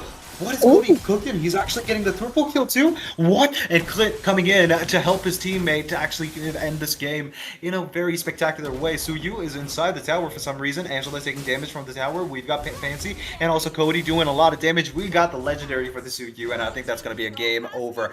Okay, we've got Clint pushing the top side of the map. We've got that as the final spectacle for this game, and that's going to be an easy GG's. Well, that is good. That is pretty fast as well. And I was thinking that Red Card had the early game where, like, the draft is not everything. This is totally true. But at the same time, the execution was actually pretty brilliant. Although a lot of times I was kind of questioning, Haruka, what are you doing? And, like, I'm not even in the same game because I don't know what. But then again, the Choco does lie with the X walls. He didn't try a lot, but at the same time, the Soraka armor was melted down so fast. So you did have a lot of damage. I completely agree, dude. But Xborg did show a lot of promise in most team fights. He does have 38,000 damage to enemy heroes, obviously. That's 26%, the highest. Second highest being Zushin. Surprisingly, I think Hilda is the one who that has kind of like disappointed me. I think that 13% is not enough. Hayabusa, I realized very early into the game that he really did not have that, oomph factor to him, that he could not actually enter into team fights, get a kill, and come back.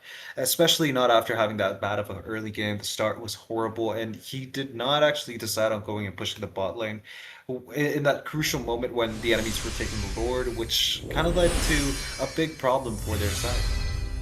When he was taking the Lord, he just went on for the Goku boss, and then he was too stuck to the armored lizard.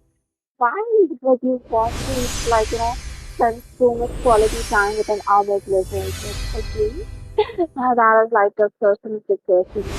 But with this, you already know which team is gonna be at the top 8. Oh man, Team Nova Esports definitely deserved that. They played amazing. And hey, that was a spectacle of a match for us to watch. I loved every moment of it. But I think everyone knows that I do definitely hate snowballing. And well, if it's not going to end up in a comeback, it's kind of like very one-sided. And well, nobody really appreciates, what do you call it? Snowball game. We want some action-packed, equally, how do I put it? Equally challenging matches for both of these teams. But hey, I hope that the next match is going to be the same, be what I actually expect. So hey, Mako, do you have anything else to say? Well, guys, that's the draw. Just like and share, subscribe to the channel, and we will be back right after a short break. New mode is coming to MLBB. Chaos Clash. Team up in trios, begin at level 3, and fight on a fresh map with no minions or turrets. During the preparation phase, grab chaos fragments to boost your power. As the match goes on, the annihilation tide emerges, pushing the action to the limit. Here's a closer look at how this new mode works. Chaos Clash is a multi-round 3 versus 3 mode. Wipe out the entire enemy team to win the round. Teams lose HP each time they are defeated. If a team's HP drops to 0, they're eliminated. Rounds continue until only one champion remains. When there's an odd number of teams, one team will sit out the round. After certain rounds, heroes automatically level up and earn gold. Use this time to buy equipment and boost your power. All full equipment except boots costs 2,000 gold. From round 11 onwards, teams earn bonus gold. Adapt your loadout and strategy to stay ahead. At the start of each round, you will receive random chaos fragments that boost your power. You can also refresh fragments to re-roll their effects, with 2 refreshes per round. The game offers a wide variety of fragments, each with unique effects, so you can mix and match to create your own playstyle. For example, tank fragments make your hero tougher and deal damage back to attackers. Marksmen who pick range-enhancing fragments can safely deal damage from afar. And that's just the start. Countless other powerful fragments and combinations are ready for you to try. As rounds progress, the Annihilation Tide starts shrinking across the map. Heroes outside the tide take sustained damage. Master this mechanic, and it can swing the battle in your favor. For instance, heroes with knockback or displacement abilities can push enemies into the tide. Surprise your opponents and watch them struggle against the sustained damage. The new 3 vs 3 mode, Chaos Clash, is coming soon. With a variety of chaos fragments, every match brings a fresh experience. The shrinking zone adds fast-paced, thrilling action, and new map buffs further empower heroes. Exciting, innovative, and powerful new strategies await. Are you ready to try them all?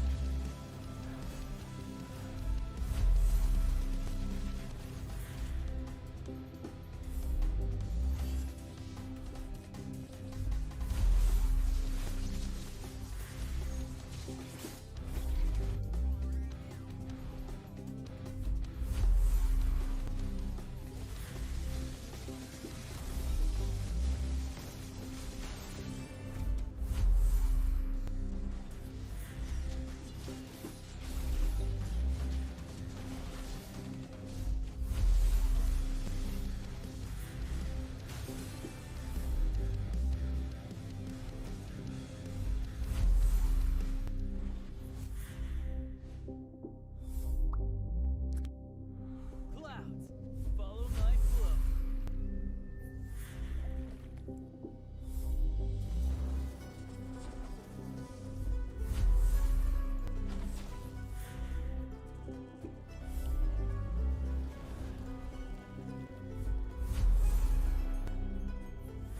Let the shifting cloud witness our adventure.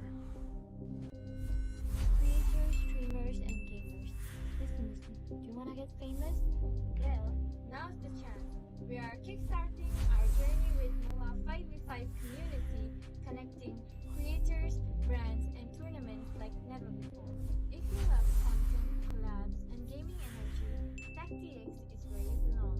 Whether you create, sponsor, or host, TechDX is your bridge to visibility and growth. Tactical solutions by gamers for creators, built for impact. Let's grow together. A brand new mode is coming to MLBB. Chaos Clash. Team up in trios, begin at level 3, and fight on a fresh map with no minions or turrets. During the preparation phase, grab chaos fragments to boost your power. As the match goes on, the Annihilation Tide emerges, pushing the action to the limit. Here's a closer look at how this new mode works. Chaos Clash is a multi-round 3 vs 3 mode.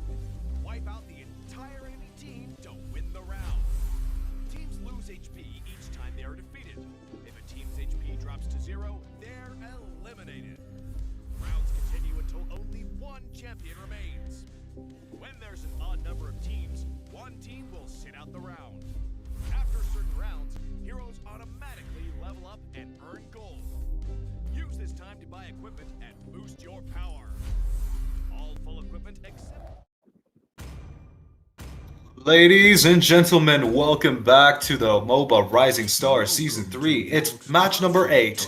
We are the top 16, and right now it's going to be Team Aranai on the blue side and Team Hellhounds on the red side. Hey, yeah, the caster desk, it's me, Crucifix. Joining me is going to be Mako. Yep, perfect. Once again, we are back with another exciting match.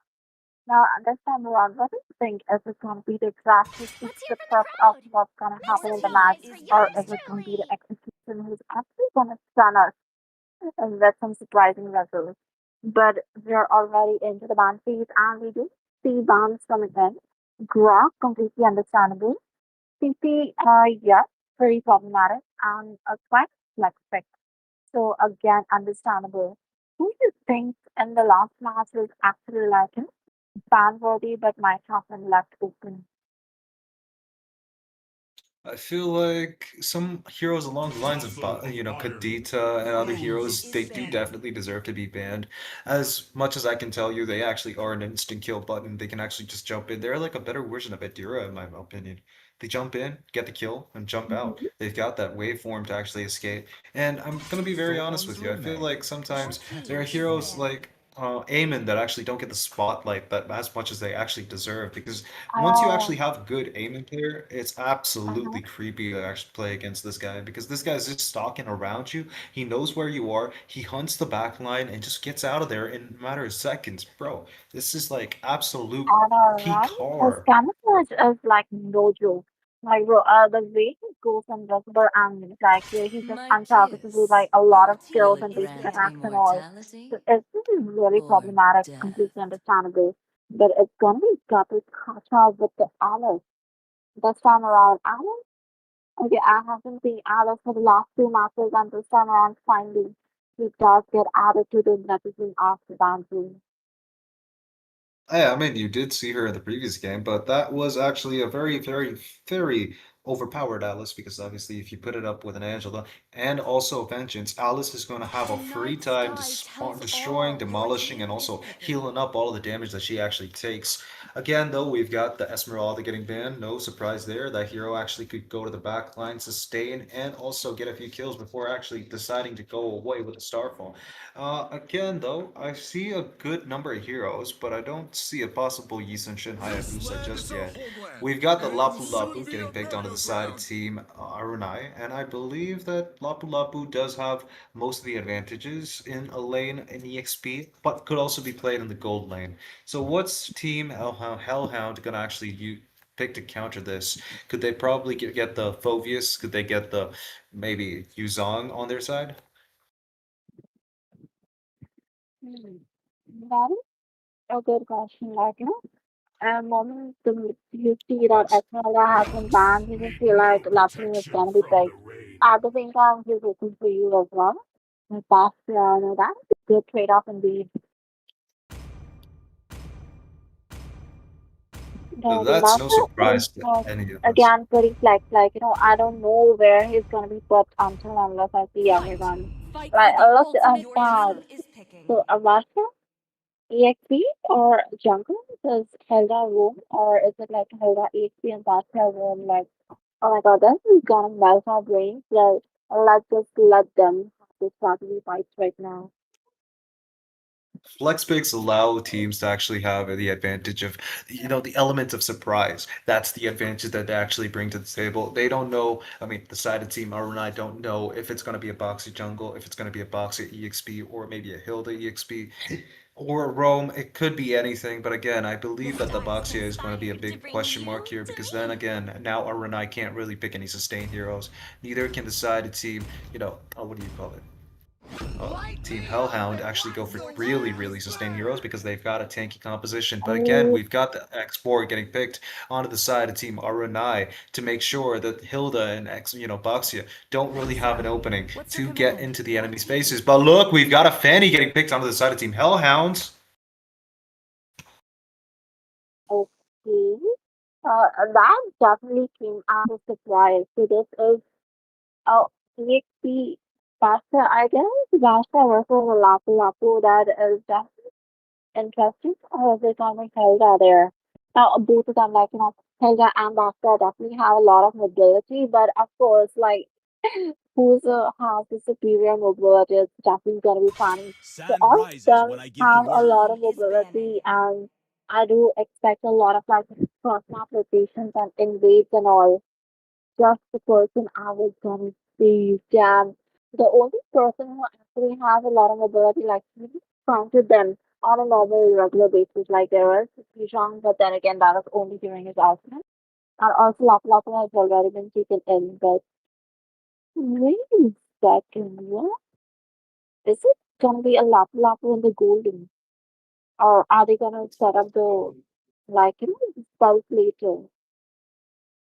It's possible. Hey, I'm gonna be very honest with you. With the fact that now most heroes, the fighters, of course, are being played in the gold lane, that allows them to be as tanky as they want. Well, heroes like Lapu Lapu have the advantage of actually being tanky compared to most, what do you call it? I forgot the word, but it's okay.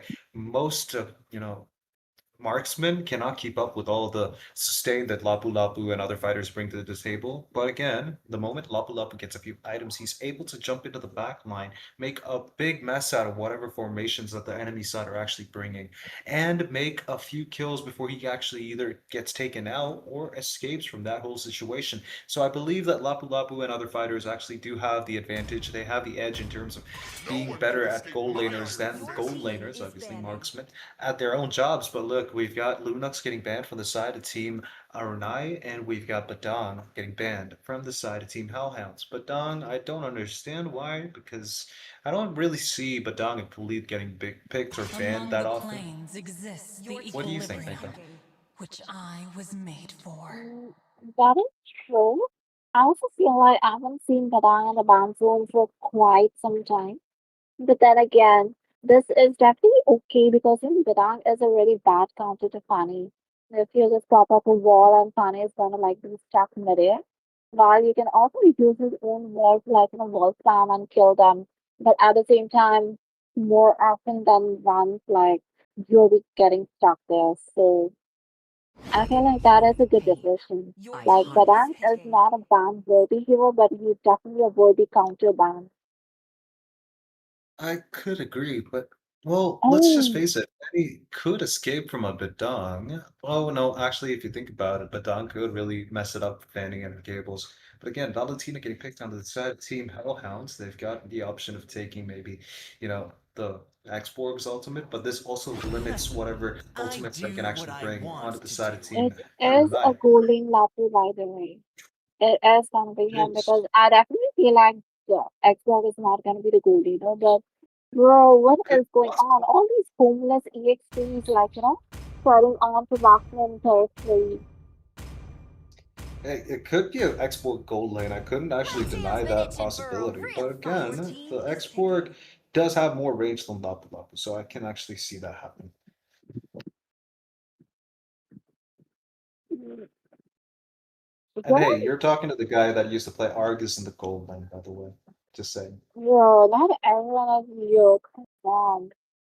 But yeah, I do understand because like, even I've been spamming Leela a lot and like people are like, okay, we lost. Like the moment I lock in Leela, so they are like that. So I understand.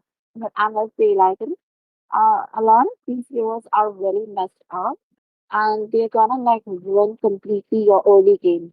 But if I through like, days onto 18 minutes or something, the gold lanes, like the actual marksmen are literally gonna run it for you. Like, EXP polling is good as long as you can actually like finish it off early. True. And hey, one thing that I want to mention is the fact that this is after such a long time that I've seen Baki Murad on the gold lane again, and he's picking up the Nathan. I'm actually excited to see what Team Hellhounds are gonna bring. Okay, that is also one way to see it. Mm, let's see, we do have high expectations, but that is for both the teams, guys. Do let us know which team are you supporting? Welcome to Mobile Legends. And as we head to the land of Dawn, guys, let us know what do you feel and which team is, like Mako said, you're supporting. Which team has the better draft? Which team is going to have a better chance at the victory? Because obviously, this is going to be very important for both of these teams. Arunai and Hellhound really need to bring up their A game. And the land of Dawn has shown the first signs of life. We've got all of them. playing out and making sure that they actually have the advantage in the lane. Look at that, Xborg is in the gold lane, in fact. Okay. That is definitely some sort of surprise because, like, I have seen a lot of flop-floppers and the golden and I definitely feel like that might have been a bit of better choice to replace. Ooh, look at that. The harassment coming in from Houston. And there goes the first blood. Oh man, Gone Freaks was able to get a kill on Hilda. Man, I'm gonna be very honest with you, that one almost turned around. Zushin was very low on HP. Now with the regen spell, she's a little bit better. She's feeling a little bit over the weather, not under the weather now. But again, Hilda getting taken out that early on, I don't actually expect that. But look at that, we've got Fanny going into the enemy's jungle. We've got her using the steel cables and the cutthroat, no, not cutthroat, I mean tornado strikes to make sure there was one kill. We've got Kalea also being taken out, 1 for 1, both of the Bromers. That is the equal trade-off. Oh, it's very low. Bro, that was almost like they knew that Gon is gonna come up considered more like they are communicating. But the way Gon just gets 2 kills non-stop and okay, he just gets taken. He just That was gets 2 kills and yeah, he just walked into his own demise. Like, I have nothing to say. Man, the fact that, you know, Zerat just got a free kill on Valentina and now just goes to the enemies to get a free kill. Look at that, we've got Concussive Blast not actually connecting.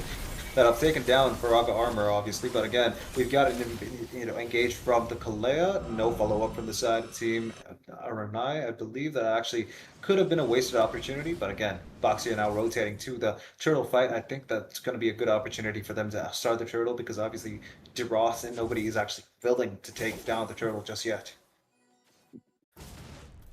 Okay, so both the teams are actually trying to get into possession. Fanny, on the other hand, doing this team. Yes, Fanny is not very good with objectives, so it's actually better to try to steal it. Oh, Valentina! Oh, but again, Fanny is able to get the turtle retribution and get the kill on Kalea too. But Valentina, amazing gameplay, was able to use Lapu Lapu's ultimate to evade his ultimate and survive there. But look at that, we've got Last Insanity taking down G9 and allowing Euphoria to get the kill. But there is going to be a big problem. Nathan pushing the tower in mid lane. I think it's going to be an easy entropy for her to escape from there. Fanny looking in to steal the blue buff. Couldn't find an opportunity there because obviously, you know, Gerald and the rest of his team are now here to make sure that they actually could, you know, defend it. Look at that, we've got a little problem. Valentina getting the Last Insanity. He's going to pop it as fast as he could. Gets the kill on Xborg, but now we've got a little problem. Valentina is in enemy backline, making sure she is going to be a free kill. She's going to run into the tower trying to actually escape, but no. God Freaks. Oh, the flicker timed perfectly. Was able to actually save him. We've got the second skill allowing her to escape for a bit longer, but again, oh, it's going to be a complete turnaround. We've got Zushin and Jiroth getting taken out, but Kalea is going to be completely purified. Bro, the way Beautiful gameplay. That exactly beautifully played and seems quite on point. The way the team actually came to save him, because I'm pretty sure I would have given up long ago. But oh, Lafu did not really like that, and he made sure to like show Valentina the afterlife. Oh man, that was actually kind of sad. But look at that. We've got Fanny engaging again. Jiroth low on HP, Cutthroat, and making sure Jiroth knows what Lapu Lapu did just now is not going to sit well with his team. Hellhound's very, very hell-bent on taking revenge whenever it's necessary. Oh, very premature. Last Insanity does a lot of damage. Nathan low on HP, but the flames from Xborg catches him. Hilda again low on HP too, but Fanny's going to swoop in, get the kill on Xborg, get the godlike, swoop back out, make sure she stays alive. Kalea's ultimate being stolen by Valentina, by the way. So Valentina definitely came to her like because she had a lot of options. But then again, like, you know, Korea was actually selected like in after Valentina. Like, I definitely feel that she has Lapu Lapu, she has Xbox, she's from, but then again, the Tsunami Slam definitely is good. The Retribution steal from Deroth is absolutely crazy, but look at that. We've got a little problem. We've got Valentina using the ultimate of Kalea to take down Kalea again, but look, Deroth is able to get the kill on G9, going more, and I think it's going to be a big problem. Valentina being chased by Lapu Lapu, but G9 trying to actually keep up the distance. He's trying to actually, shorten the distance. He's got the Box Your Shield Unity going on for him. He stuns Lapu Lapu, but again, Zushin knocks him up. Is able to actually pull him a little too close to comfort, but not able to get the kill on G9. We've got Grunkan in the bot lane trying to actually push the tower.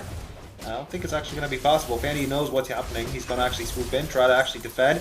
Gets the minions down. He's going to swoop in. Elu's favorite child is going to take down Gon. Gon Freaks.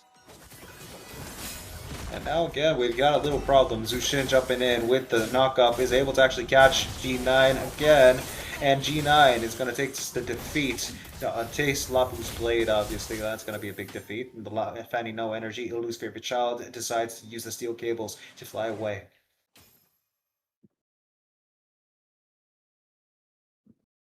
No. That was actually kind of all very expected. Look at that once again. She's trying to go back in. That's around the 12 thing. Will be deserving the black of that. Once again, Korea as well. Albino, Korea is not really doing as well as I expected. But then again, disappearing the ability Thor is definitely controlling the map right now.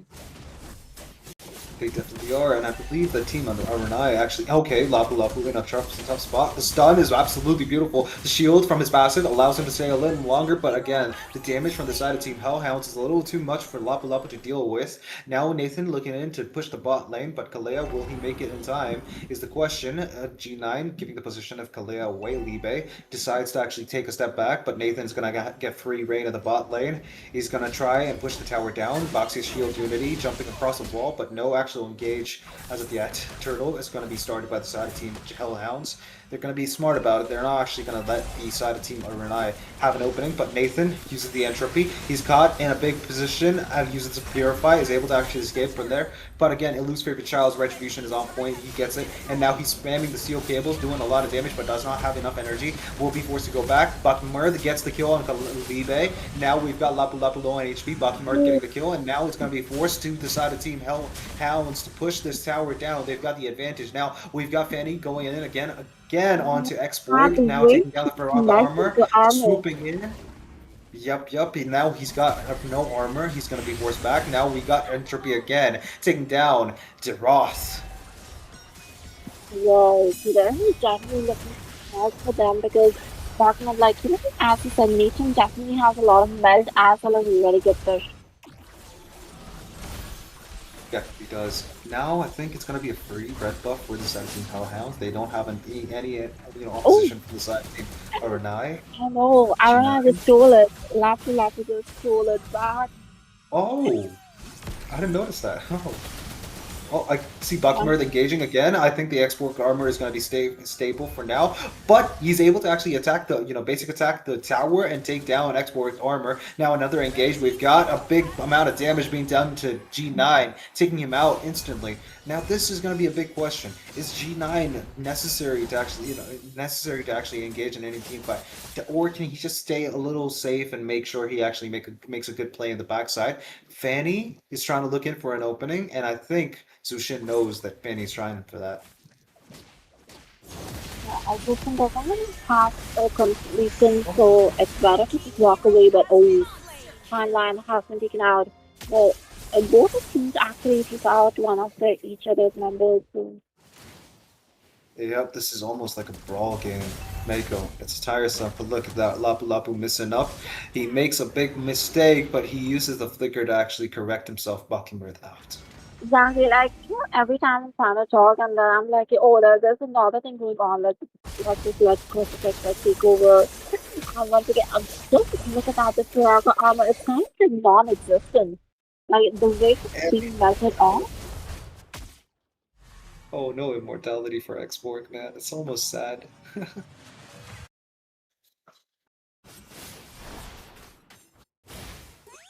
Mako, I think the side of Team Hellhounds have the advantage without any doubt, but I think they could actually just end up losing if they make a simple mistake.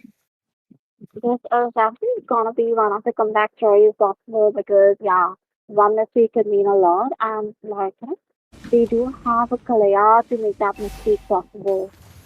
Once again, Fanny with the air superiority, like also perhaps is just like trying to focus onto the lanes, like, give them the lane pressure and make sure that the five of them are here, the four of them are only there for the only team. Once again, Valentina has already copied the tsunami slam. This definitely did not look good for either team. Once again, Fanny coming Oh, in you've with the got it. safety goal. Oh, the cut scored on that position, but she does escape. Look at that.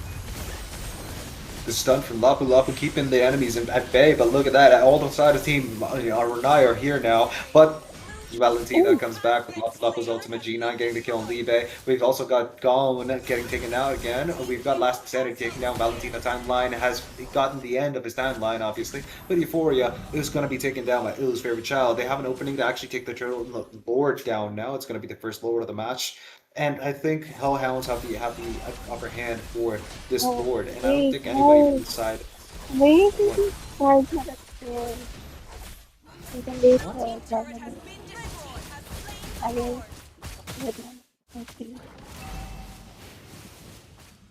I'm not sure. I feel like we can have like the way they are already, like, we could just put some lane pressure and go for the corner flop, but then again, the enemy would be revived, so I guess this is fine.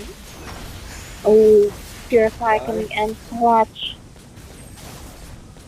Keeping our Bucky Mirth alive for a bit longer is actually a very, very good situation. Obviously, Bucky Mirth is very important in terms of this push right now. Lord marching in the bot lane, it's going to be very crucial for the side of Team Hellhounds not to actually lose any members for their side. They're trying to push and put pressure on the mid lane, but again, the Lord in the bot side is going to get a lot of support from G9 and also the PCJ. And I think PCJ looking in for a Boxy Shield Unity connection. I don't think it's actually going to be possible. He's going to lose the spell out of cooldown. But Entropy from Nathan is actually being popped up. We've got Baki Mirth doing a lot of damage. And that's going to be Kalea jumping in. But no Tsunami Slam on the Baki Mirth. But instead it's going to be, obviously, what do you call it? G9 getting the ultimate, the full force of Kalea's ultimate. No kills just yet. We've got right now Zushin using the ultimate. We've got Zushin getting the kill with that Sky Piercer on her. She's able to get the kill on Baki Mirth, obviously.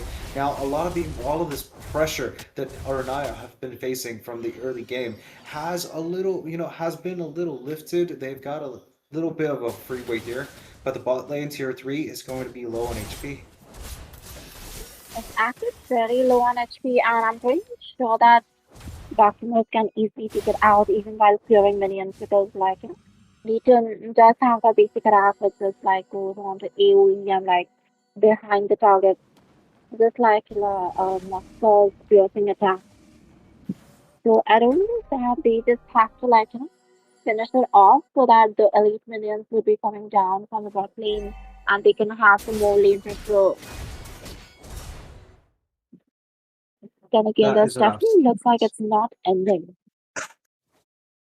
I feel like Aranai are playing a good high ground defense for now, but look at that BCJ caught off guard. I think Kalea jumping in, gets the Tsunami Slam, gets him across, and he does not get him across the wall. The side of team Hellhounds completely turned it around with Fanny flowing in and making sure a lot of damage being dealt. Libe out of the picture just before the team fight even began. DeRoth now in the back line trying to actually do something, but does not connect his ultimate. But then again, Baki Mirth coming in clutch, making sure DeRoth knows his place. He's going to be taken out. 3 for 5. I believe that the side of the team Aranai are really going to struggle around. Look at that, Nathan doing a lot of damage to Euphoria. And now we've got ultimate from the Lapu Lapu, the bravest fighter, connecting onto Baki Mirth, making sure he knows his place. We've got a lot of damage from Export 2 and Lapu Lapu saving the day with that beautiful setup on Baki Mirth, and now following up with a beautiful connection onto the rest of the two who were actually overextended.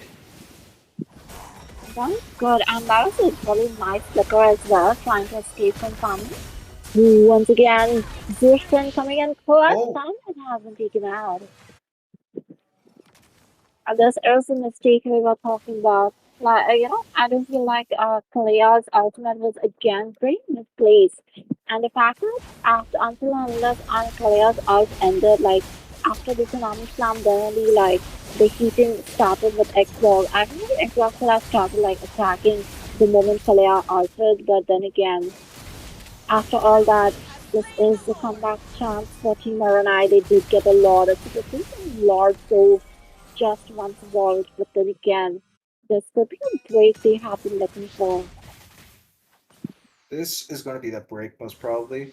Take a break, have a Kit Kat, I believe, but look it up at Korg, defending the bot lane. I believe it's going to be all okay for the side of Team Aronai for just now. Hellhounds, though, they've lost a lot of resources in that team fight previously. They did give a lot of gold to the side of Team Aronai. That means the side of Team Aronai are not capable of doing enough damage to take down the tanky units of Hellhounds. That's being PCJ and G9. It's going to be very difficult for them to actually keep up with whatever the side of Team Aronai are actually going to bring to the table, especially if they have no counter to the Lapu Lapu, who in fact did cleave away for the side of Team Aronai to completely turn out that team fight. Look at that G9 taking a lot of damage already. Oh, Sushin, so Euphoria is actually able to pull down G9 again, PCJ I mean, and now it's a lot of damage onto PCJ. He's got to fall back. He's not going to be able to sustain all of that. G9 too, he's a little low on HP, but I think he's going to be totally fine, unless of course Last Insanity from the side of Team Aronai completely devastates that whole team fight. Look at that, G9 again engaging. He's going to be taken out by Bird. Going clutch, he's gonna get the double kill, and now he's gonna go for the triple. He's trying to get the kill on Lapu Lapu 2. No, not Lapu Lapu, I mean Deroth, and Lapu Lapu is gonna be followed through. We've got the ultimate, the Bravest Fighter, but the Cutthroat is gonna be going across the wall, trying to kill him, and now Steel Cables, but Kenny does not have enough energy left. Lapu Lapu is going to be able to escape from that one. It's going to be very difficult for the side of Team Aronai. And this push from the side of Team Hellhounds, they're going to completely turn it around. And that's huge distance he traveled, but base flag coming in. Yep, that's going to be a lot of distance that the Lapu Lapu has covered, but he's not going to be able to go the distance to defend his tower because he does not have the ultimate, neither Flicker nor any spells to clear up the wave. X-Borg 2 did not have the Faraga armor. That was good decision making from the side of Team Hellhounds. They were able to decipher whatever they needed to do to make sure the side of Team Aronai did not clear the lane, the minions obviously, and then end the game.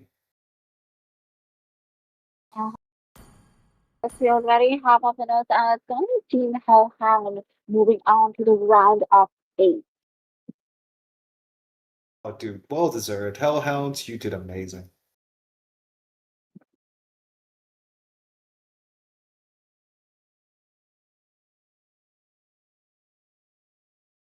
New mode is coming to MLBB. Chaos Clash. Team up in trios, begin at level 3, and fight on a fresh map with no minions or turrets. During the preparation phase, grab Chaos Fragments to boost your power. As the match goes on, the Annihilation Tide emerges, pushing the action to the limit. Here's a closer look at how this new mode works. Chaos Clash is a multi-round 3 versus 3 mode. Wipe out the entire enemy team to win the round. Teams lose HP each time they are defeated. If a team's HP drops to 0, they're eliminated. Rounds continue until only one champion remains. When there's an odd number of teams, one team will sit out the round. After certain rounds, heroes automatically level up and earn gold. Use this time to buy equipment and boost your power. All full equipment except boots costs 2,000 gold. From round 11 onwards, teams earn bonus gold. Adapt your loadout and strategy to stay ahead. At the start of each round, you will receive random chaos fragments that boost your power. You can also refresh fragments to re-roll their effects, with 2 refreshes per round. The game offers a wide variety of fragments, each with unique effects, so you can mix and match to create your own playstyle. For example, tank fragments make your hero tougher and deal damage back to attackers. Marksmen who pick range-enhancing fragments can safely deal damage from afar. And that's just the start. Countless other powerful fragments and combinations are ready for you to try. As rounds progress, the Annihilation Tide starts shrinking across the map. Heroes outside the tide take sustained damage. Master this mechanic, and it can swing the battle in your favor. For instance, Heroes with knockback or displacement abilities can push enemies into the tide. Surprise your opponents and watch them struggle against the sustained damage. The new 3 vs 3 mode, Chaos Clash, is coming soon. With a variety of chaos fragments, every match brings a fresh experience. The shrinking zone adds fast-paced, thrilling action, and new map buffs further empower heroes. Exciting, innovative, and powerful new strategies await. Are you ready to try them all?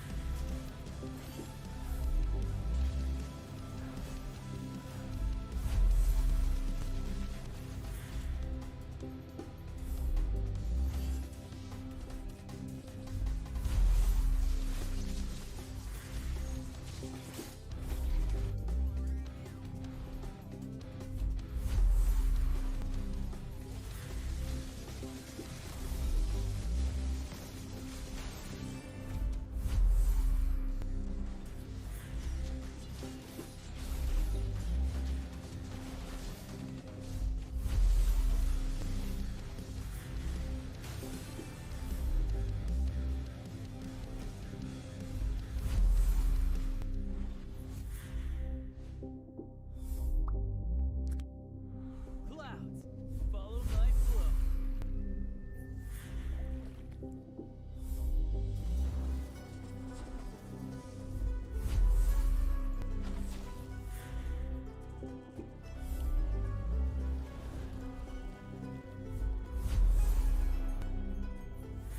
Let the shifting cloud witness our adventure. Creators, streamers, and gamers. Listen. Do you wanna get famous? Well, now's the chance. We are kickstarting our journey with Moba5v5 community, connecting creators, brands, and tournaments like never before. If you love content, collabs, and gaming energy, TechDX is where you belong. Whether you create, sponsor, or host, TechDX is your bridge to visibility and growth. Tactical solutions by gamers for creators, built for impact. Let's grow together. A brand new mode is coming to MLBB. Chaos Clash. Team up in trios, begin at level 3, and fight on a fresh map with no minions or turrets. During the preparation phase, grab chaos fragments to boost your power. As the match goes on, the annihilation tide emerges, pushing the action to the limit. Here's a closer look at how this new mode works. Chaos Clash is a multi-round 3 vs 3 mode. Wipe out the entire enemy team to win the round. Teams lose HP each time they are defeated. If a team's HP drops to 0, they're eliminated. Rounds continue until only one champion remains. When there's an odd number of teams, one team will sit out the round. After certain rounds, heroes automatically level up and earn gold. Use this time to buy equipment and boost your power. All full equipment except boots costs 2,000 gold. From round 11 onwards, teams earn bonus gold. Adapt your loadout and strategy to stay ahead. At the start of each round, you will receive random chaos fragments that boost your power. You can also refresh fragments to re-roll their effects, with 2 refreshes per round. The game offers a wide variety of fragments, each with unique effects, so you can mix and match to create your own playstyle. For example, tank fragments make your hero tougher and deal damage back to attackers. W Kamba. Kinder Joy give away guys guys guys Kinder Joy चाहिए क्या आपको Kinder Joy yes sir I think we will be doing 3 Kinder Joy giveaways भाई rule is not happy about it Kinder Joy कितने का आता है भाई how much does a Kinder Joy cost in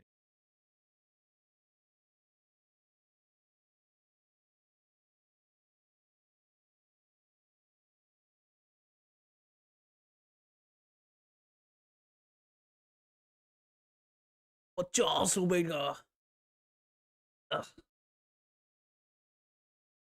50 रुपए का किंडर जॉय भाई सुनार की दुकान में बिकेगा कुछ दिन बाद इस किंडर जॉय छोटी छोटी थैलियों में भाई मेरे जमाने में 30 रुपए का आता था यार इट्स 150 ये तो लूट मचा रखी है इन्होंने यही है भाई अमीर लोगों के सपने 50 रुपए का इतू सा 2 बॉल्स देता है वो 2 चम्मच जितनी क्रीम देता है भाई 50 रुपए में तो मस्त चिकन रोल खा लूँ मैं अनलिमिटेड गोलगप्पे खा लूँ भाई मैं चलो भाई डब्लू खंबा लिख दो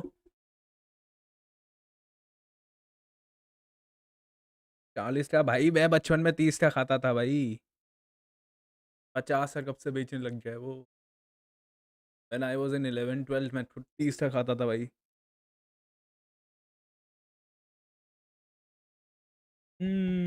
चलो किंडर जॉय कर ही लेते हैं भाई 3 किंडर जॉय गिव अवे भाई ये चिकन शॉर्मा भी खा सकते कंजूस सनी डब्लू खंबा लिख लो भाई और शेट जो जीतेगा दिखाना है भाई एंजल नीडान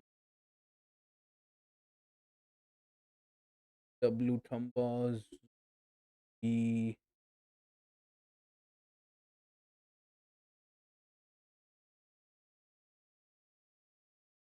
वरना guys Kinder Joy give away हो रहा है पहले बता देता हूँ फिर लास्ट में बोलना कि भाई मैं स्टारलाइट जीता भी ठीक है किंडर जॉय गिव अवे नहीं लेना चाहते पार्ट नो इश्यूज भाई अभी बता रहा हूँ भाई बाद में बोलना कि भाई मैं स्टारलाइट जीता वीकली जीता अच्छा किंडर जॉय था मेरा नाम कहाँ है डब्लू खंबा लिखा आपने डब्लू खंबा लिखो भाई डब्लू डब्लू खंबा टू जॉइन भाई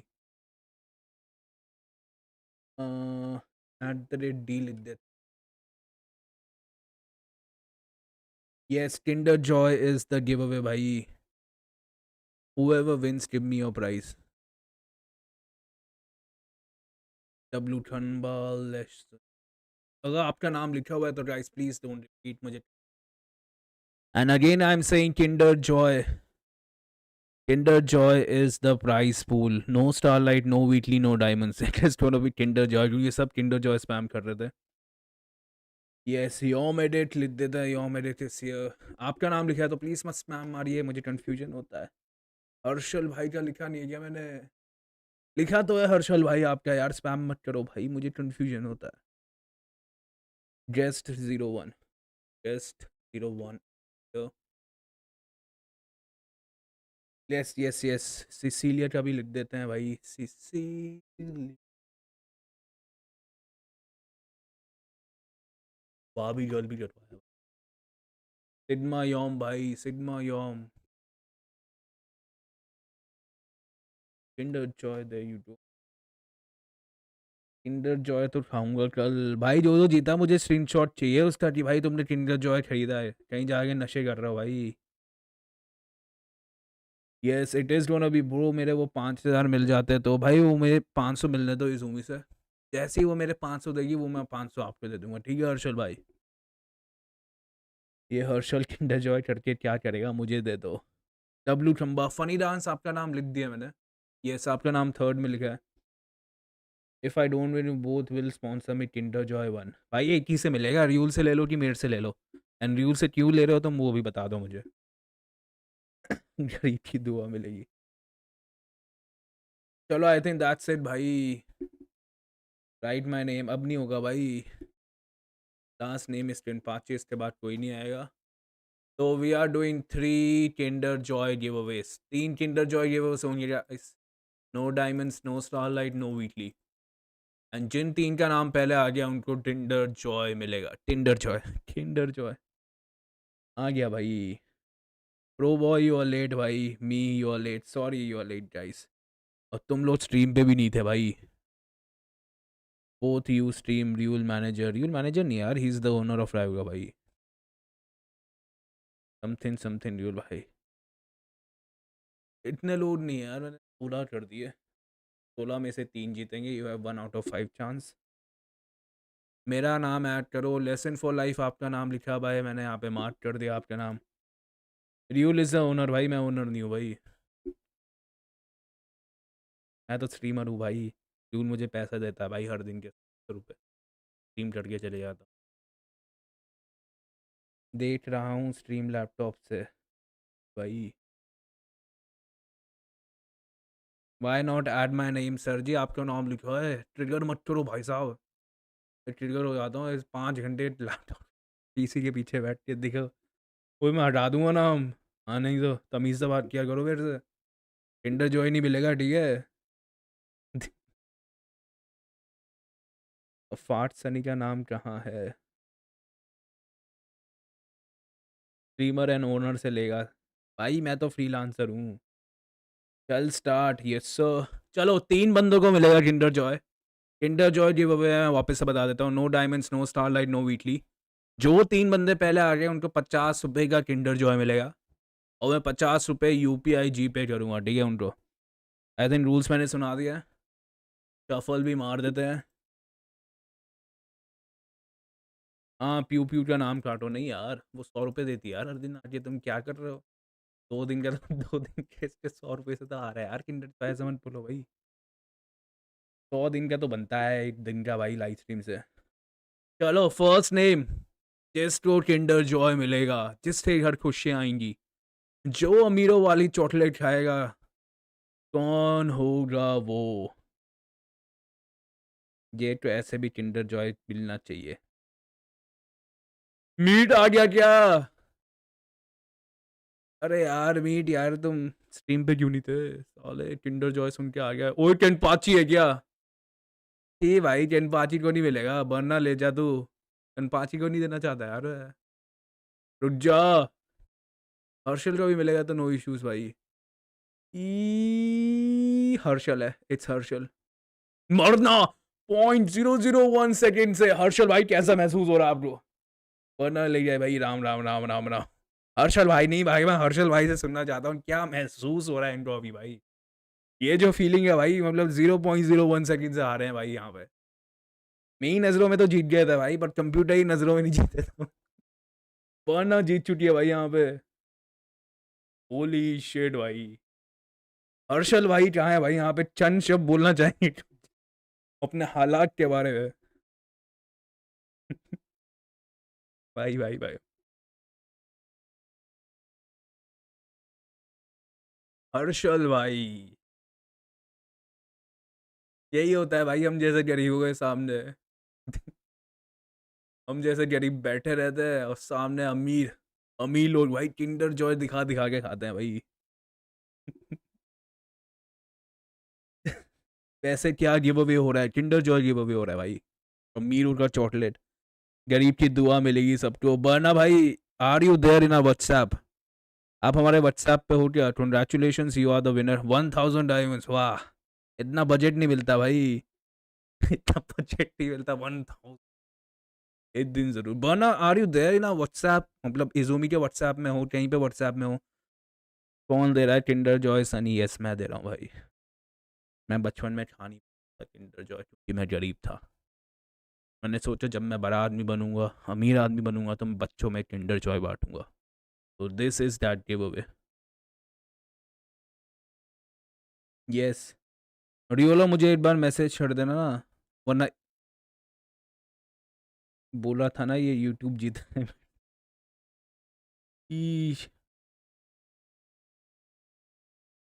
इजूमी के पास है क्या आपका नंबर? कहीं से आपका नंबर निकालता है, वरना आप हमें ही मैसेज छोड़ दो।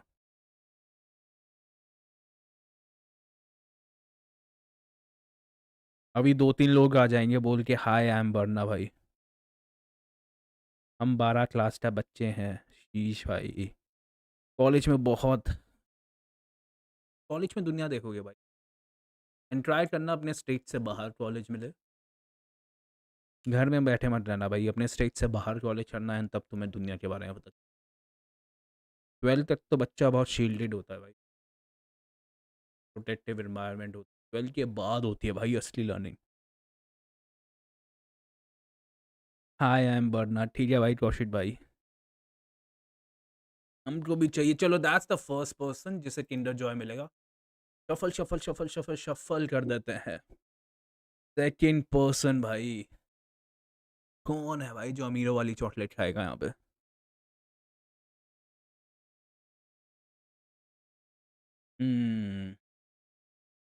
घूम रहा है भाई, घूम। Who it is? एंड 5 जय मोबा है क्या? आई थिंक जय बोमा होने वाला है। ये चनपाची के ऊपर क्यों आ रहा है? जय भाई को मिल गया भाई किंडर जो है। भाई तो अपने भाई के साथ रहोगे, अमीरों वाली चॉकलेट खाओगे यार जय भाई। कंग्रेचुलेशंस, इट इज दोनों भी जय मोबा भाई। जय मोबा आप हमारे व्हाट्सएप ग्रुप में हो क्या? आपके पास हमारा नंबर है क्या? आई थिंक जय मोबा यहाँ पे नहीं है तो इनकी चॉकलेट किसी और को दे देते हैं भाई। जय मोबा आपके पास 3 सेकंड है भाई। 1 1 2 3 हो गया भाई। अब नहीं मिलेगी जय मोबा को। अरे तू मेरे से ले लिया यार मीट मेरा गिने हुए के। जय मोबा आर यू देयर? जय मोबा दिख नहीं रहे यार चैट पे। मीट भाई तू मेरे से ले लियो यार किंडर जो है, तू गिव अवे में क्यों बांट ले रहा है? मेरे को दे दो, मैं गरीब हूँ, गरीब तो मैं। एफ के है भाई, जे का मैसेज नहीं दिख रहा भाई मुझे। प्यू प्यू को दे दो। ये देखो लड़की बाजी। शर्म कर ले लाला, शर्म कर ले। शर्म कर ले लाला। ये भाई अगर आप हमारे ग्रुप में हो तो हमारे मॉड्स को एक बार रीच आउट करिए अपने प्राइस के लिए। आप जीत चुके हैं एक किंडर जॉय। एंड मैं अपने दर्शकों को बता दूं वो एक अमीरों वाली चॉकलेट है। बहुत ही कम, बहुत ही खुद नसीब लोगों को मिलती है वो चॉकलेट। एंड आपको मिल चुकी है वो एक ऐसी लौती चॉकलेट। होप करता हूँ आप इंजॉय करिए वो chocolate. And we are here with the last. कर लेते हैं सफल। मुझे दे दो बोल रहा है। मैं उसकी बात नहीं मानता भाई जो लड़कियों से फ्लर्ट करता है। क्यूब्यूट को मिल रही है, मुझे मिल रही है, बात एक ही है। चलो 50 रुपये बच गए तो जे नहीं ले रहा तो।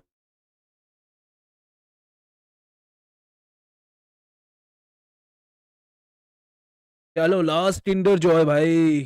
चलो I am going bye Sunny bye Meet भाई। काम कर लेना, पोस्टर बना दे भाई उसका कमिंग सून वाले का। सनी स्टिबिडी। आई डोंट नो भाई, is that the secret code जो ड्यूल ने दिया? Bro I love you too भाई रैंडम पर्सन। आज आपकी याद में सोऊंगा भाई। Test 01R5M। भाई तू ये चॉकलेट अपने भाई को भी दे सकता था पर तूने एक लड़की को दी वो चॉकलेट। समझ रहा हूँ भाई, लेडीज लोग आ ही जाती हैं भाई बीच में। ये नहीं बोल सकता था चलो सनी भाई आधी आधी खाते हैं, आधी आप खा लेना आधी मैं खा लेता हूँ। सबसे पहले लेडीज लोग को दे दी भाई वो।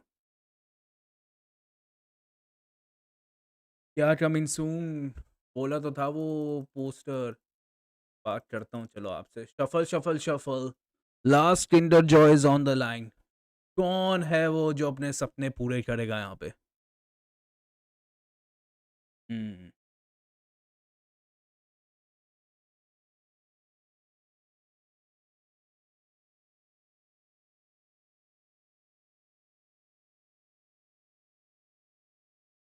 शायद फिर से केनपाची के ऊपर आ रहा है भाई। 3 बार केनपाची छूट के गया है। केनपाची ले गया भाई। योम एडिट है, आई थिंक इट्स योम एडिट। योम एडिट है क्या यहाँ पे? योम एडिट जी अब यहाँ पे है क्या? टोनी के पास भी जा रहा है भाई। टोनी चट्टर के पास हिल रहा है अभी पर आई डोंट थिंक सो इतना हिलेगा। योम एडिट भाई यहाँ पे हो गया अब हमारे साथ। Congratulations to whoever wins. I would win. I don't think so. Your merit है। एंड मुझे पता चला ना भाई, किसी का स्मर्फ अकाउंट है ये, मैं नहीं दूंगा प्राइज भाई।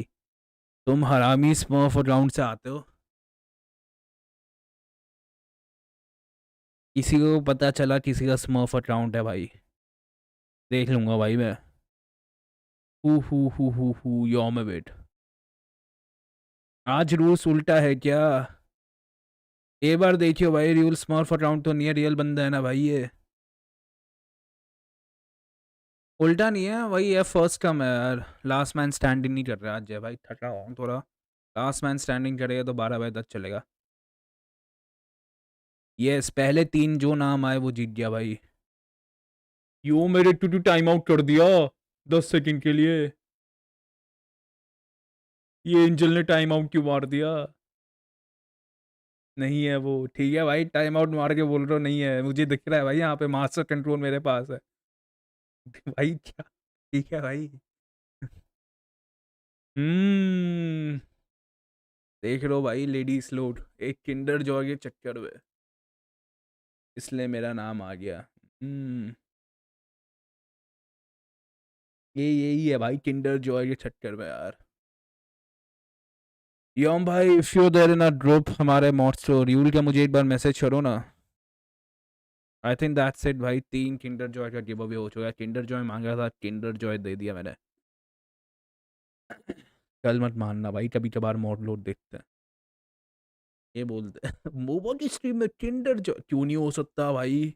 रेड बुल आके स्पॉन्सर कर सकता है, पर मैं किंडर जॉय नहीं दे सकता स्पॉन्सर में, गिव अवे में।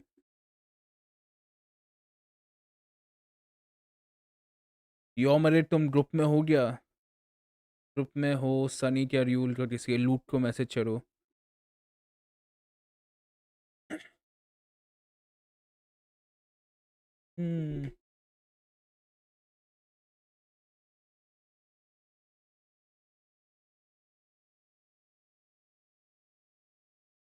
Do one more.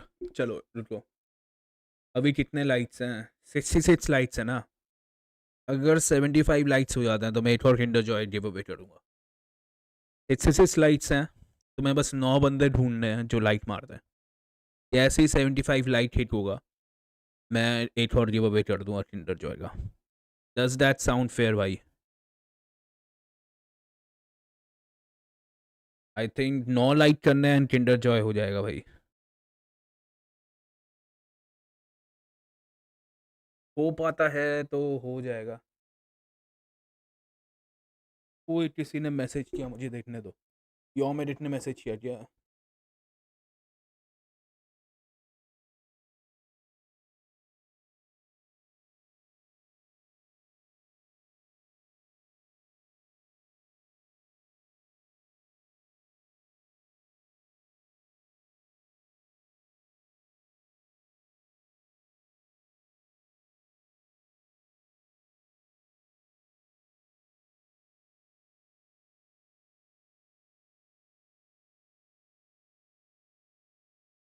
Yo merit ने मैसेज किया भाई। चलो 2 मिनट बचे हैं गाइस, 2 मिनट के अंदर।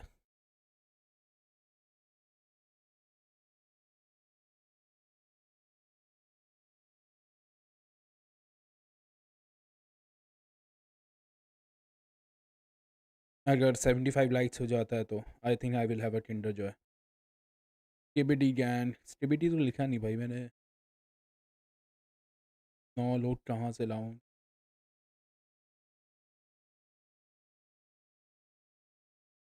ओ ये ऑलरेडी ग्रुप में है क्या?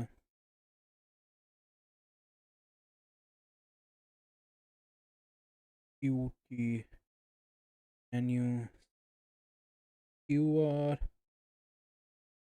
ऑलरेडी ग्रुप में था, मुझे लग रहा है भाई। क्वीन ग्रुप का लिंक तो 1 हफ्ते से बंद है।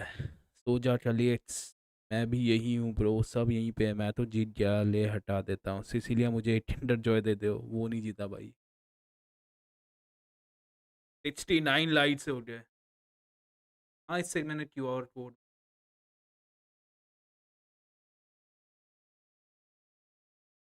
चलो परफेक्ट।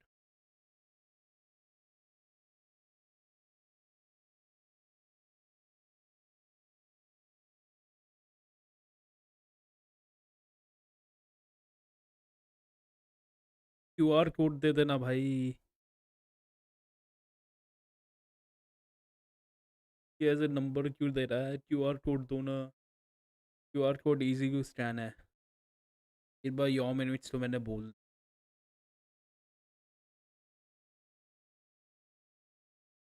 ओए इसने सही पासवर्ड लिख दिया भाई। स्टिबिटी Sunny 696969। Sunny your favourite number. Yes yes yes yes yes got it got it.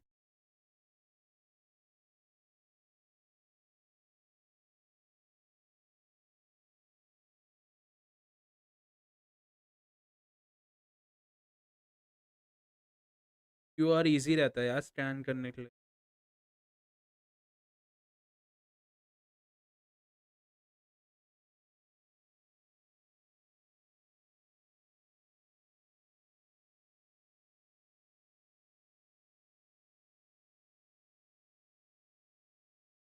कितने लाइट्स हो गए भाई? 70 लाइट्स हो गए गाइस।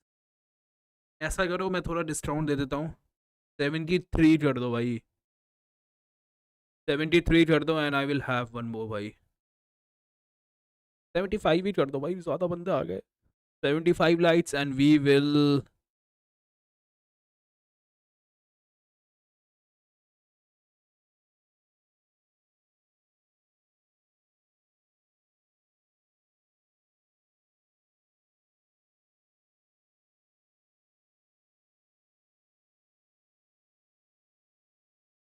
अच्छा।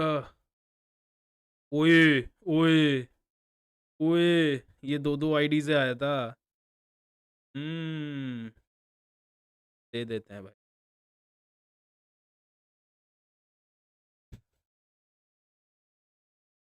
सुधर जाओ भाई सुधर जाओ। आईडी से अब तेरे को भाई तेरा पेट खराब होगा भाई। तो आईडी से आया था तो।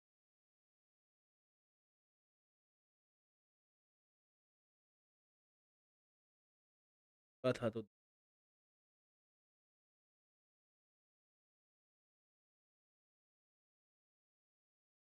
गलत बैंक।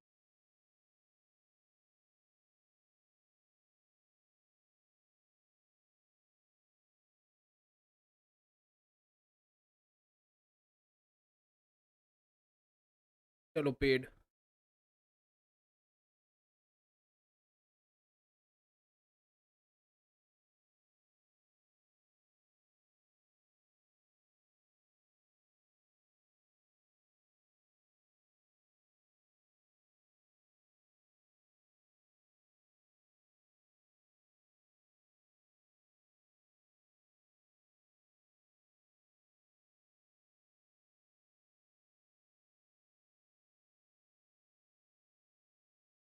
यस रिसीव एक बार चैट में बोल।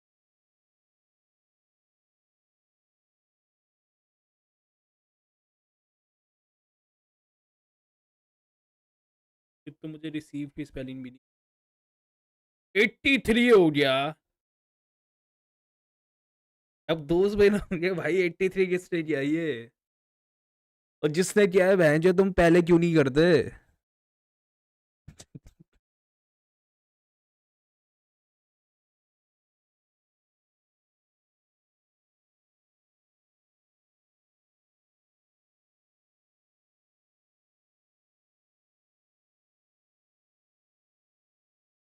ये कौन है भाई? Receive Kinder Joy let's go.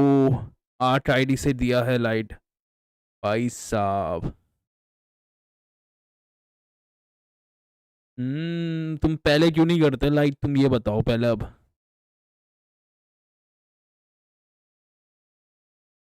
Beautiful Sunny do it 2 more times 2 more times। भाई बात तो एक ही की हुई थी। इतने तो पैसे नहीं पड़े फंड। चलो शफल मार देते हैं। किंडर जॉय स्टारलाइट भाई। 2 more स्किन्स। ये कह रही है 2 more स्किन्स तेरे खाते से ले जाऊंगा फिर तेरे को नहीं मिलेगा। देख ले एंजल। 2 स्पिन करने हैं तो तेरे जो 50 रुपए मैं इसमें डाल रहा हूँ फिर। फिर मत बोलना। अपना वाला किंडर जो है दाव पे लगा दे भाई, सिंपल सी बात है। इफ यू एग्री मैं 2 किंडर जॉय कर दूंगा भाई। बिजी रहता हूँ ना, 1 घंटे से यहाँ पे फ्लर्टिंग चल रही है, मैं देख रहा हूँ चैट पे। बिजी रहता हूँ ना। आज तो रन के हाथों पकड़ लिया भाई मैंने। चलो भाई, last Kinder Joy is here. देखते हैं भाई कौन है भाई वो जिसके सपने पूरे होंगे। कौन है भाई? 3 बार कैनपाची को छूट के चले गया, या चौथी बार भी छूट के चले जाएगा कैनपाची तो।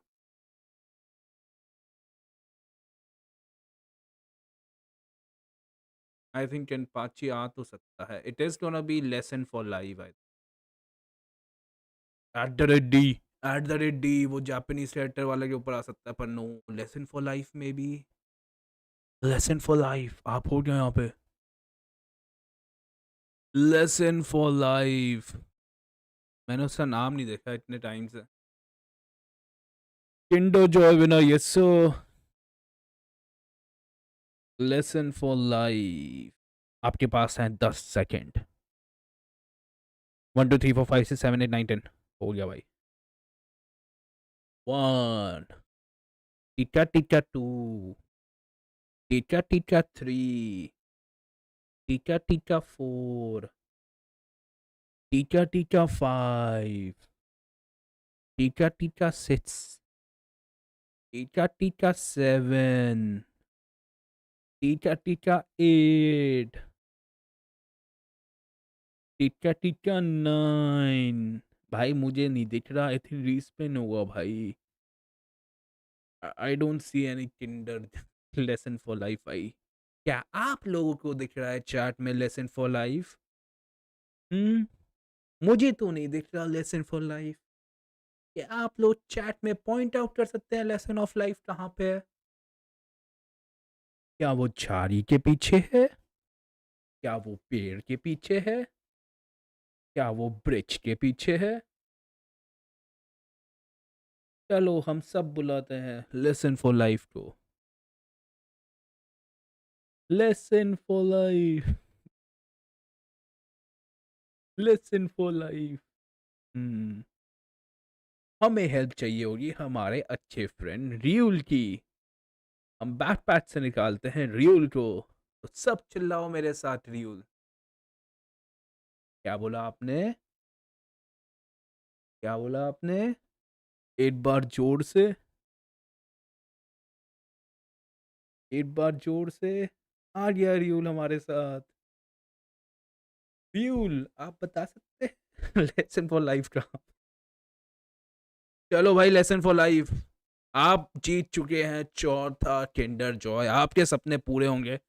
आप हमारे व्हाट्सएप ग्रुप में हैं तो बताइए भाई। मुझे क्या रियूल को एक बार मैसेज छोड़ दें भाई।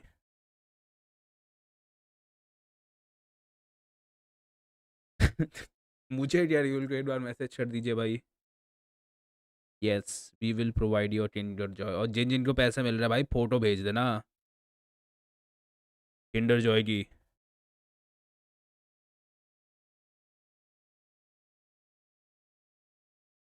फोटो आ जानी चाहिए।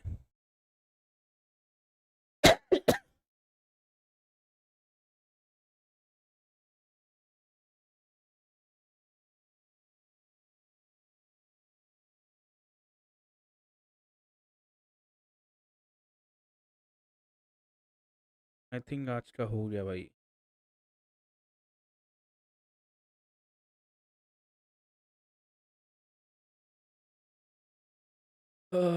आई थिंक 2 दिन की छुट्टी है अभी। यस, 10 और 11 की छुट्टी है, 12 से वापस आएंगे।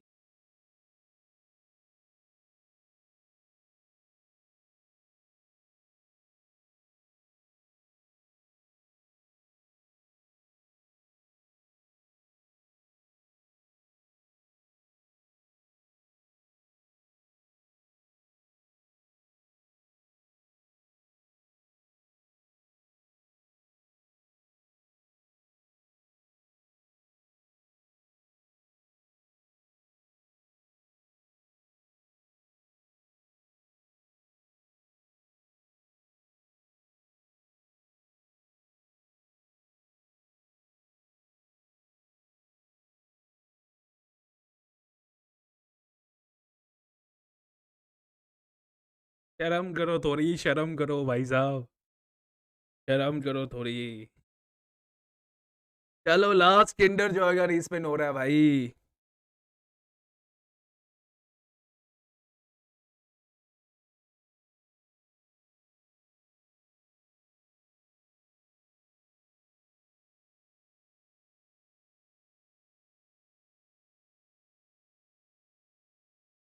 लास्ट किंडर जो आएगा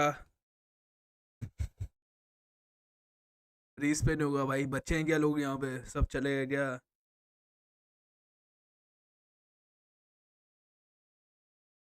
गुड नाइट डब्लू ठम्बा। जिस सूत्रों के हिसाब से कुछ पता चला है तो लास्ट टिंडर जो आएगा भाई भाई भाई।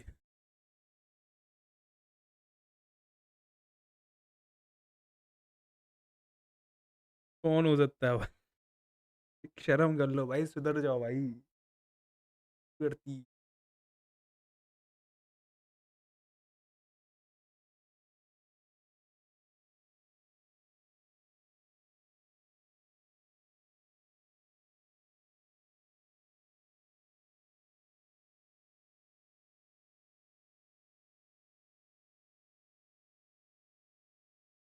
रीस्पिन है भाई for the last Tinder Joy. सब चले गए क्या? डब्लू ठम्बा, यस नाम आई थिंक सब नाम है, सबका नाम है। क्या हुआ, क्या हुआ तेरा वादा।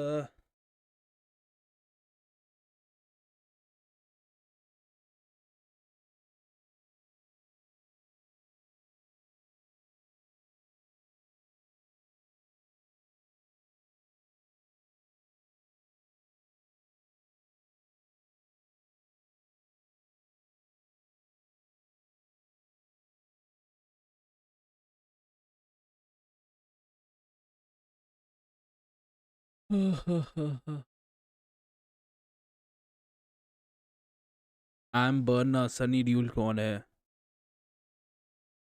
वो बर्नर को दे दिया, तू तो बोल रहा है तूने बर्नर को दे दिया। बर्नर ग्रुप क्यों ढूंढ रहा है?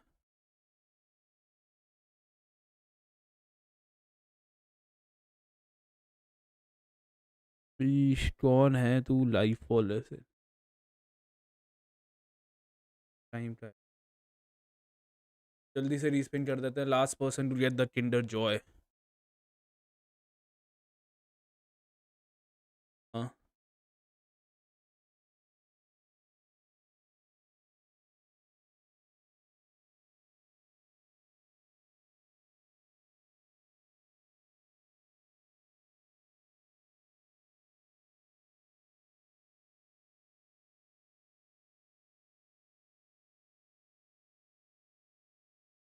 इसीलिए है क्या? It is gonna be Sicilia भाई। आई थिंक वो गायब है, बहुत टाइम से दिखी नहीं। Sicilia is gonna be the last one जिसको किंडर जॉय मिलेगा। पर इसमें एक शर्त और है कि वो अपना नाम सिसिलिया चेंज करेगी। लहसुन फॉर लाइफ भाई। सिसिलिया वन एंड उसको प्राइस तभी मिलेगा जब वो अपना नाम सिसिलिया रखेगी भाई। This is how we do things at राइगा भाई। बात मान लो वरना फोर्स कर देंगे भाई। किंडर जॉय देखे सिसिलिया वन द लाइफ नहीं है। स्पिन री स्पिन मारो, देखते हैं। We still have to give her time भाई। देख देख देख देख देख देख देख देख देख देख। नाम नहीं चेंज करना भाई, सिसिलिया नाम रखना पड़ेगा भाई। किंडर जॉय चाहिए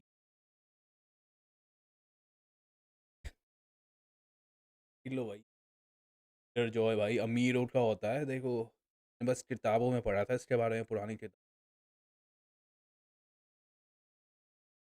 हमारे हमारे बड़े बुजुर्ग पुरानी किताबों में लिख के चले। जॉय 50 रुपए का भाई, अमीरों का चॉकलेट भाई। 2 बॉल्स भाई, डिप इन चॉकलेट वनीला। अंदर से कभी कभार तो भाई सुनहरा खिलौना भी निकलता है भाई। किंडर जॉय का जो शेप होता है भाई, पूरी बॉल शेप का होता है। के साथ हम क्रिकेट भी खेल सकते ही नहीं है। अब बस हो गया भाई, बच्चों से खत्म सिसिलिया।